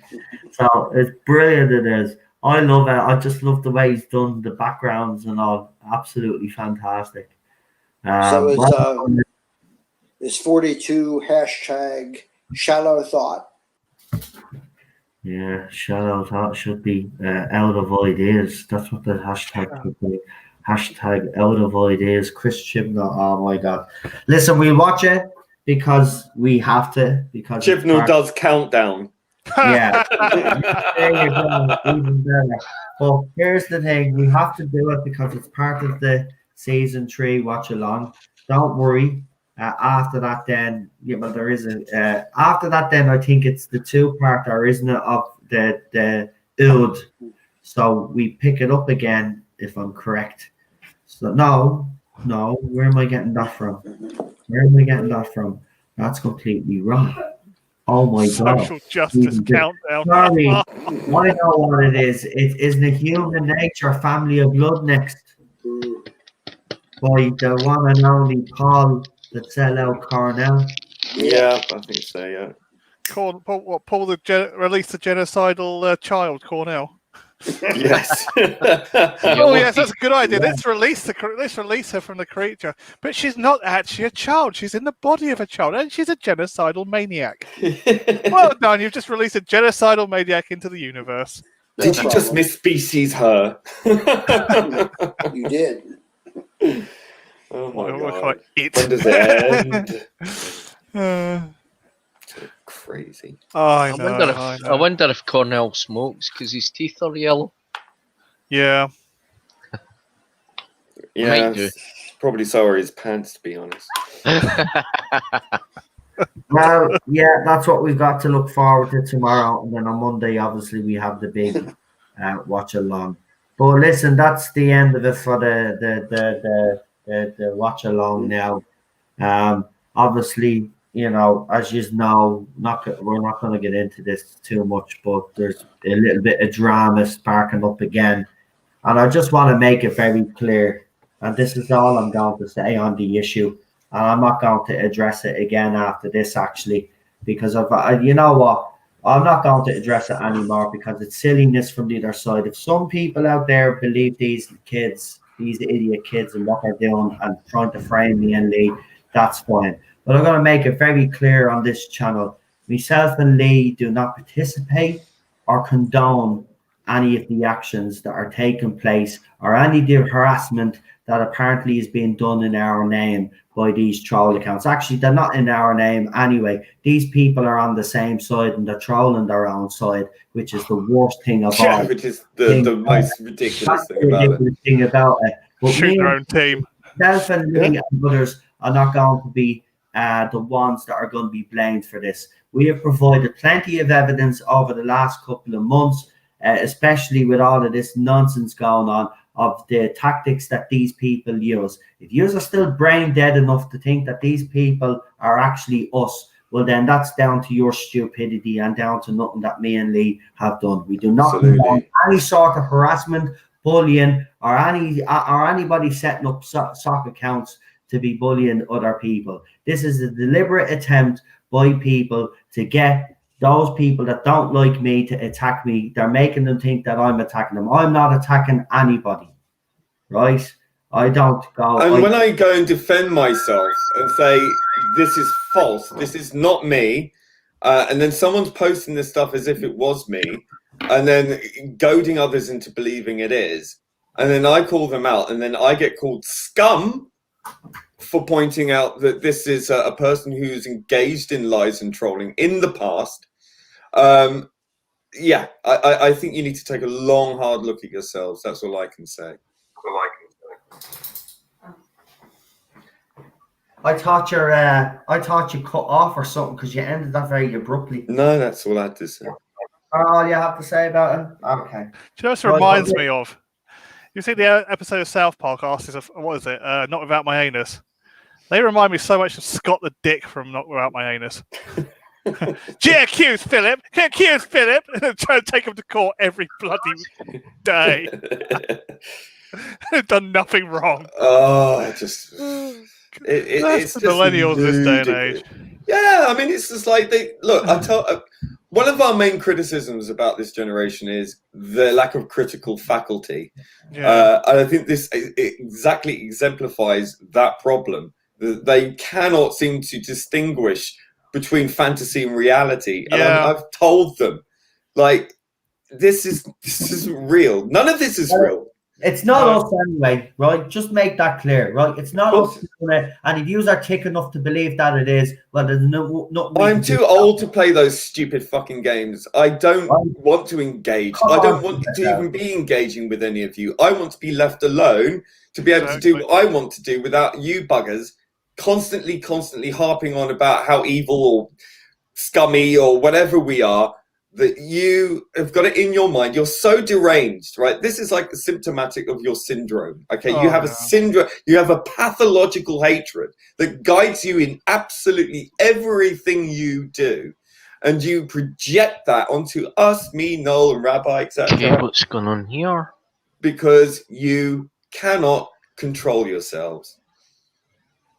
Yeah, bunch of morons. Do you know what I really hate about them though? It's when you ask them for evidence, they just go because. That's not evidence. That wouldn't hold up in a courtroom. Yeah, or they run away. Mm-hmm. They run away like it's like someone commented on one of my tweets, and then Tom from Not My Doctor said, "Game set and match." The only problem was that person had protected their tweet, so I couldn't read what their zinger was. So I just thought, yeah, really owned me there. Yeah. Yeah, you're such a coward that you had to make your zinger in private. So yeah, I'm owned, but I don't know what I'm owned for. So, Jesus Christ, yeah. couldn't even make it public for me to actually see it for myself. Idiot. Yeah. Oh, I just don't understand them. It's like they just need to go and see a doctor. I think half of them do. Well, yeah, and the worrying thing is there's 1,700 of them on that account. I know. Right? And that's the freaky part. These people are going to look after people like us in our old age. That's whatever it is, little morons coming after me, Lee and Rabbi, because of that idiot. And then you've got the other bloody gobshite that's being liable on me and email and magazines and stuff because he's a jealous. Yeah, I just look because he's stupid enough to think that we don't have eyes and ears on the ground. But he said that to report your video, your stream video. I mean, what? The video's got nothing to do with anything. It's not targeting harassment, right? The person who posted that to that particular account, that TARDIS Facts, right? Who, as we all know, has caused no end of grief and is like, they believe this person. I don't know why or how. I don't get it. Even if that person is real, I doubt it. But even if they are like not a sock puppet account, anything that's been done to her is because of the same person that they're trying to link Rabbi to now. This person who's a sock puppet account was taken down, thank God. But these people are playing you guys, and they've been trying to do the same to us. Only we've actually taken it upon ourselves to actually investigate and do our job to find out who this person is. We now know who they are. Evidence. And we've got all the evidence we need to take this person to the police and get it dealt with. I've asked you, Not My Doctor crowd, to send me your evidence to help us to nail this dude. And what do? Oh, I'm busy. I'll send it later. 2 days on, still nothing. And all you do is sit on your haunches and go, oh, well done. We managed to take down the one single sock puppet account. Yay, us. Well, that one is going to pop up again like a bad mushroom every 5 minutes. We're the ones collating the evidence. You're the ones giving yourselves pats on the back for doing fuck all, right? Yeah. And these are the true toxic people in the fandom, not us. You are playing into it, and you're idiots. You're stupid. Do you know what the funny thing about it is that how many sock accounts have we gotten people participation generation? How many people have retweeted those sock accounts being reported to Twitter and actually being taken down? We're actually doing something about all this toxicity in the fandom. All you want to do is take cheap shots at sarcastic little bastards. Instead of actually dealing with what you claim you want to deal with, which is actually expose the toxic element of the fandom. Well, Tom anyway can't talk because he called me a bastard on one tweet. Called you a bastard. Called me scum today for defending myself. Really toxic.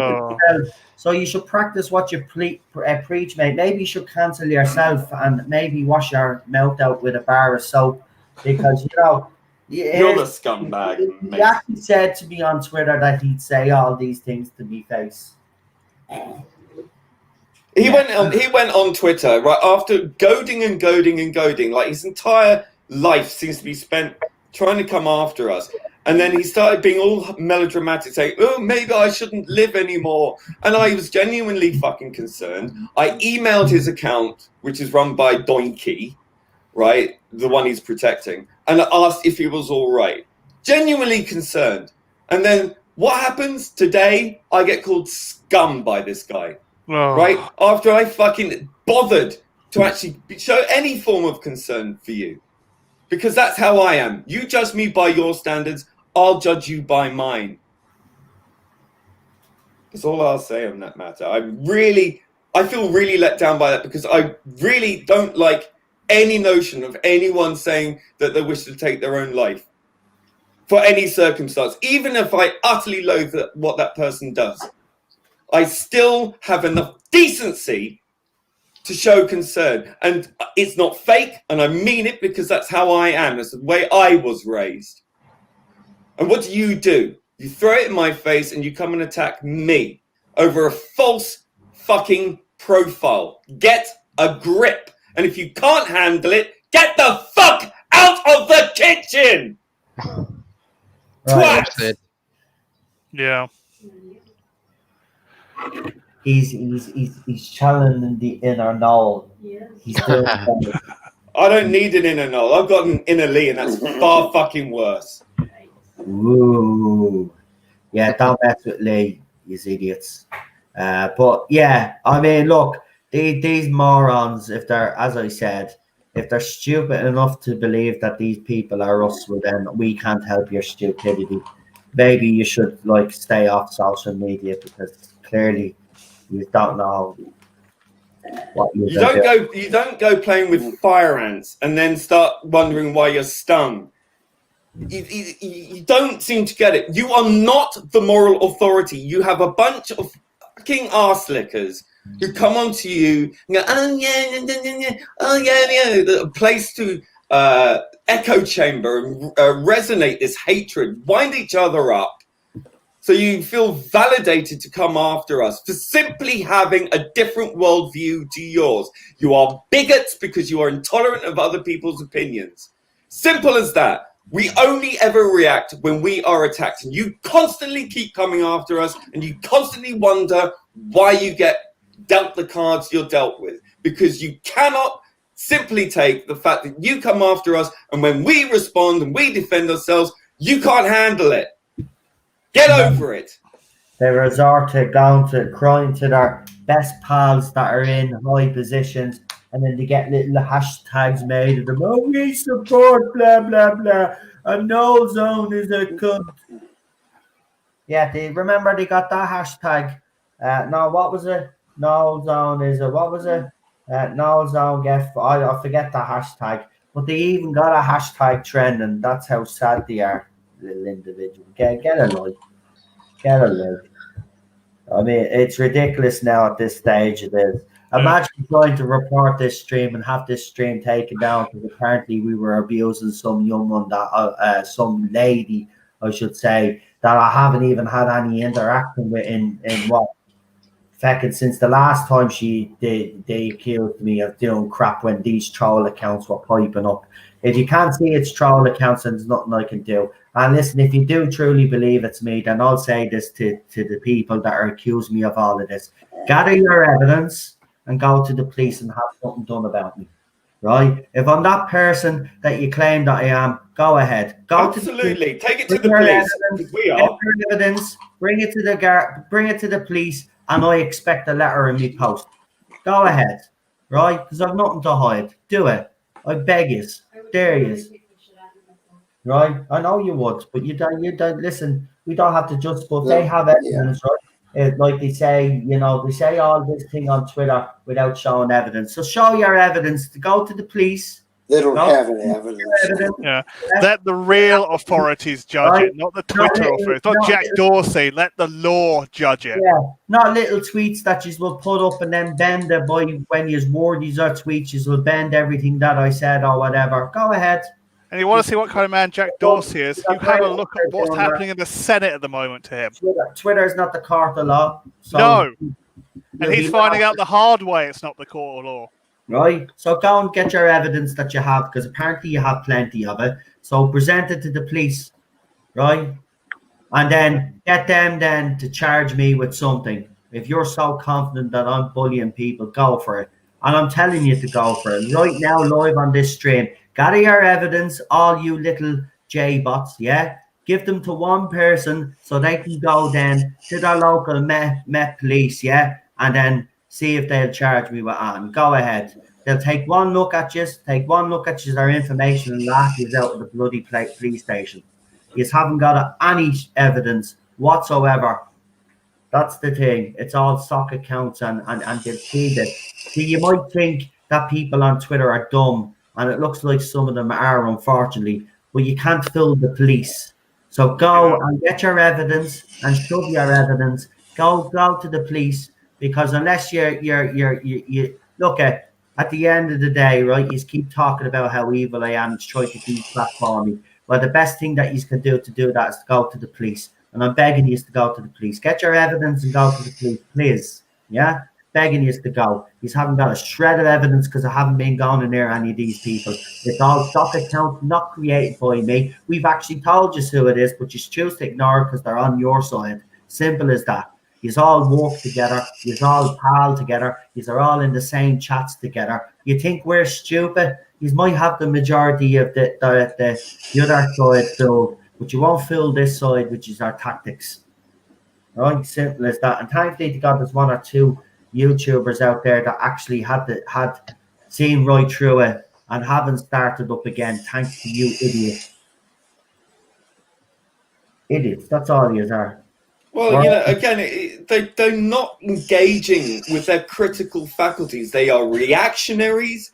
They are pathologically filled with utter hatred that it blinds them. It blinds them to the point that they lose all reason. Right? This campaign of theirs is illegitimate. It's unfair. It's unwarranted, and it is venal. It is targeted harassment. And it's got to stop. It's getting to the point where police need to get involved. At what point do you understand this? You are not the moral authority on Twitter. You are not the police. You are not the arbiters to judge and sit in judgment on other people. Doesn't matter what they say or do. I may dislike some things that people say or do. I do not therefore feel that I am therefore given a right to then go after them and make their lives a misery 24/7. I get over it. I move on. You should try doing that, because you are not going to last through your 30s to your 40s without some form of either mental health problem or a heart attack, because you cannot carry on the way you are. It's not healthy. It's not helping you. It's not helping us. It's not helping the fandom. It's not helping anybody. Yeah. Oh, I'd just like to point out, though, if anything does happen to the channel, I know who to go to, Mr. Tardis Reviews, because he is the one that's put up a tweet and asked people to report this video.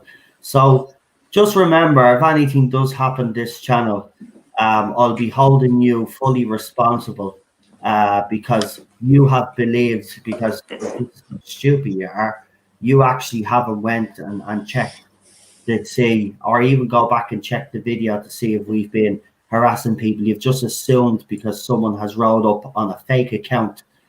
See, this is the thing I hate about you people.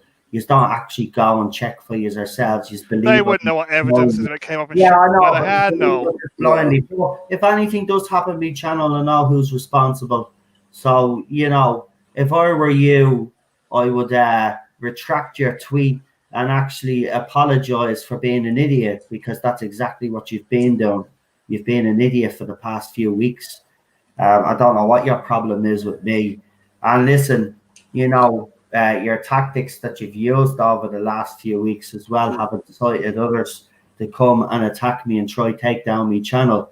I mean, no matter what you try, Mr. Carter's reviews or your little minions, you're not going to get rid of this channel. But how dare you? This was a watch along, and it was a watch along if you actually watch. Yeah, but they don't watch. That's the thing. They don't watch. They don't bother themselves with actual factual reality. You know, they just assume. You out at the start of this stream, and I called out another YouTuber because another YouTuber decided to pipe up today. I'm entitled to do that after I've been attacked on Twitter. So again, you know, get off your moral high ground. I don't know who the hell you think you actually are. But if you're going to come out and talk shit about me and then someone else is, well, don't expect me to sit in silence and not say anything, because I'm not going to let you away with that. It's as simple as that. I don't care who the hell you think you are. You're a nobody as far as I'm concerned. They can't handle the fact that they're a nobody, so they try to make themselves into being somebody. Right. And it's just because they want little pats on the back from their little cliquey friends. And that's all it is. Just because they're not popular at school.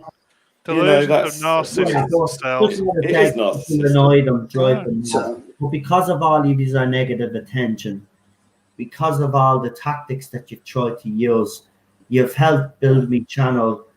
In this past week, I've gained over 100 subscribers, and that's down to all you morons. So thank you for that. You are actually helping making my channel even more popular, because people can see for themselves when they do come onto the channel that I'm not all those things that you all accuse me of, and people are making up their own minds. So thank you. Yous are all responsible for my article going viral, because you've let blind and hate get the better. It's the Streisand effect. But here was the thing. They kept retweeting the original article, right?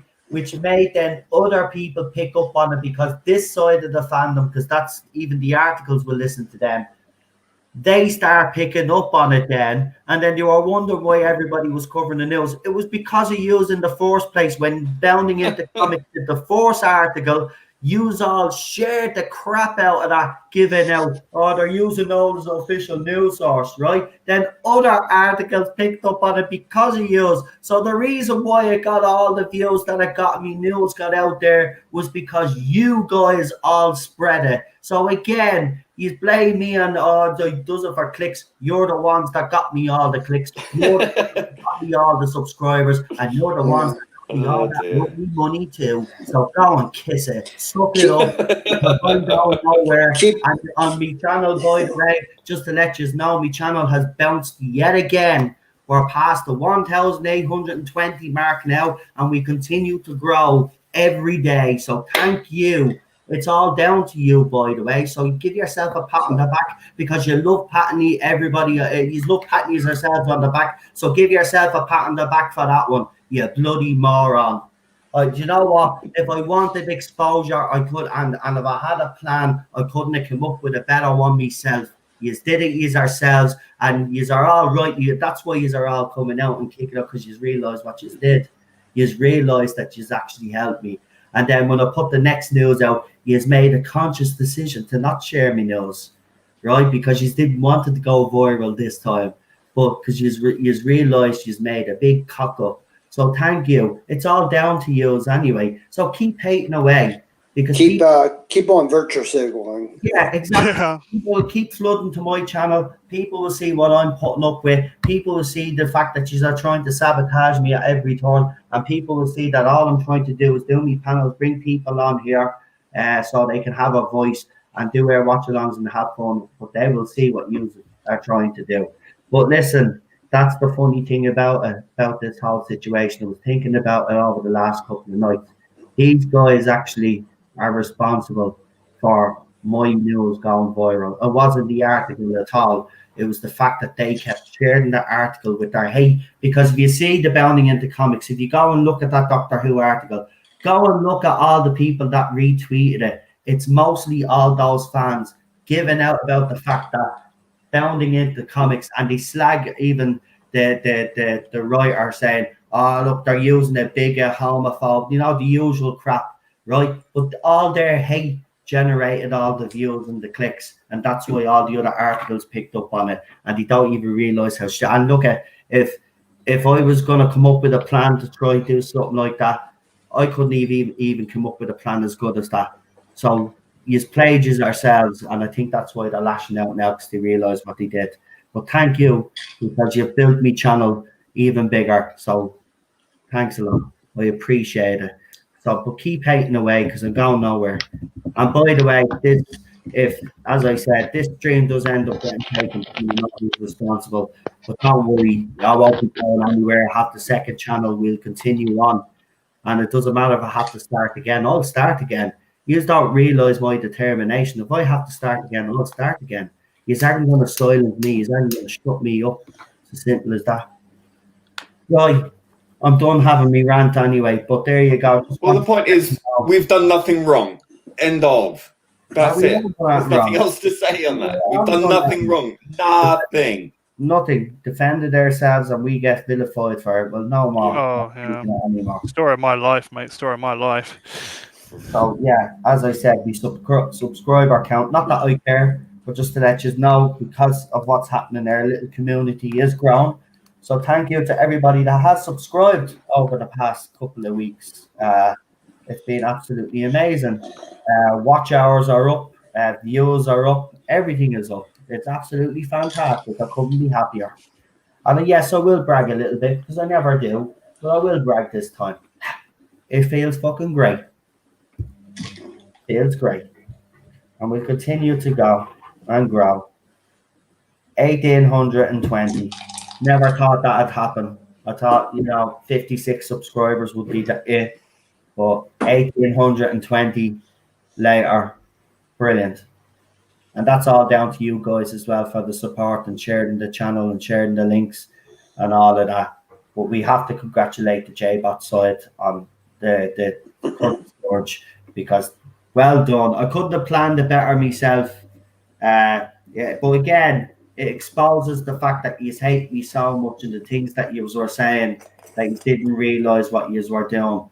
But I only put the source information out there, say it's rumor and speculation. You still have to get your knickers in the twist every time I put news out there. Yeah, I mean, if you really detest me that much and detest the news that I put out there, then I have a suggestion for you. There's a little thing on Twitter called the mute button. There's also a block button as well. Use them. Your life will be so much easier. You know what I mean? Then I won't be living rent free in your head. You know what I mean? Then you won't have to pay me rent when I come collecting it in a couple of months' time. Because you know what I mean? Me living in your head rent free, I can't allow that. You have to pay me. So I'll be collecting rent, bitches, in a couple of months. So get you some money ready after Christmas. I'll be collecting in January, yeah? See, gone nowhere. You think I was in a weakened position because of what happened? Not on your lives. Not on your lives. I'm here and I'm going nowhere. And this panel's going nowhere. I mean, the channel and the panels are going nowhere. And we still do the Tarda Zone Talks, because I do believe that this is the most unique show. And I do believe that it's going to start growing into something. And it is already. But there are people trying to derail it because they know how popular it actually is. And that's the way I'm looking at these things. Why are they doing it? Because they're jealous and because the channel is becoming popular. So, And as Disaster Area said, because you won't get anything different on this channel. No, people love your honesty and passion. That's why we watch. That's and right. Thank you. And that's all. You'll always get me honesty and passion, because I am a passionate person and I am an honest person. I'm not going to have anybody out there say any different. So thank you for that. But listen, I've said my piece on it. We're not going to talk about it anymore now. At the end of the day, as we said, we're nothing to do with this. We don't condone it either. And the people behind it, you ought to be ashamed of yourself that you're trying to cause all of this trouble again. There's absolutely no need for it, except you're probably insecure, sad little idiots that just, can't handle life. So you try to get your revenge by doing little things like that. Get a life. Get out there, see the world. Obviously not yet, but when the pandemic is over, get out there, see the world, because it's such a much better place than social media. Start focusing on your own life instead of what other people are doing. Maybe that way you're not running away from your problems or escaping them. Exactly. At some stage, you have to face your problems. You have to deal with your issues, right? We all have, right? That's life. It's tough, but it's also, it has its moments, and as they say, it's true what people say. You make your life, you make of it what you put into it. I think is this. So you have to put a bit of effort in. You don't get everything handed to you. Life is tough, but the rewards are so far greater. Instead of focusing on trolling, maybe get out there and do something brilliant that'll actually make a difference to humanity, instead of trying to ruin people's lives. And one day you will go too far, and one day someone in this family. It's the fact that they feel that they have legitimate cause to try and stop you from having making a living. The fact that they actually feel obliged to destroy your income.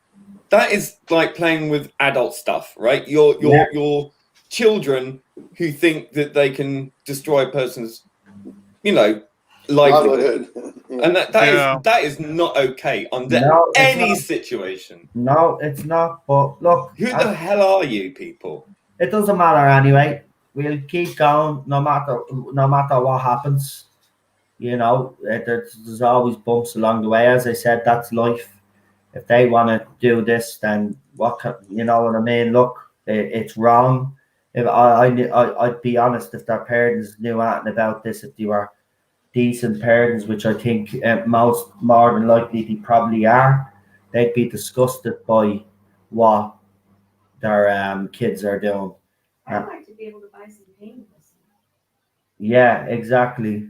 So I mean, we're relying on this channel right now, and if they do take this channel off me, because I've no income coming in at the moment, the only income that we have is obviously, as I said, the channel. They take that away, then you aren't just hurting me, by the way, or the community, but you're hurting Cheryl as well. Cheryl's medication's not cheap. I'm gonna say it out straight, not cheap, and she needs that medication. But this is how low they'll go. It doesn't matter. I didn't really want to bring that up, but that's the reality of the situation I'm actually in right now. So, I might as well tell it straight. So at the end of the day, I'm not having this. I'm not having it. So what I'd like you to do is, if anybody's on Twitter, to report that fake account that's trying to stir it up, or any other fake account that Lee has highlighted or I have highlighted on their Twitter accounts, right? Because they're clearly out to just cause trouble, to try have the channel. One of them even admitted that they came on and they used a soundbite of someone saying the N-word, and then they had one of their friends come on to share, as they said, and I'm quoting them, they said, I got one of my friends to share tranny porn. Oh. Right? So I showed you that screenshot earlier. I just didn't. Well, we know it is now. Yeah. Game away. So they gave them it's probably a troll account anyway, but they've admitted that that's what they tried to do to take down me stream, and they said, if possible, take down me channel. Actually, just to remind you, so just to show people on the screen, because I know a few J-bots will be watching, So this is what your kind are capable of, right? And this is what they're doing to me all of the time, right? And the people that I support. It's absolutely ridiculous, disgusting. Where is it? I sent. Yeah. See, when I get all these screenshots, I'll make sure that I have them all in one place, or I send them to people. Yeah, because then if they try and take the channel down, you can send them to YouTube and say, "Look, they admitted it." Yeah. So he's. See, that's called evidence. Yeah. See, I've got the evidence. Hold on, where Exactly. is it there? So we got them. Yeah, we got that idiot's tweet there, where he says everybody should report me without even actually checking because he's a moron. For what infraction? That's what I ask you. It is for an infraction that doesn't exist. I know, but these people want to hurt on purpose, love. They don't have a conscience, unfortunately. Listen, but all this aside, right? You know, I think I'm strong enough anyway. Yes, I've had a few cracks. I think anybody in the circumstances would. But think about it. There's going to be more vulnerable people out there. They'll pick on the wrong person. How far, and I hate to say this, but I'm going to bring it up and be blunt here. How far are these people willing to go? Does someone have to actually take their own lives before these morons realize that they've gone too far? Because that's what they'll do. They'll push someone to this. Right? They will, because they're relentless. We've seen how relentless they are, Lee. Could you imagine if they picked on someone more vulnerable than us? That's precisely why I don't block these people, so I can keep an eye on them. Because, you know, as we've seen with Emma, I mean, Emma sent me a message today on Twitter that she's afraid to come on your channel now because she's constantly being harassed. Oh, man. And, you know, as we all know, she is a vulnerable adult, and I cannot get my head around how people can do this. That's literally the reason I don't come on and do anything. No, that's why Cheryl doesn't come on anymore, because obviously they targeted her. I mean, it's ridiculous. People are afraid to even come and support me now because of what's happening. And it's absolutely, but it all stems on Twitter, though. This is the thing. This is why I keep telling people Twitter won't even do anything about these accounts. You know, it takes them ages. By the time they get around to actually doing something, they've already bloody done all the damage. You know what I mean? Like, Twitter take their time on it. As soon as you report a channel, Twitter should be really on that, or the bots or whatever they use to determine whether they should be on that straight away. Yeah. Something in place when the staff are not even there. And yes, even if it's a mistake, then the staff can come in and rectify it. Do you know what I mean? But they should be doing something about this. But it takes them ages. They do get around to it. Trust me, you always get them in the end, and there is a bit of satisfaction. But you're waiting 6 or 7 weeks later before they do. And that's too long. These accounts have to be sorted within a couple of hours or a couple of days. Why am I ringing myself? I'm an idiot. Oh, sorry, I nearly rang myself there. On that would have been funny, ringing myself and answering myself. Right. So I just want to remind you, right, because this is one of the other accounts as well. Right, because this is the tactic, right? I want to show you I've bigged it up, by the way, so you can actually see it a lot better now. Right? So he has a screenshot there, right? Does this look like I'm defending not my doctors? By the way, you moron, well, not my doctors. So I don't know where you're getting that one from. He says, and you know the fact I literally went on Node Stream and played a soundbite of someone saying the N-word and got my friend to put, there you go, there's the word tranny porn there, live. So his channel gets taken down. But yeah, I am definitely associated with them idiots. And someone accused him of being actually one of us, and this was his response, where he clearly admits that he tried to have my channel taken down by using a soundbite of someone using the N-word. So he actually used a racist term, right, that they claim to be all, they call out racist. So he's using a racist term. So he admits to being a racist and also admits to getting his friend, as he put it, to put tranny porn on me channel so it'll be taken down. You're an absolute disgusting individual, whatever porn you put on. But they're actually tranny, if I'm correct, is a bit of a slur. So again, you're slurring on trans people as well, you disgusting, vile human being. But this is the levels that they're willing to sink to try have my channel taken down. And this is, folks, a troll. So if this fella is going to all these other people that are coming out saying, oh, no, they're sending these bullies, I'm clearly showing you that this idiot is a troll. And look at what he said. It's all there for you to see. I won't repeat it again, but there you go. It's absolutely ridiculous. Vile pieces of crap. How dare they? Like, seriously, that's just disgusting. Right? So this is what they're doing. And they're doing this all on Twitter right now. And are trying to get Mr. Tarda's reviews involved, trying to get other YouTubers involved and people that they know that have problems with me to start it up again, right? So there's going to be more stuff heading towards my way because these people believe these other people blindly. It's absolutely ridiculous what's going on. I just can't get over it. It's ridiculous. Alpha Omega anyway with a $20 super chat says, have I said happy anniversary? Smiley face. You did. That's the same. Really did, buddy. I really appreciate it. Thanks. Listen, it wasn't the anniversary that we would have liked, but we still had each other's company and we watched a bit of TV together. So, and I made some food. Well, I won't say it was nice food. We'll just say food, right? But I made some food, so it was good. Yeah, it was good. Ted was acting a little bit of a psycho. He doesn't like when me and the wife get kind of close to each other. He get a bit of a jealous streak there. He hops on me bleeding face or hops on Cheryl's chest and tries to lick the face off. Well, we say lick the face off her, but it's like he's trying to chew it off the way he goes on. He's very aggressive with his love. Very aggressive dog. But yeah.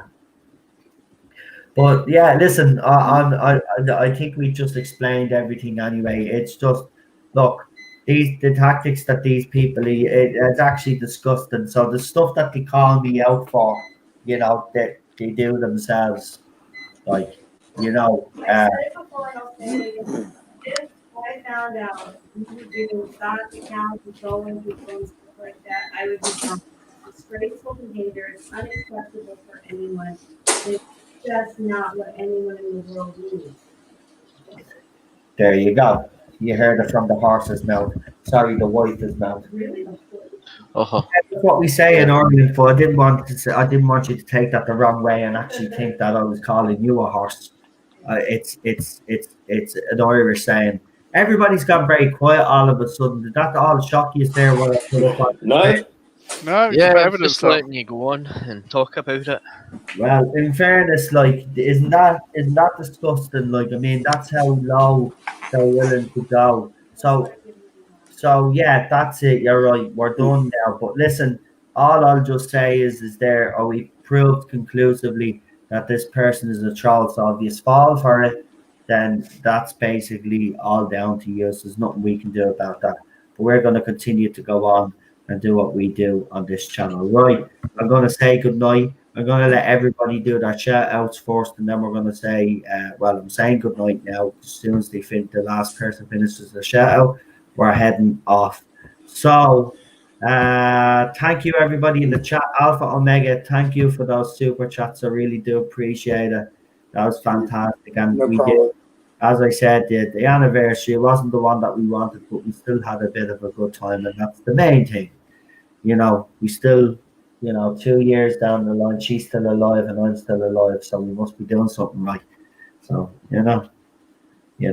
I would recommend marriage to anybody out there, but I'll just say to all you other side, marriage is hard, so, I'll just say, you know, when you get married, you know, the ball game changes. You know, so if you're a bit of a pussy, you know, you're fucked. So, good night to me, moderators. Chat. Thank you for joining us. So we will let PD Rich, you can go first and give your shout outs there. Well, I think I want to plug someone actually. I want to plug Jeremy at D-Day Cobra because I think I'm watching a few of his videos on all the political hoo-ha in the Senate, especially regarding Twitter, and I think they're absolutely excellent. So go and subscribe to D-Day Cobra. There you go. Quick, short and sweet. Alpha Omega. For everybody here in the panel, and I'm on YouTube, Alpha Omega, and Twitter, Alpha Omega 55, and that's it. Fantastic. Real super, Doctor. I'll be on next Saturday, with the Pyramids of Mars. Don't know what's happening on Monday, but that's it. Fantastic. We'll see, because I don't know who exactly is on the panel for Monday yet, because I'm hoping to get a couple of big guests to come on. I'm trying to convince them as we speak. But we can have 10 people in the panel.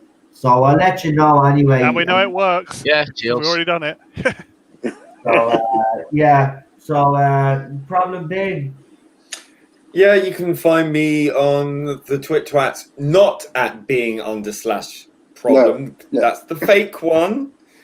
You can find me at the I forgot what it is now. At the golden, right? At the golden Asda. Yeah. Oh God, it's a long day. At the golden Asda. And you can also find me on my other channel with all these trailer things that I've done, which you can find at Ordered Audio Visual. Yeah, absolutely fantastic. And we will all see you tomorrow. So I'm going to go now because my shoulder is at me now due to all the stress, I think it is. You know, I try to remain calm as much as I can, but I have to tell you, this whole situation is fucking stressing me out a bit, because Don't panic. Nobody likes to think that I hate it, but obviously I am, which is weird. I've never experienced that like that before. But there you go. We move on, onwards and upwards, as they say. So don't forget to join us for Chris Chibnall's Abomination 42. And just before we go, one last time, this Monday.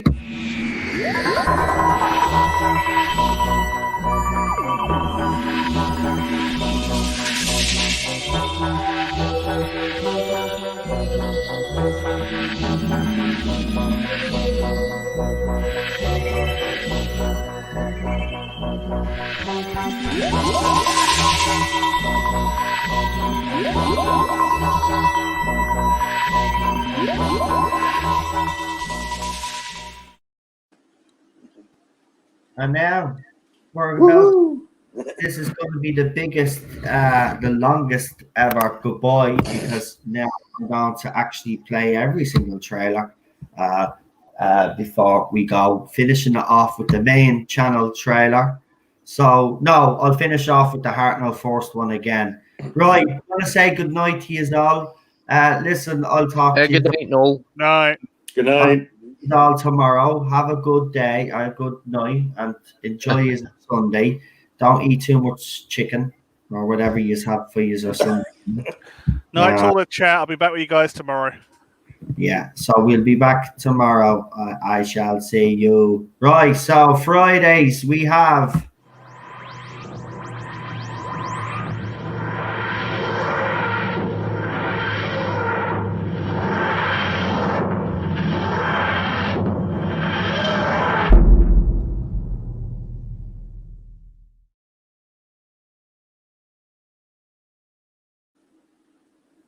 That's Friday night. Don't forget the TARDIS Zone Talks, hashtag the TARDIS Zone Talks, where you guys get your chance to have your say. And obviously we had the Classic Who today, and that's every Saturday.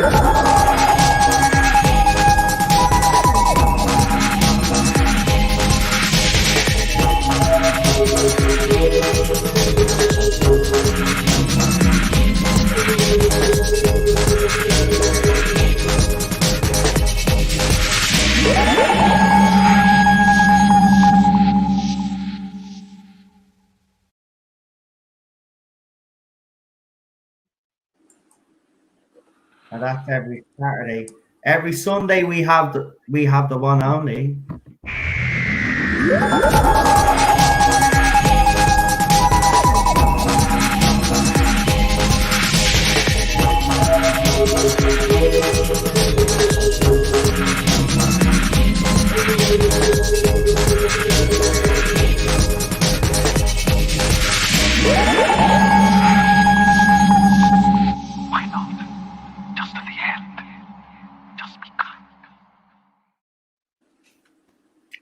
And coming soon, by the way, we've had the trailer for a long time, but I should be plugging it a little bit more. But coming soon on this channel, we will be having a big stream.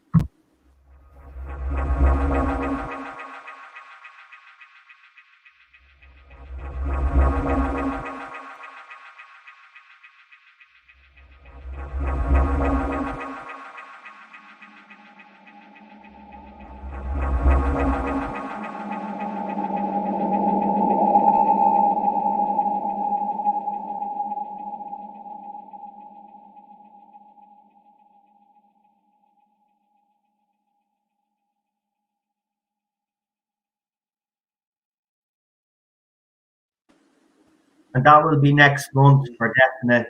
We're going to organise that, get some big streamers. And all the work that I've highlighted, all the trailers I've highlighted are from Lee, who's in the chat here with us, Problem Being. You can check out, we have the links in the chat there. But I'm definitely going now. So good night. Enjoy our weekend. The rest of our weekend. And we will see you back here tomorrow.